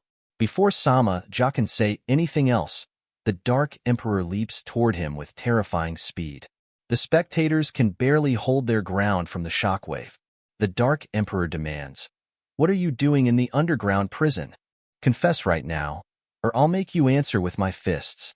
Samaja, dodging his blow, chuckles. "Your personality is as fiery as ever, but I can't reveal my surprise just yet. All my efforts would be wasted if I tell you before it's ready." Meanwhile, Chai Hung stares ahead, wide-eyed, and mutters, "Dok Goryong. What in the world? What kind of demon is this?" Before them, a gigantic demon looms, casting a dark shadow over them. This is the end. Subscribe for the next part. At the beginning of this part, we see the Dark Emperor and Samaja engaged in an intense battle in the arena. The air crackles with energy as the disciples of the heavenly demon divine cult gather around, watching in awe. Samaja, with a sly smile, speaks over the noise of the clash. "Do you recall the disaster we had to fend off a few months ago?" he asks, dodging one of the Dark Emperor's powerful strikes. "Its memories are still vivid for me," he continues. "We fought an incredibly powerful demon. It took us 3 days and nights at the cliff of the heavenly mountain to finally defeat it." The Dark Emperor narrows his eyes, listening as he recalls the event too. "I remember how the demon fell from the ridge right after the final blow," Samaja adds. "If it weren't for the heavenly demon's intervention, we would have both been killed." As Samaja reminisces, a shadow appears behind them, an eerie presence joining the battle. A mysterious voice interrupts, "Samaja, go verify if the demon is truly dead." Samaja smirks, walking toward the demon's limp body. "When I stood there, looking at the demon weakened by our combined attacks," he says, almost to himself, "a thought crossed my mind. What if I could make this demon obedient to me? What if I could use it as my personal assassin?" Suddenly, a system notification flashes before Jinhyuk. System. Activating Ember Collecting Lantern. All of the ember fragments are being gathered in one place. The power of Yaksha is returning. Current completion rate, 71%. Samaja laughs maniacally. "That's right. I've done it. The demon that was said to be capable of killing even gods. The Yaksha." A terrifying demon materializes in front of them, its towering form radiating a menacing aura. A system window appears before Jinhyuk, showing a new quest, linked quest, the Yaksha's survival. The Yaksha's revival is directly tied to the death of the heavenly demon. The heavenly demon plays an important role in your tower climbing progress. Defeat the Yaksha to ensure his survival. If the heavenly demon dies, an irreversible disaster will unfold. Jinhyuk reads the message, heart pounding. "Is this what Yan was trying to warn me about?" he mutters, glancing at the massive Yaksha. "Why is a named monster from the middle floors of the tower? A being used to kill the divinities of the upper floors, down here." Samaja raises the ember-collecting lantern and calls out, "You now belong to me, Yaksha." Dok steps forward and shouts, "Yaksha, listen to me. We are the ones who brought you back to life. I am now your master, alongside Samaja. Do you understand?" The Yaksha, towering over them, growls, "I see. I have been degraded to a mere hunting dog for Samaja." Its glowing eyes fix on Dok. "All right, what do you want from me?" Doke, grinning wickedly, orders, "Annihilate those people over there. They are your enemies." Meanwhile, Alice's eyes narrow as she observes the yaksha. "Contractor, can you feel it?" she asks Jinhyuk. "The concentration of mana in the air. It's telling me that this monster shouldn't be here." Jinhyuk nods grimly. "Yeah, I feel it too. But the bigger problem is, I can't think of a way to defeat it." Alice, sensing Jinhyuk's hesitation, says confidently, "Don't worry. I'll stall for time." She glances at him, thinking, has he ever been this uncertain before? She turns back to the yaksha and mutters, "Let's see how much of my power I can use here." At that moment, the yaksha lets out a roar, releasing an immense amount of power. The shockwave ripples through the arena, causing everyone to falter. Chun Yusung, one of the disciples watching from the stands, looks up, eyes wide. "Master, what is that?" Meanwhile, Soul Blade, sensing the disturbance from afar, thinks, "I can feel a dangerous energy radiating from the heavenly mountain. Something ominous is happening." In the arena, Samaja smirks, feeling the vibrations of the earthquake. Doke Goryong has successfully awakened the yaksha, he muses. But even with that old dragon's disciple interfering, it won't matter. He turns to Alice, who is preparing her next move. "That Western woman? She might be stronger than I thought." Alice, undeterred, summons her weapon. Activating Blood Spear, she yells, hurling it with precision at the yaksha. However, to her shock, the spear bounces off the yaksha's body, leaving not a single scratch. The yaksha retaliates, launching Chain Pandemonium, a barrage of chains toward Alice. She dodges the attack, but the yaksha traps her with Chain Slash, binding her in place. At the same time, a dragon's roar echoes across the battlefield. It's the Flame Dragon, sent by the Dark Emperor's forces.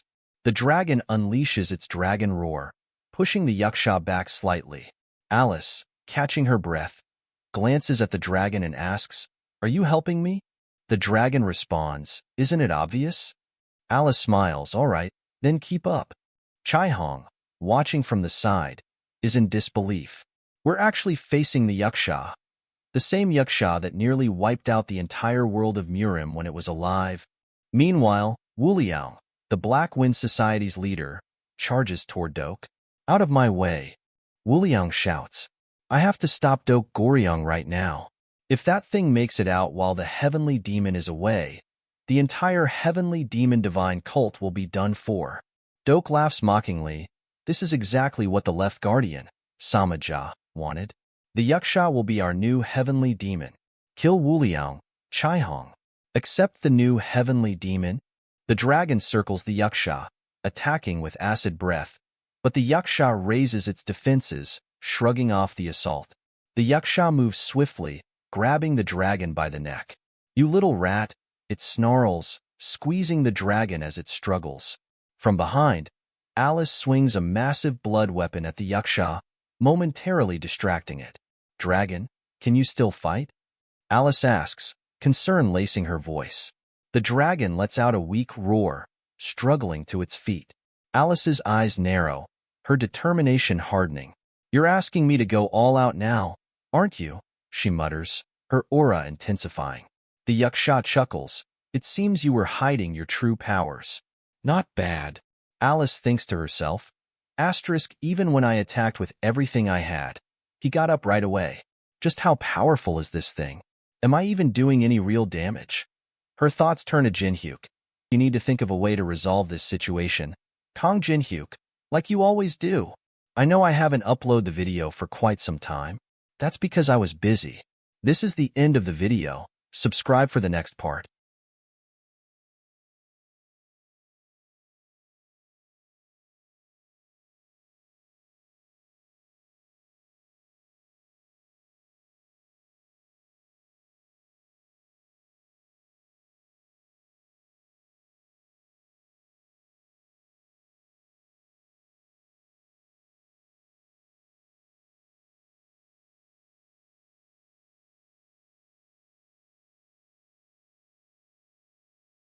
At the beginning of this part, we see the system alert, reading memory of the world.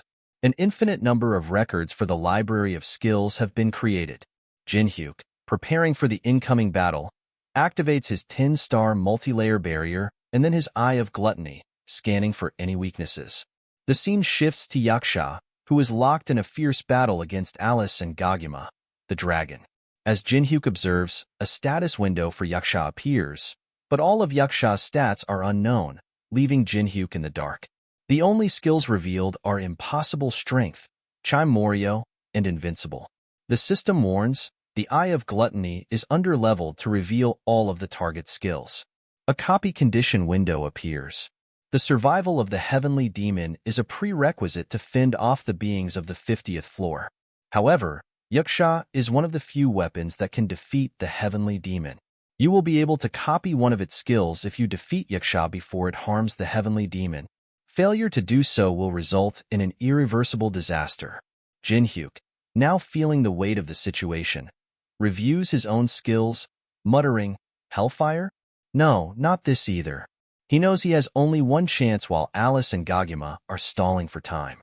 His mind races. I need to find something. A combination of skills, out of all the variations I've studied, that will allow me to defeat Yaksha. Meanwhile, Dok is trembling, gripping the lantern that controls Yaksha. He grits his teeth, feeling his inner energy drain rapidly. Just holding onto this lantern is sapping my energy dry, he mutters, glancing at Sama-ja in the distance. I guess that means it's impossible to contain this thing unless I have as much inner energy as Sama-ja. Dok shouts desperately, "You need to protect me no matter what." This lantern is the only thing controlling Yaksha. Chaihong blocks an attack from Wuliang and replies, "I already am." Wuliang, furious, says, "This is madness." Dok Goryong does not have enough energy to control Yaksha. Dok, panicking, shouts back, "What? That's nonsense. He's just trying to steal Yaksha from us. Don't fall for it. Who else here can handle this lantern?" Yaksha, overhearing the argument, smirks, such confidence.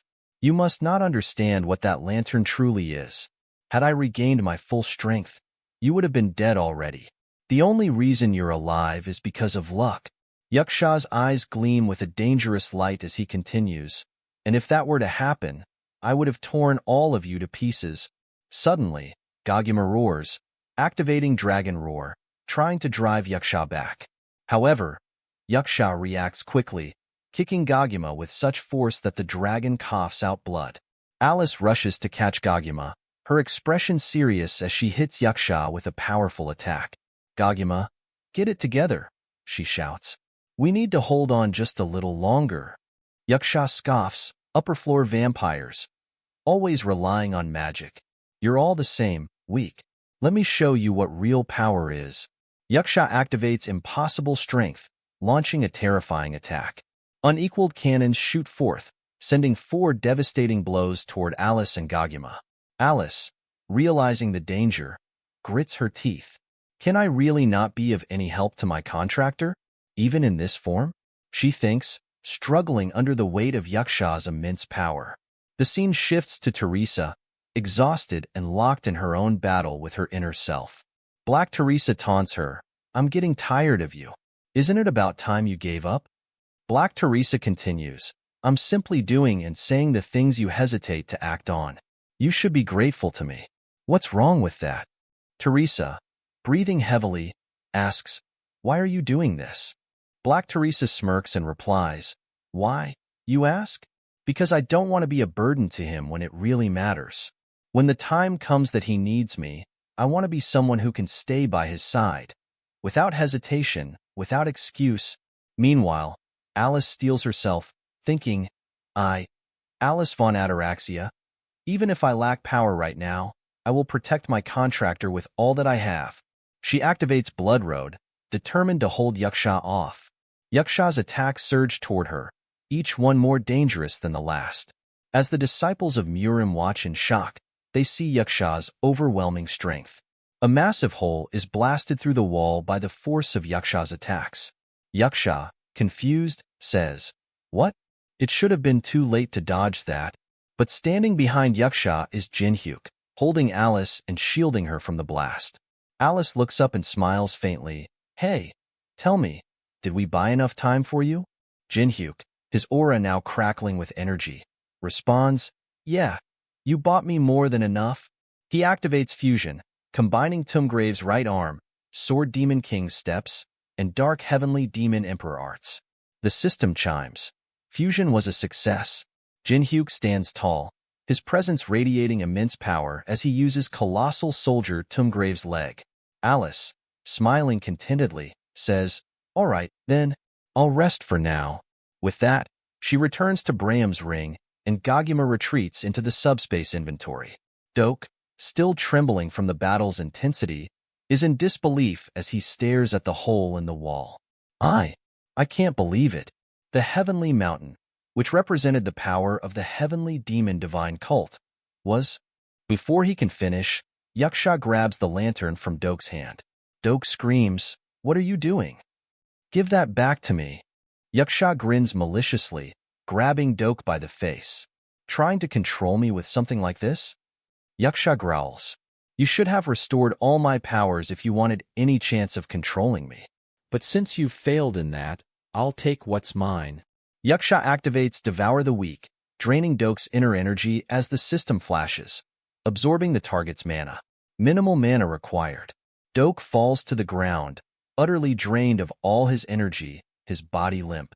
Yaksha, looking down at Doke's lifeless form, sneers. He acted like he had boundless inner energy, but it was nowhere near enough. Pathetic. Yaksha then turns his gaze toward Jinhyuk. You'll do, he says, his voice laced with malevolence.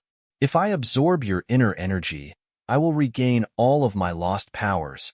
Jinhyuk, unfazed, smirks. Is that so? He replies, his voice calm. He activates super speed, increasing his movement speed by 700%. Jinhyuk smiles confidently. Go ahead, make my day. Subscribe for the next part.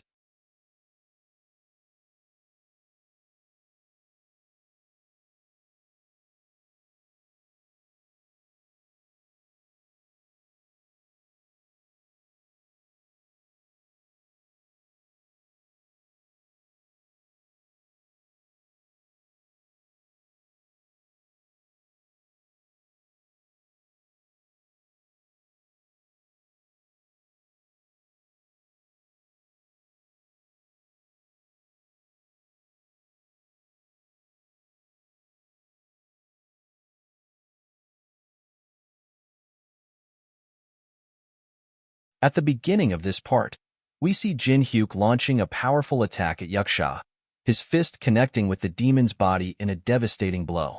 Jinhyuk thinks to himself, Goguma is of an ancient species, but he was still taken down in a single hit. It wouldn't be smart to take any hits from that guy. He quickly realizes his strategy. I've got to chip away at his HP while dodging at the same time. Activating Soul Bloodsucking, Jinhyuk feels a surge of power as his stats rise significantly. Yaksha, irritated, glares at him. You pesky little fly. Face me like a true martial artist if you were one.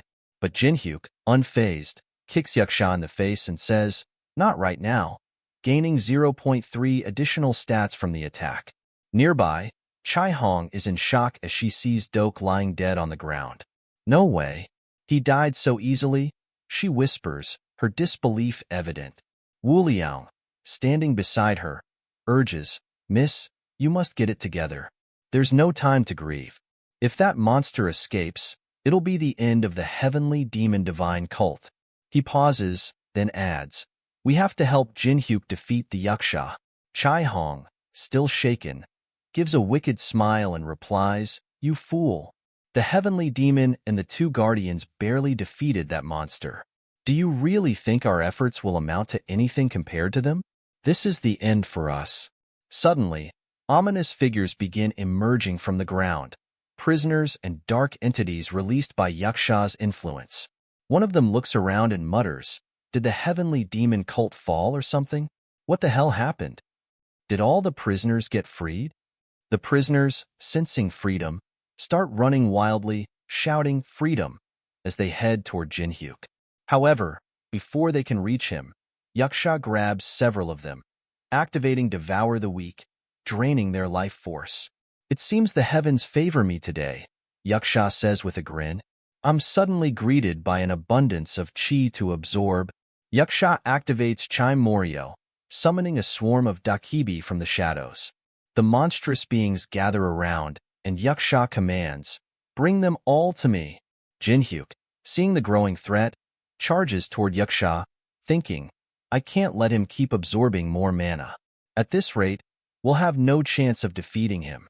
But as he moves, he's blocked by the swarm of Dakibi. These bastards. There are too many of them. I can't get through. Just then, T-Bone arrives, confidently declaring, Your loyal T-Bone has arrived. Chai Hong and Wu Liang, still engaged in battle with the prisoners and Dakibi, shout to Jinhyuk, My liege, we'll try to do something about the Chime Morio summons. Please lead us to victory, as you have always done. Jinhyuk nods and activates Dark Heavenly Demon Emperor Arts, charging forward with super speed Dark Humanity Smashing Fist. He strikes Yaksha with tremendous force, but Yaksha barely flinches. This martial technique? Yaksha growls. You must be that damn beastly old man's disciple. But it's too bad. You haven't completed it yet. Yaksha counters with impossible strength, unleashing a powerful attack of his own. Do you know what the heavenly demon said to me during our last battle?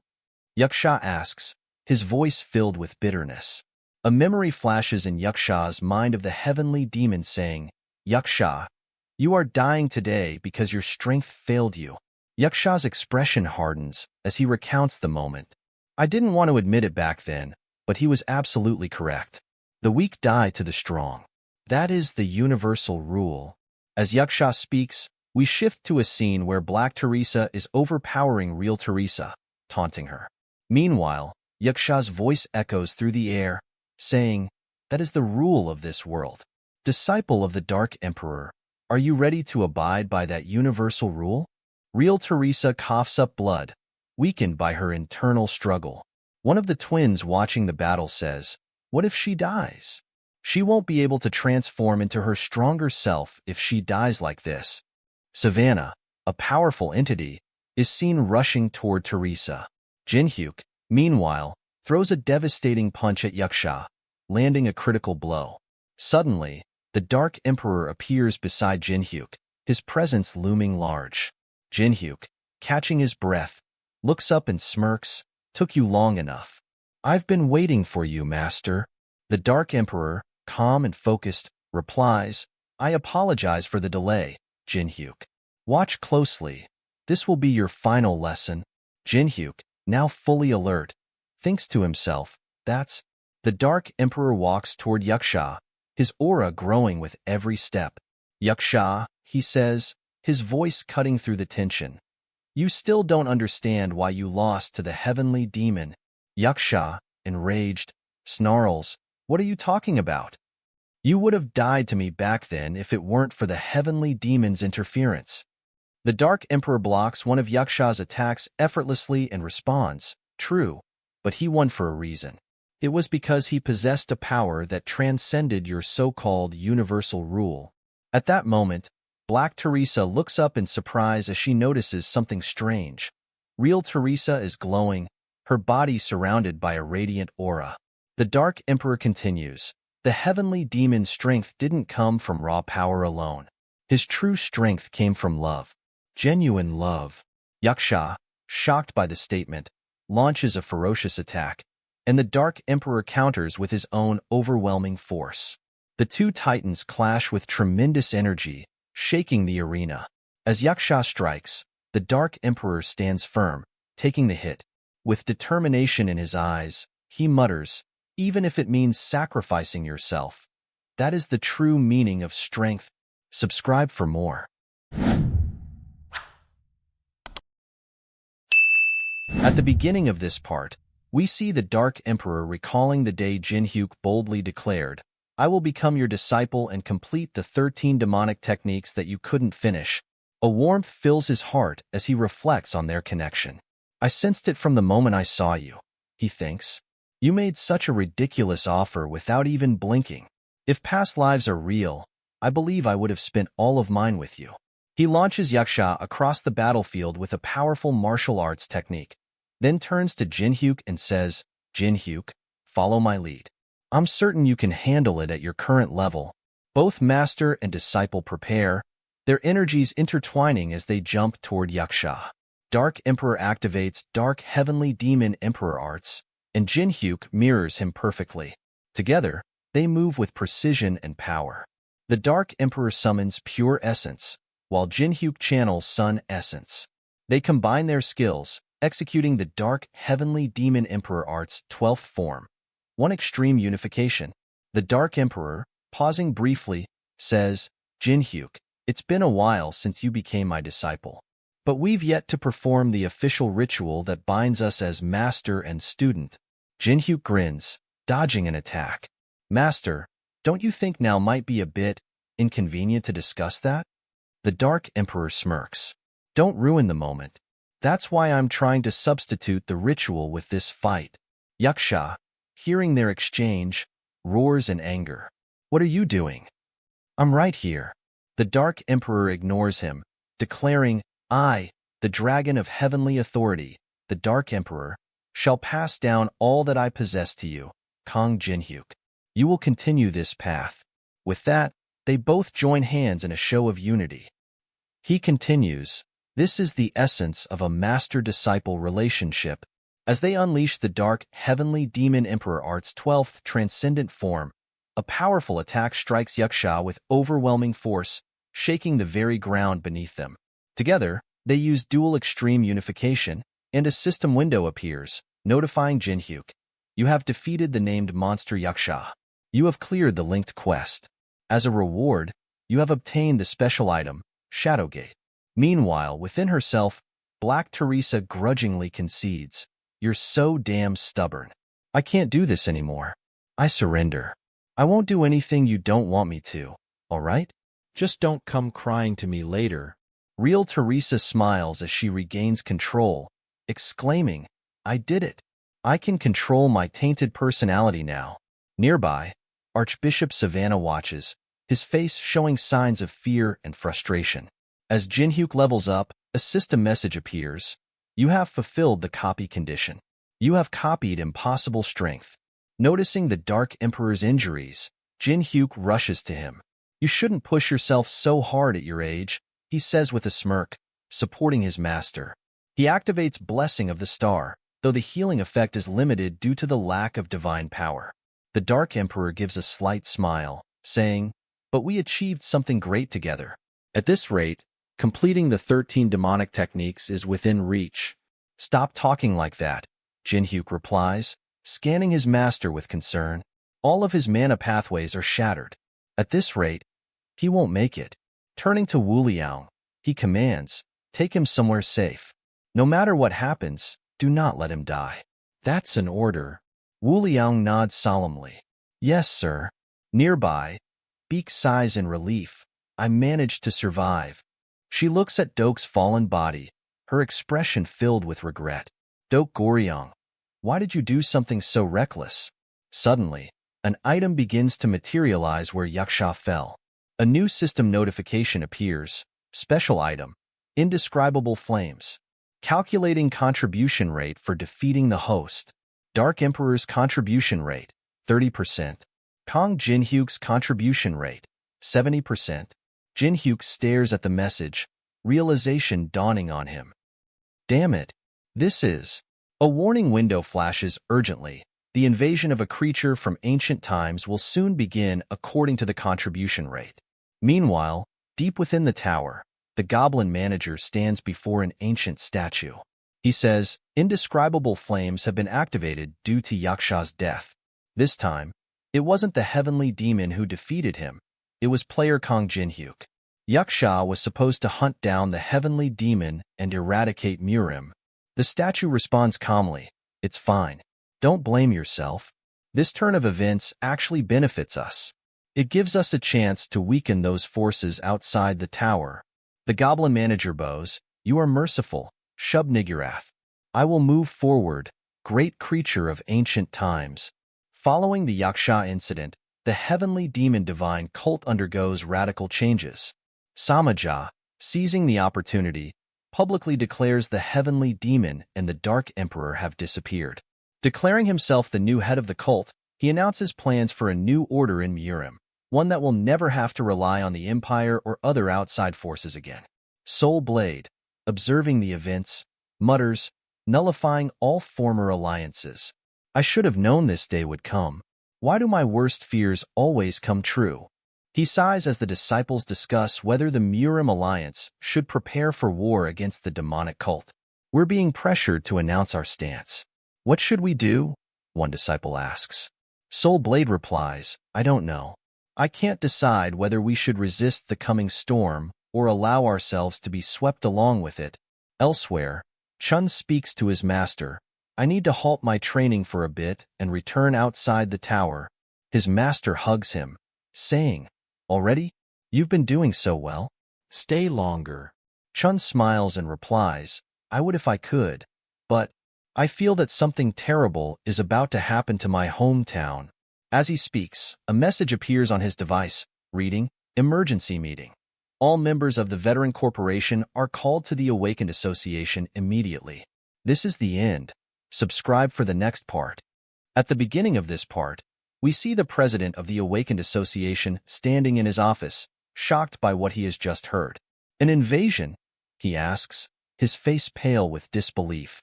Yes, Jinhyuk confirms calmly. In a week at the soonest, a powerful being from the Tower of Trials will invade this place. His tone is steady, conveying the gravity of the situation. The president rubs his forehead, looking worn and uncertain. This is all so sudden. I'm not sure what I'm supposed to say. His skepticism is clear, though he respects Jinhyuk's reputation. I'm sorry, player Kong Jinhyuk, but even if it's coming from you, we need proof to mobilize the entire world. Jinhyuk nods, his gaze firm. All good. I'll prepare something then. News breaks out soon after, with headlines covering the alarming prophecy of a mysterious figure, hailed as the 21st century's greatest prophet. This man, known only as Takashi, appears before crowds, raising his hands and exclaiming, Oh, goodness! I have seen it once more. A clear vision. He shouts, his voice echoing.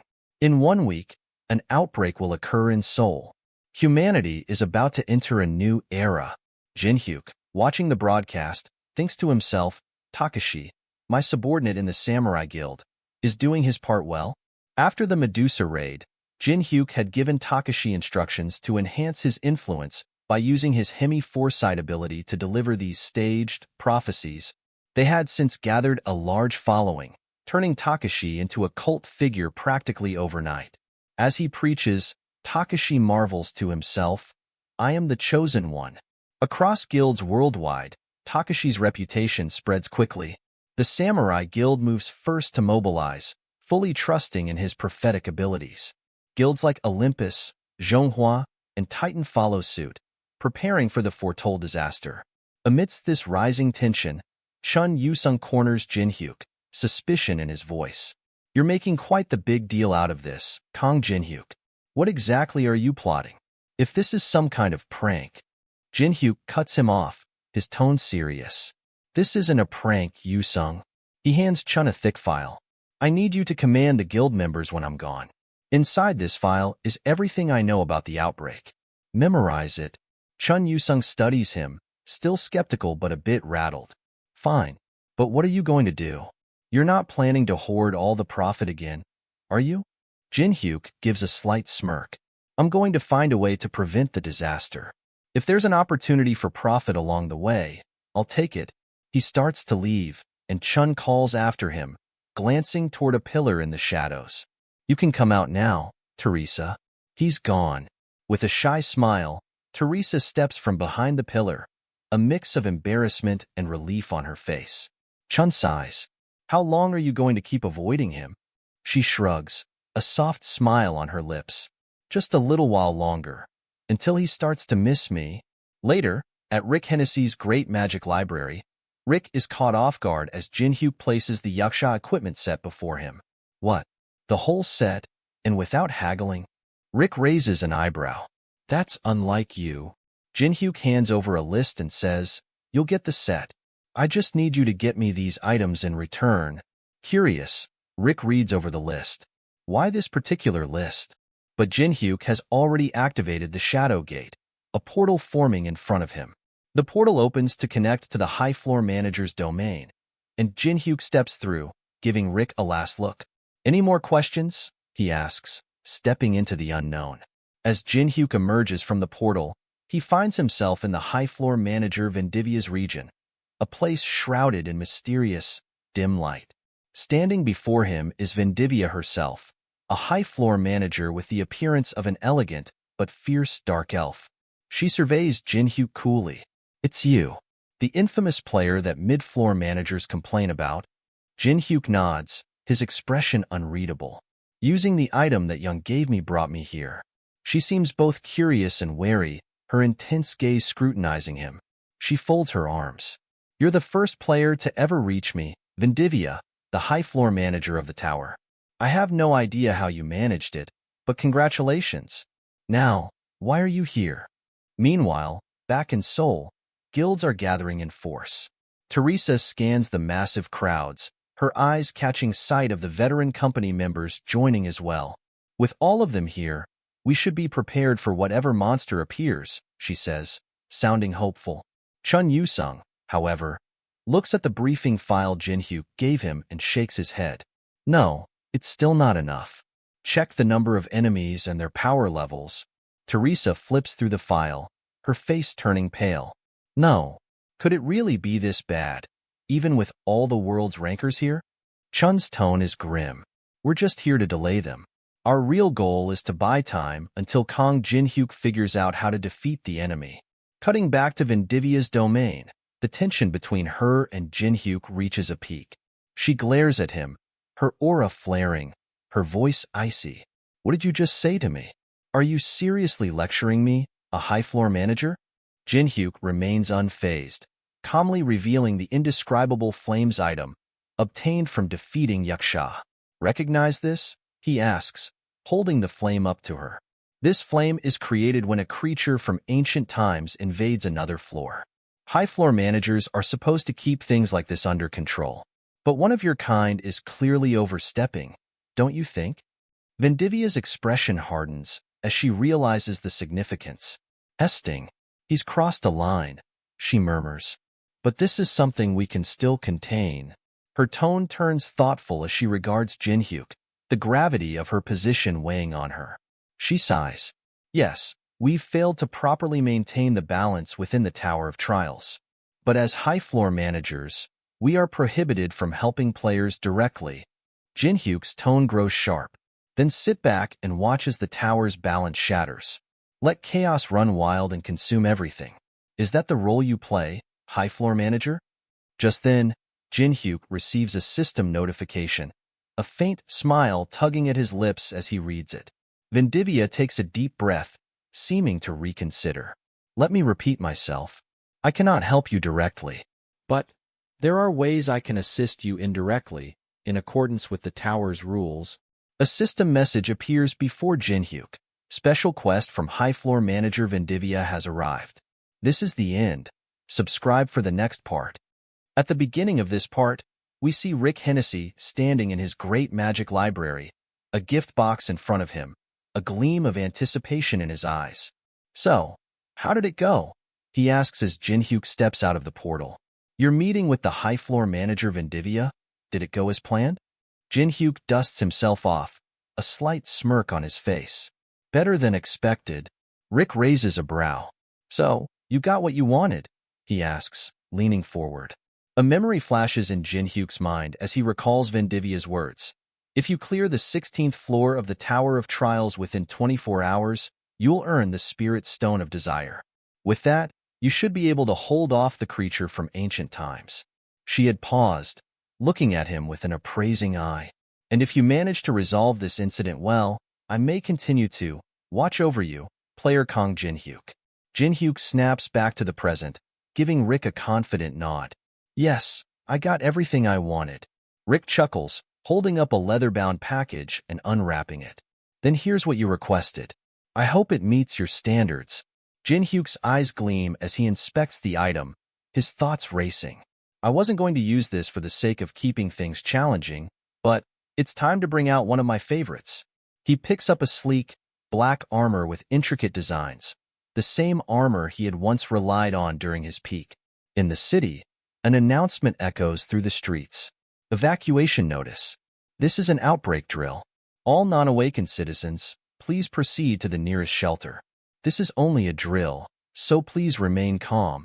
Elsewhere, a man in a suit stands beside the president of the Awakened Association, looking visibly strained. Sir, we're receiving countless complaints. People are saying these drills are disruptive. The president, undeterred, crosses his arms. It can't be helped. It's for their safety. A woman approaches with a warm smile. I see that the president himself is overseeing things here. Nice to meet you, Mr. Han Sang-jin. I'm Ashley Friedman from the USA Awakened Association's media team. She gestures to the man beside her. And this is my husband, Jack Friedman, team leader of Rockheed Guild. Our elite members will be assisting in the city's defense. The president bows gratefully. Thank you both. I know this must have been a difficult decision. Jack nods, his expression determined. After what happened to my team and me on the 8th floor of the tower, I made a promise to never turn away from those in need, just as an unknown savior once helped us escape death. Helping here. It feels right. Meanwhile, Xiao Jing, the Zhonghua Guild's guildmaster, scans the city skyline, a contemplative look on her face. So this is Kong Jinhyuk's home. I came here to repay my debt to him, but where can I find him? Spotting another woman nearby, she approaches her. Maria, noticing Xiao Jing, smiles warmly. Hey, I heard we still have a week until the outbreak. Why don't you hang out with us? Getting familiar with the area could be useful. Xiao Jing grins. Smart idea. I already spotted a cafe that caught my eye. She studies Maria, thinking to herself, she's really pretty. I'd love to be friends with her. On a nearby rooftop, Chun Yusung observes the scene, his expression stoic. Teresa joins him, glancing over the bustling city streets. Everyone's here. Even the veteran company is on standby. Yusung nods. Good. Then get to your positions. A fellow guild member raises his hand in protest. What? That's it? Aren't you going to give us a motivational speech or something? You know, like a pep talk? Yusung sighs.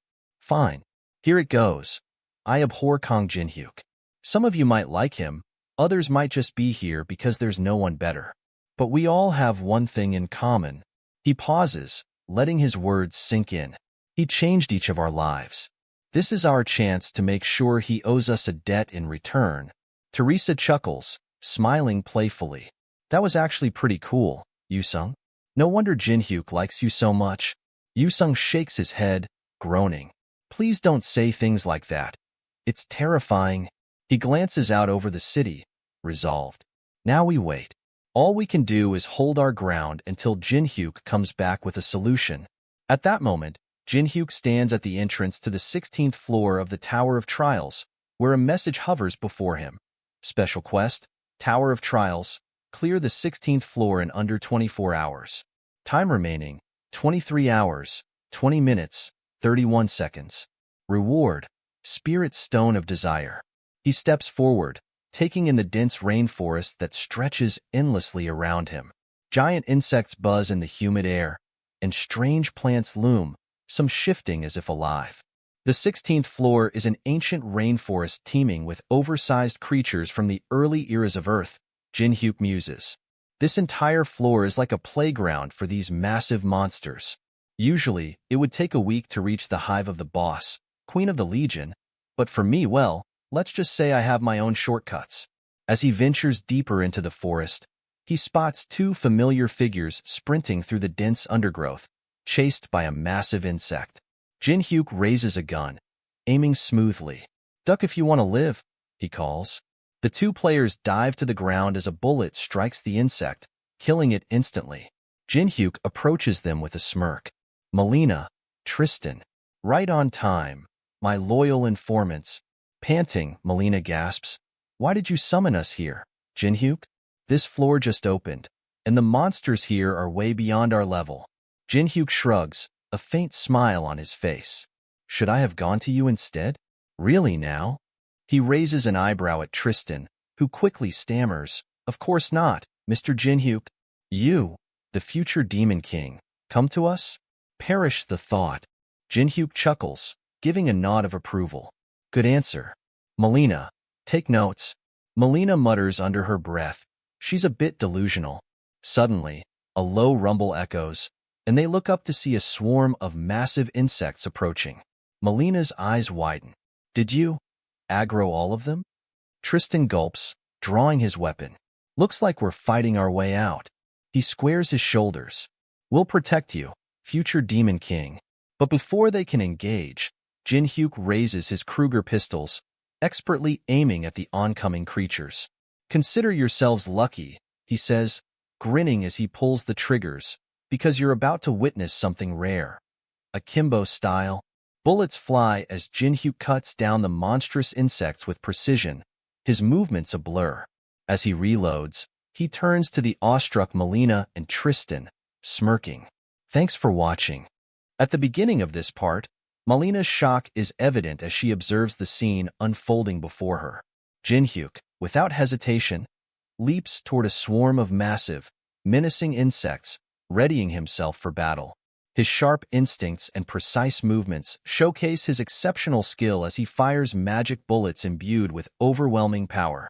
These bullets tear through the insects, leaving no chance for them to retaliate. Watching this display, Melina's gaze shifts to the firearms Jinhyuk wields. Memories of the Tower of Trials flood her mind. Firearms, though present in the tower, are rarely favored due to their limited practicality.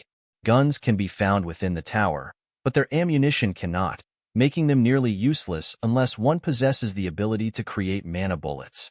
What astounds Melina even more is Jinhyuk's unparalleled efficiency in crafting and utilizing mana bullets.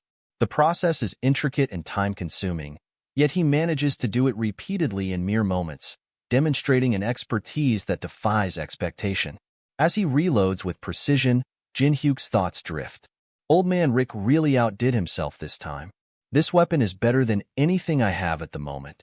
Without wasting a second, he stores the guns in his inventory and declares confidently, "All right, all the nearby monsters are dealt with.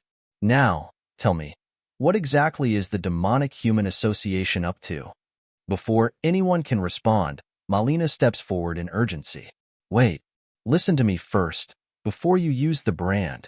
Her voice carries both desperation and determination. Jinhyuk halts, a trace of confusion on his face. "What is it?" With a deep breath, Melina explains, "I'm sorry, but things have gotten more complicated. The Demonic Human Association is growing suspicious. They've realized their information is being leaked, and now they're certain there's a spy within their ranks. If you obtain intel from me again, they'll suspect me.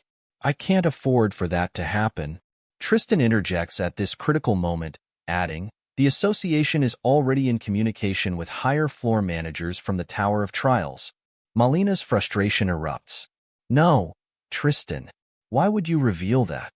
She quickly elaborates. One of their high-ranking executives, someone operating under the codename Nietzsche, is actively communicating with these managers and setting up strategies with them. Jinhyuk's lips curl into a devilish grin. "See? How sweet of her to share that with us," he says sarcastically, enjoying Melina's growing unease.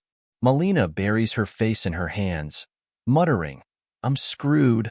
Jinhyuk shifts his attention to Tristan, issuing a direct order. "Find out exactly which high-floor manager they're working with and what their plans entail." Tristan shakes his head apologetically. "I'm sorry, but we're not ranked high enough to uncover details beyond what I've already told you." Jinhyuk pauses, his mind racing. So the Demonic Human Association is collaborating with a high-floor manager. They must be offering information about the world outside the tower in exchange for something substantial. If that's the case, the manager they're conspiring with must be. His expression hardens as he pieces the puzzle together. Turning to his team, he says, "Infiltrate the association more deeply." "That's all for now." Melina hesitates, her voice tinged with worry. "Where are you going?" Jinhyuk smiles faintly. "Where do you think? I've got work to do." Without another word, he sprints away, his speed almost supernatural. As he races forward, He reflects, the first high-floor manager I ever made a contract with in the Tower of Trials. Hasting. He's the only one who could be targeting me like this. He's also the one who wouldn't stop preaching about the importance of maintaining balance within the tower. I'll make him regret it. Meanwhile, Jin-hyuk slices through waves of monsters with unparalleled ease. His power and technique are unmatched, and he wastes no time as he carves a path toward his goal. From a distance, Vendivia watches him with a mixture of curiosity and amusement. Her thoughts swirl as she observes his firearms in action. It's been so long since I've seen anyone wield guns like that, she muses, her lips curling into a sly smile. Kong Jin-hyuk, if you truly are someone who can confront the creature of ancient times, then the quest I've entrusted to you shouldn't be beyond your reach. Suddenly, a system notification appears before Vendivia, its message shaking her to the core. The creature of ancient times is commencing its invasion. Panic flashes across her face as she gasps. Wait, this is happening now? Back in the real world, chaos unfolds. A massive portal tears through the fabric of reality, radiating an ominous energy. The system echoes its grim warning. The creature of ancient times is commencing its invasion. Maria, stunned and disbelieving, exclaims, "What?" Takashi predicted this would happen in a week. The president acts swiftly, his voice booming with authority. Issue the evacuation announcement immediately. Get all civilians to safety and bring every player here. This is not a drill. Move to the shelters now. Amid the pandemonium, Alice surveys the chaos from the rooftop of a towering building. In a video call with Jin-hyuk, she calmly states, "Yeah, I'm already watching. The situation you feared is unfolding, though it's happening sooner than expected." Jin-hyuk nods grimly. "That's why I'm leaving this in your capable hands, Alice." Her expression softens into a smile. "You've grown so meticulous. It's almost scary how well prepared you are for scenarios like this." She spreads her wings and takes flight, her resolve clear. "Don't worry. I've got this."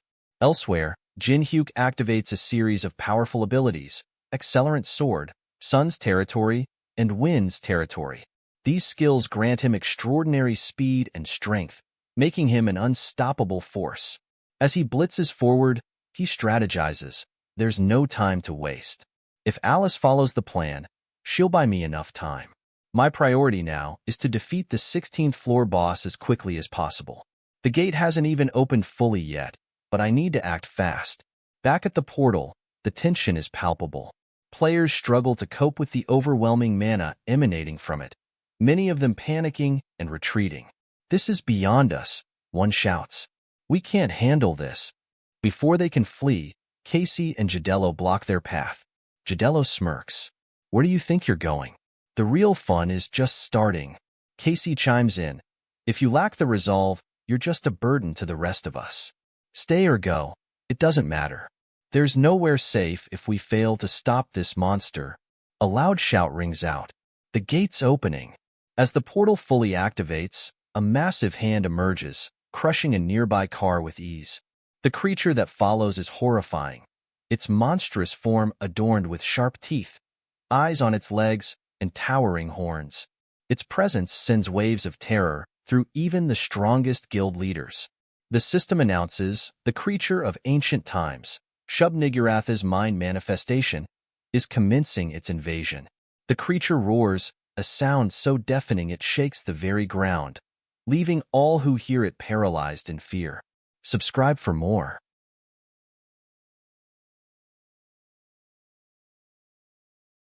At the beginning of this scene, chaos has engulfed the city.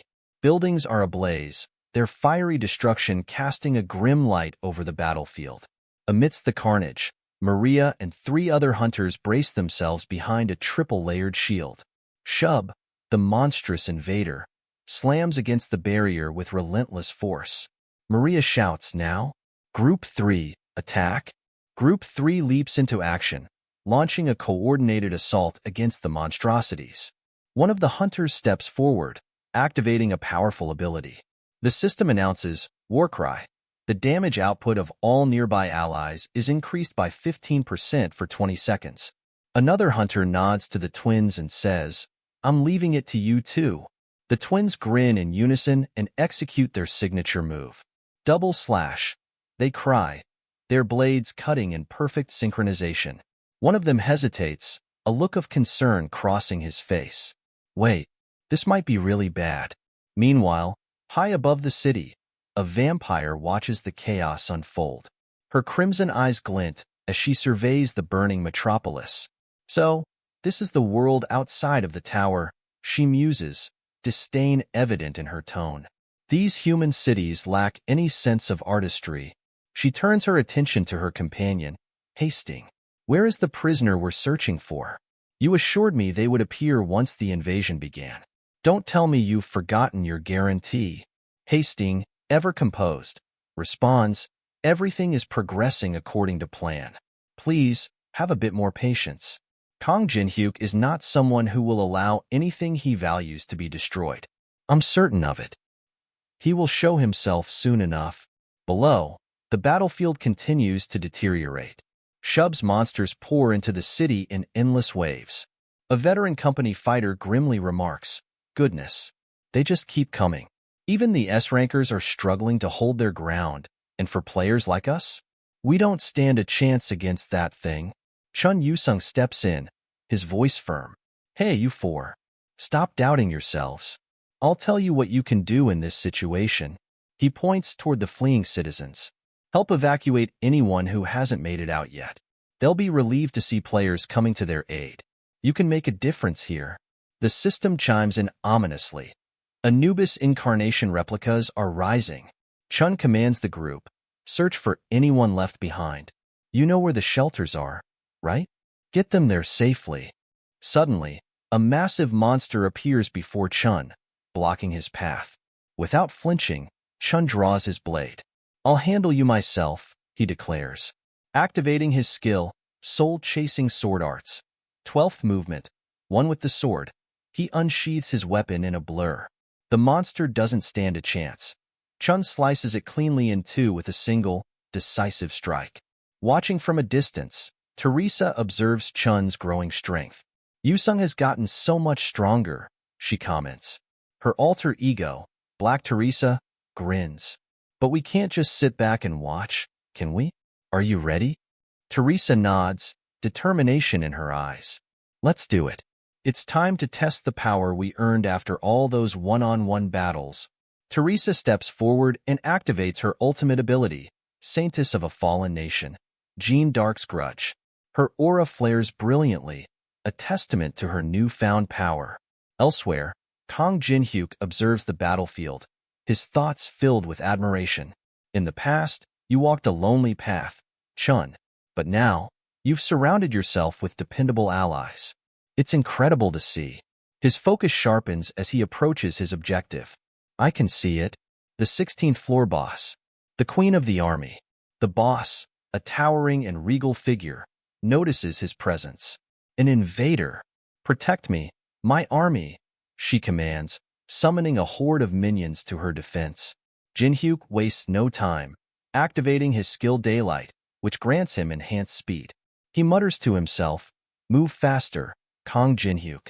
The friends you have now won't be able to stop the creature of ancient times invasion on their own. He knows the stakes. Chun Yusung, Teresa, and the other S-rank players might hold off the Black Goats for a while, but they're vastly outnumbered. That's why I made preparations in advance. As the scene shifts, we see a building with advanced security systems. The screen flashes, retina scan complete. Inside, a vault containing countless magic crystals glows with energy. The voice of Kang Byung-chan, the SWB broadcast station president, rings out. I worked so hard to meet your requirements. I'm probably the only person in the entire world with this many magic crystals. Alice appears nearby, smiling confidently. Yes, this will do. This should be enough to draw them all in. Jin-hyuk smirks. Sometimes, you need more than just brute force to win a war.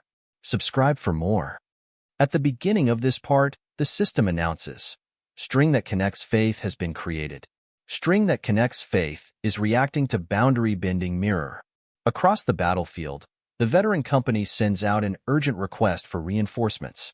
The cost for summoning aid from outside the tower is steep: 5,746 basic magic crystals and 3,901 intermediate magic crystals are set as the required payment.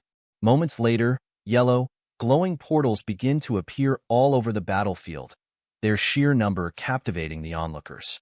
One of the players points and shouts, "Look over there!" From the portals emerge members of various tribes and armies, ready to respond to the summons. Calical, the Frost Blade tribe chief, steps forward, his presence commanding respect. "I, Calical, the Frost Blade tribe chief, am responding to your call," he declares. However, some players are alarmed by his monstrous appearance. "Damn it!" one of them exclaims. "There are monsters behind us too. Prepare for battle." But one of Jinhyuk's allies steps in, raising a hand to stop the confusion. "Wait, it might be hard to believe, but there are allies." Calical notices the ally and nods. "Nice to meet you, comrade." As the tension settles, another portal opens, and Andrea emerges with her army. She introduces herself with authority. Andrea, master of the 5th floor of the Tower of Trials, is responding to the call. Then, another enormous figure steps forth, Agrichan II, leader of the Giant's Fortress on the 25th floor. His deep voice echoes across the battlefield. Agrichan II, from the 25th floor's Giant Fortress, is responding to the call. Perched on Agrichan's shoulder, T-Bone, his master's right hand, adds enthusiastically, "T-Bone is responding to the call." The assembled forces erupt in unison, shouting, "For our master!" The battlefield transforms into an epic clash as the summoned allies charge against the invading shub monsters. Meanwhile, Alice observes the scene and smiles. "Contractor, look at this," she says softly. "They've all gathered here to help you. So, come back as quickly as you can, to me. I'm waiting for you." On the 16th floor, Jinhyuk confronts the boss monster, the queen of the army. The boss glares at him and sneers. "What a pity. My entire elite army has been massacred by a single human." Without responding, Jinhyuk activates Red Magic Bullet. The system window flashes. "You have defeated the 16th floor's boss monster, Queen of the Army. The 17th floor of the Tower of Trials has been unlocked. You will be enthroned for a week in the Hall of Fame." The system continues. "You have copied core of the army. The stats of those you summon will be increased by 10%, and mana consumption for sustaining them will be halved. You have cleared the special quest." A new message appears. "A gift from High Floor Manager Vendivia has arrived. You have obtained a special item, Spirit Stone of Desire." As Jinhyuk examines the stone, he thinks, this item lays the foundation to defeat the creature of ancient times. Now, the only question is what comes next. He speaks aloud. "Haeyeon, what am I supposed to do now?" Though there's no answer, he deduces, "I guess they can't intervene directly. That must be why they left me clues. The moon imprint I received after clearing the Gray Temple on the 3rd floor, and the painting I acquired after defeating Decasus. Their intentions are clear now." Jinhyuk activates Moon Imprint and 3-star Barrier Mana Synchronization with the Spirit Stone of Desire. The system reveals a hidden location, Ancient Mosque. Standing within a circle of glowing runes, Jinhyuk recognizes the symbols. This is the Lost Language. The system announces, "You have found a part of the Lost Language. The conditions to learn Lost Barrier have been fulfilled." Suddenly, a beam of light appears before him. The system declares, "Sudden event, 2nd class choice test. A barrier spell must bind Belther to one spot for more than 1 second. Belther D. Lonemarsk, level 294, materializes in the light." The system adds, "Copy condition. Pass Belther's exam for the 2nd class choice to copy one of his skills." Meanwhile, back on the battlefield, the army from the 5th floor climbs atop the monstrous shub creatures, shouting, "For Kong Jinhyuk." The twins, witnessing the scene, exclaim with excitement, "What? Why are they all dressed in the same yellow outfit? I like it." The president of the association, watching the cooperation between players and tower residents, is stunned. "I can't believe this is happening," he thinks. Calical, wielding his hammer, attempts to strike a shub monster but is met with a powerful punch to the face. A second shub monster fires a thought cannon, a purple beam of energy, directly at Calical. Startled, Calical braces for impact, but Jinhyuk's friend from earlier intervenes, activating Faith Strike to block the attack. Calical, impressed, says, "You blocked such a strong attack. Are you trying to take yourself out of battle, friend?" The ally grins. "Of course not. I'm just different from who I used to be." Elsewhere, Alice wields her blood spear. Spear of Judgment with deadly precision. She orders nearby players, "Fall back with the injured. I'll handle things here." However, she notices the dwindling number of humans on the front lines. She grimly acknowledges, if the front line falls, it's over. She calls out, "Bellis?" Bellis responds immediately, "Yes, master. I cannot draw mana from the contractor at the moment, but I am ready to use my powers." Alice commands, "Defend the magic crystals at all costs. They're my resources. Without them, we'll lose the front lines." Bellis bows, "Understood, my dignified master." Alice reflects on the dire situation. The next body of thought is already emerging.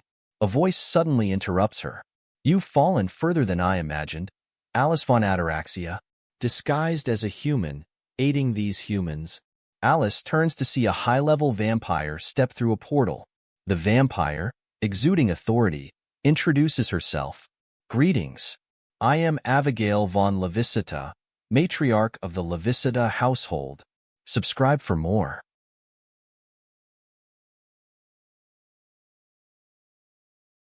At the beginning of this part, Alice finds herself surrounded by an overwhelming force of vampires.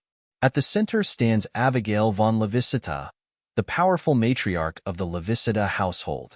With an air of cold superiority, Abigail declares, "We can't have any interference. Not when hunting someone so noble." Raising her hand, she activates 4-star barrier, space division. The system announces, creating a space isolated from the outside world, public execution site. Abigail's eyes glimmer with malicious intent as she orders. The current head of the Ataraxias, Exensian, has requested the live capture of Miss Alice. Do not kill her. With a resounding war cry, the vampire soldiers surge forward, shouting, "For the Levisitas." Alice narrows her eyes, venom lacing her voice. "You filthy traitors."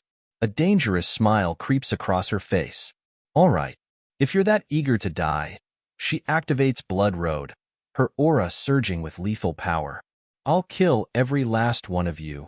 Meanwhile, in the isolated test realm, Belther D. Lonemarsk, the legendary barrier sorcerer from the ancient kingdom, watches Jinhyuk carefully.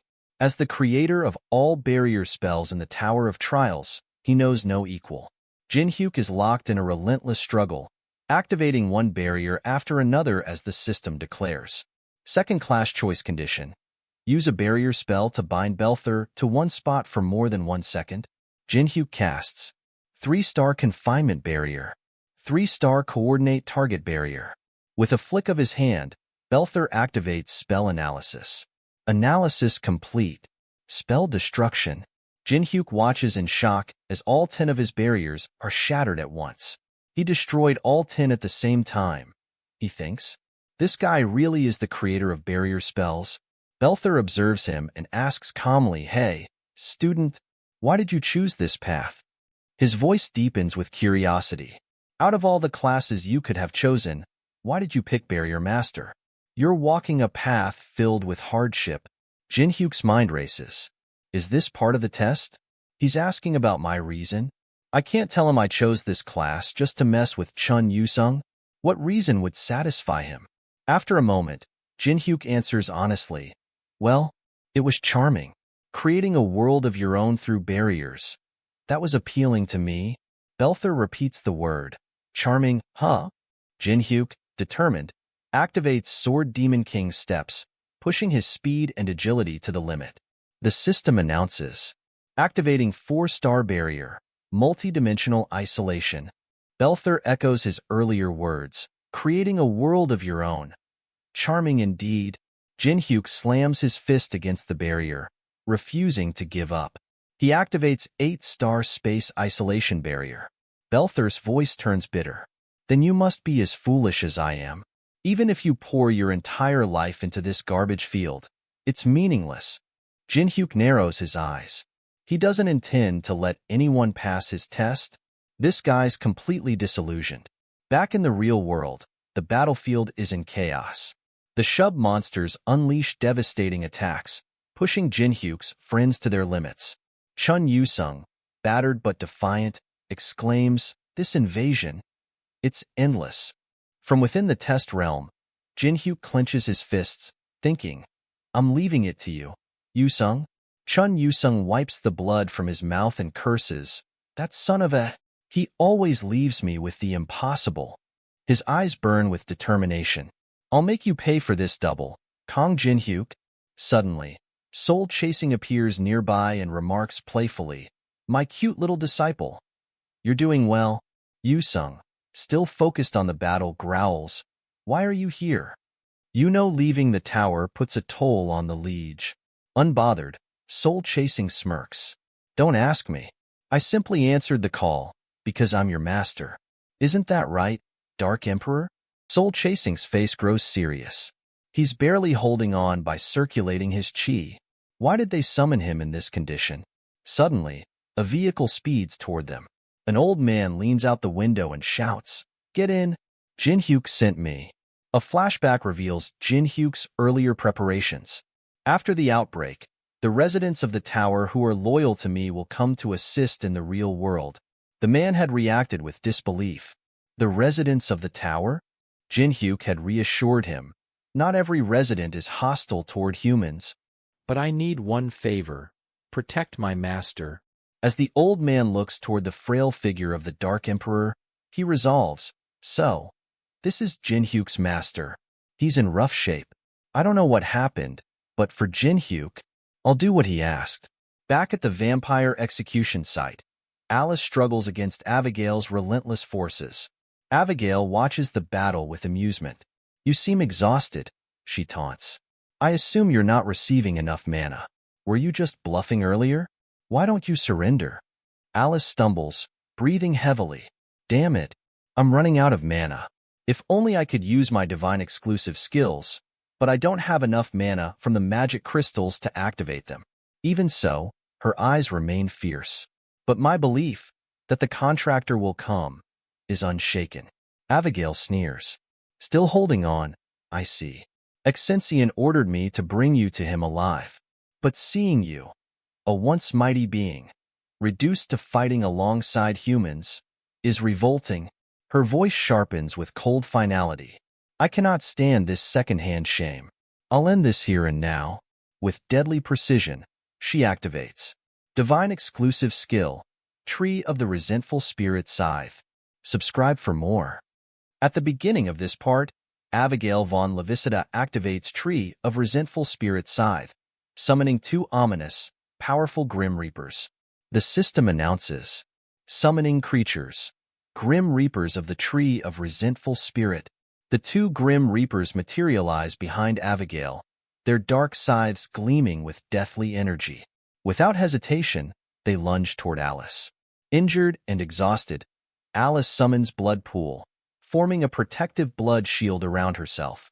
The Grim Reapers activate Grim Reaper Steps, moving at blinding speed. Their relentless attacks weaken Alice's shield until it finally shatters. In a swift, brutal strike, Abigail slashes Alice in the stomach, causing her to collapse. Abigail sneers, "What a shame. I always wanted to fight you, Alice von Ataraxia, but now it seems pointless. You're nothing but a hollow shell of your former self, unable to even access your divine exclusive skills." With disdain, Abigail grabs Alice by her hair, dragging her mercilessly. "How pitiful," she mocks, "extending your miserable existence by siding with humans. At least allow me the mercy of ending this disgrace." Blood dripping, Alice gasps in pain, her thoughts clouded with regret. "I can't bear this humiliation.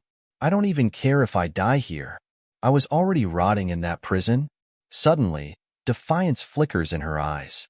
"But if this is how I die, I want to see my contractor." Summoning the last of her strength, Alice cuts her own hair, breaking free from Abigail's grasp. Rising weakly, she thinks with fierce resolve, I'm not done yet. I will keep fighting. Abigail smirks darkly. Oh, still resisting? Fine. Let's continue. Meanwhile, in the test realm, Jinhyuk struggles against Belther D. Lonemarsk. He uses multi-layer barrier, Zodiac Scorpion, summoning an intricate magical construct. Belther observes with faint nostalgia. The barriers you're using? I created them long ago. Even the Zodiac. How nice to see it again. With a single gesture, he destroys the Zodiac construct. I put so much effort into that one. It's beautiful. Jinhyuk grits his teeth, watching the magical construct disintegrate into glowing butterflies. He destroyed it so easily. There's no way I can beat him like this. Suddenly, Jinhyuk asks, why do you call barrier arts useless when you clearly love them? Belther pauses. Yes, I love them enough to pour my entire life into perfecting them. I worked endlessly at my desk, researching, experimenting, until I died. His voice hardens. And only after I became a spirit bound by the system did I realize the truth. No matter how much time passed, no one ever cared about barrier arts. His gaze sharpens. You cannot win using something I created. Change your class while you still can. Jinhyuk clenches his fists. Barrier Master, the least popular class in the Tower of Trials. He's bitter that no one recognized his life's work. A flashback emerges. Someone had once told Jinhyuk, why are you so obsessed with that VR game, Tower of Trials? It doesn't even make you money, and barely anyone plays it anymore. Jinhyuk had simply smiled. He looks Belther in the eye and says, just because others don't acknowledge your efforts doesn't mean they lack value. You had fun, improving, creating, discovering something no one else ever worked on before, right? Belther is visibly stunned. His mind drifts back to a long-forgotten memory, the day he finally perfected a new barrier spell after countless failures. I've done it. I've finally made something new. Jinhyuk steps forward, activating one-star region-restricted barrier. Belther gasps. The first barrier spell I ever created. Jinhyuk declares firmly, right now, I need the barrier spell you poured your entire life into. Not for recognition, but to protect the people I care about. His voice resonates with conviction. So let me use it. Creator of barrier arts. Belther D. Lonemarsk. Back at the execution site, Abigail and her soldiers drag a weakened, blood-soaked Alice to a towering wooden platform. Below, vampire onlookers scream. Traitor! Die! Shame of our kind! Servant of humanity! With cold composure, Abigail addresses Alice. You really won't give up, will you? You're nothing more than a fallen legend. She sneers. So many of our kind have perished because of your resistance. Can't you hear their cries? The soldiers shout louder. Kill her. Miss Abigail. End this disgrace. Abigail steps forward, pressing Alice's head down. Her blade gleams wickedly as she readies the final blow. Don't worry. I'll end this humiliation for you myself. Bloodied and barely conscious, Alice lets out a weak, bittersweet smile as memories of Jinhyuk flash through her mind.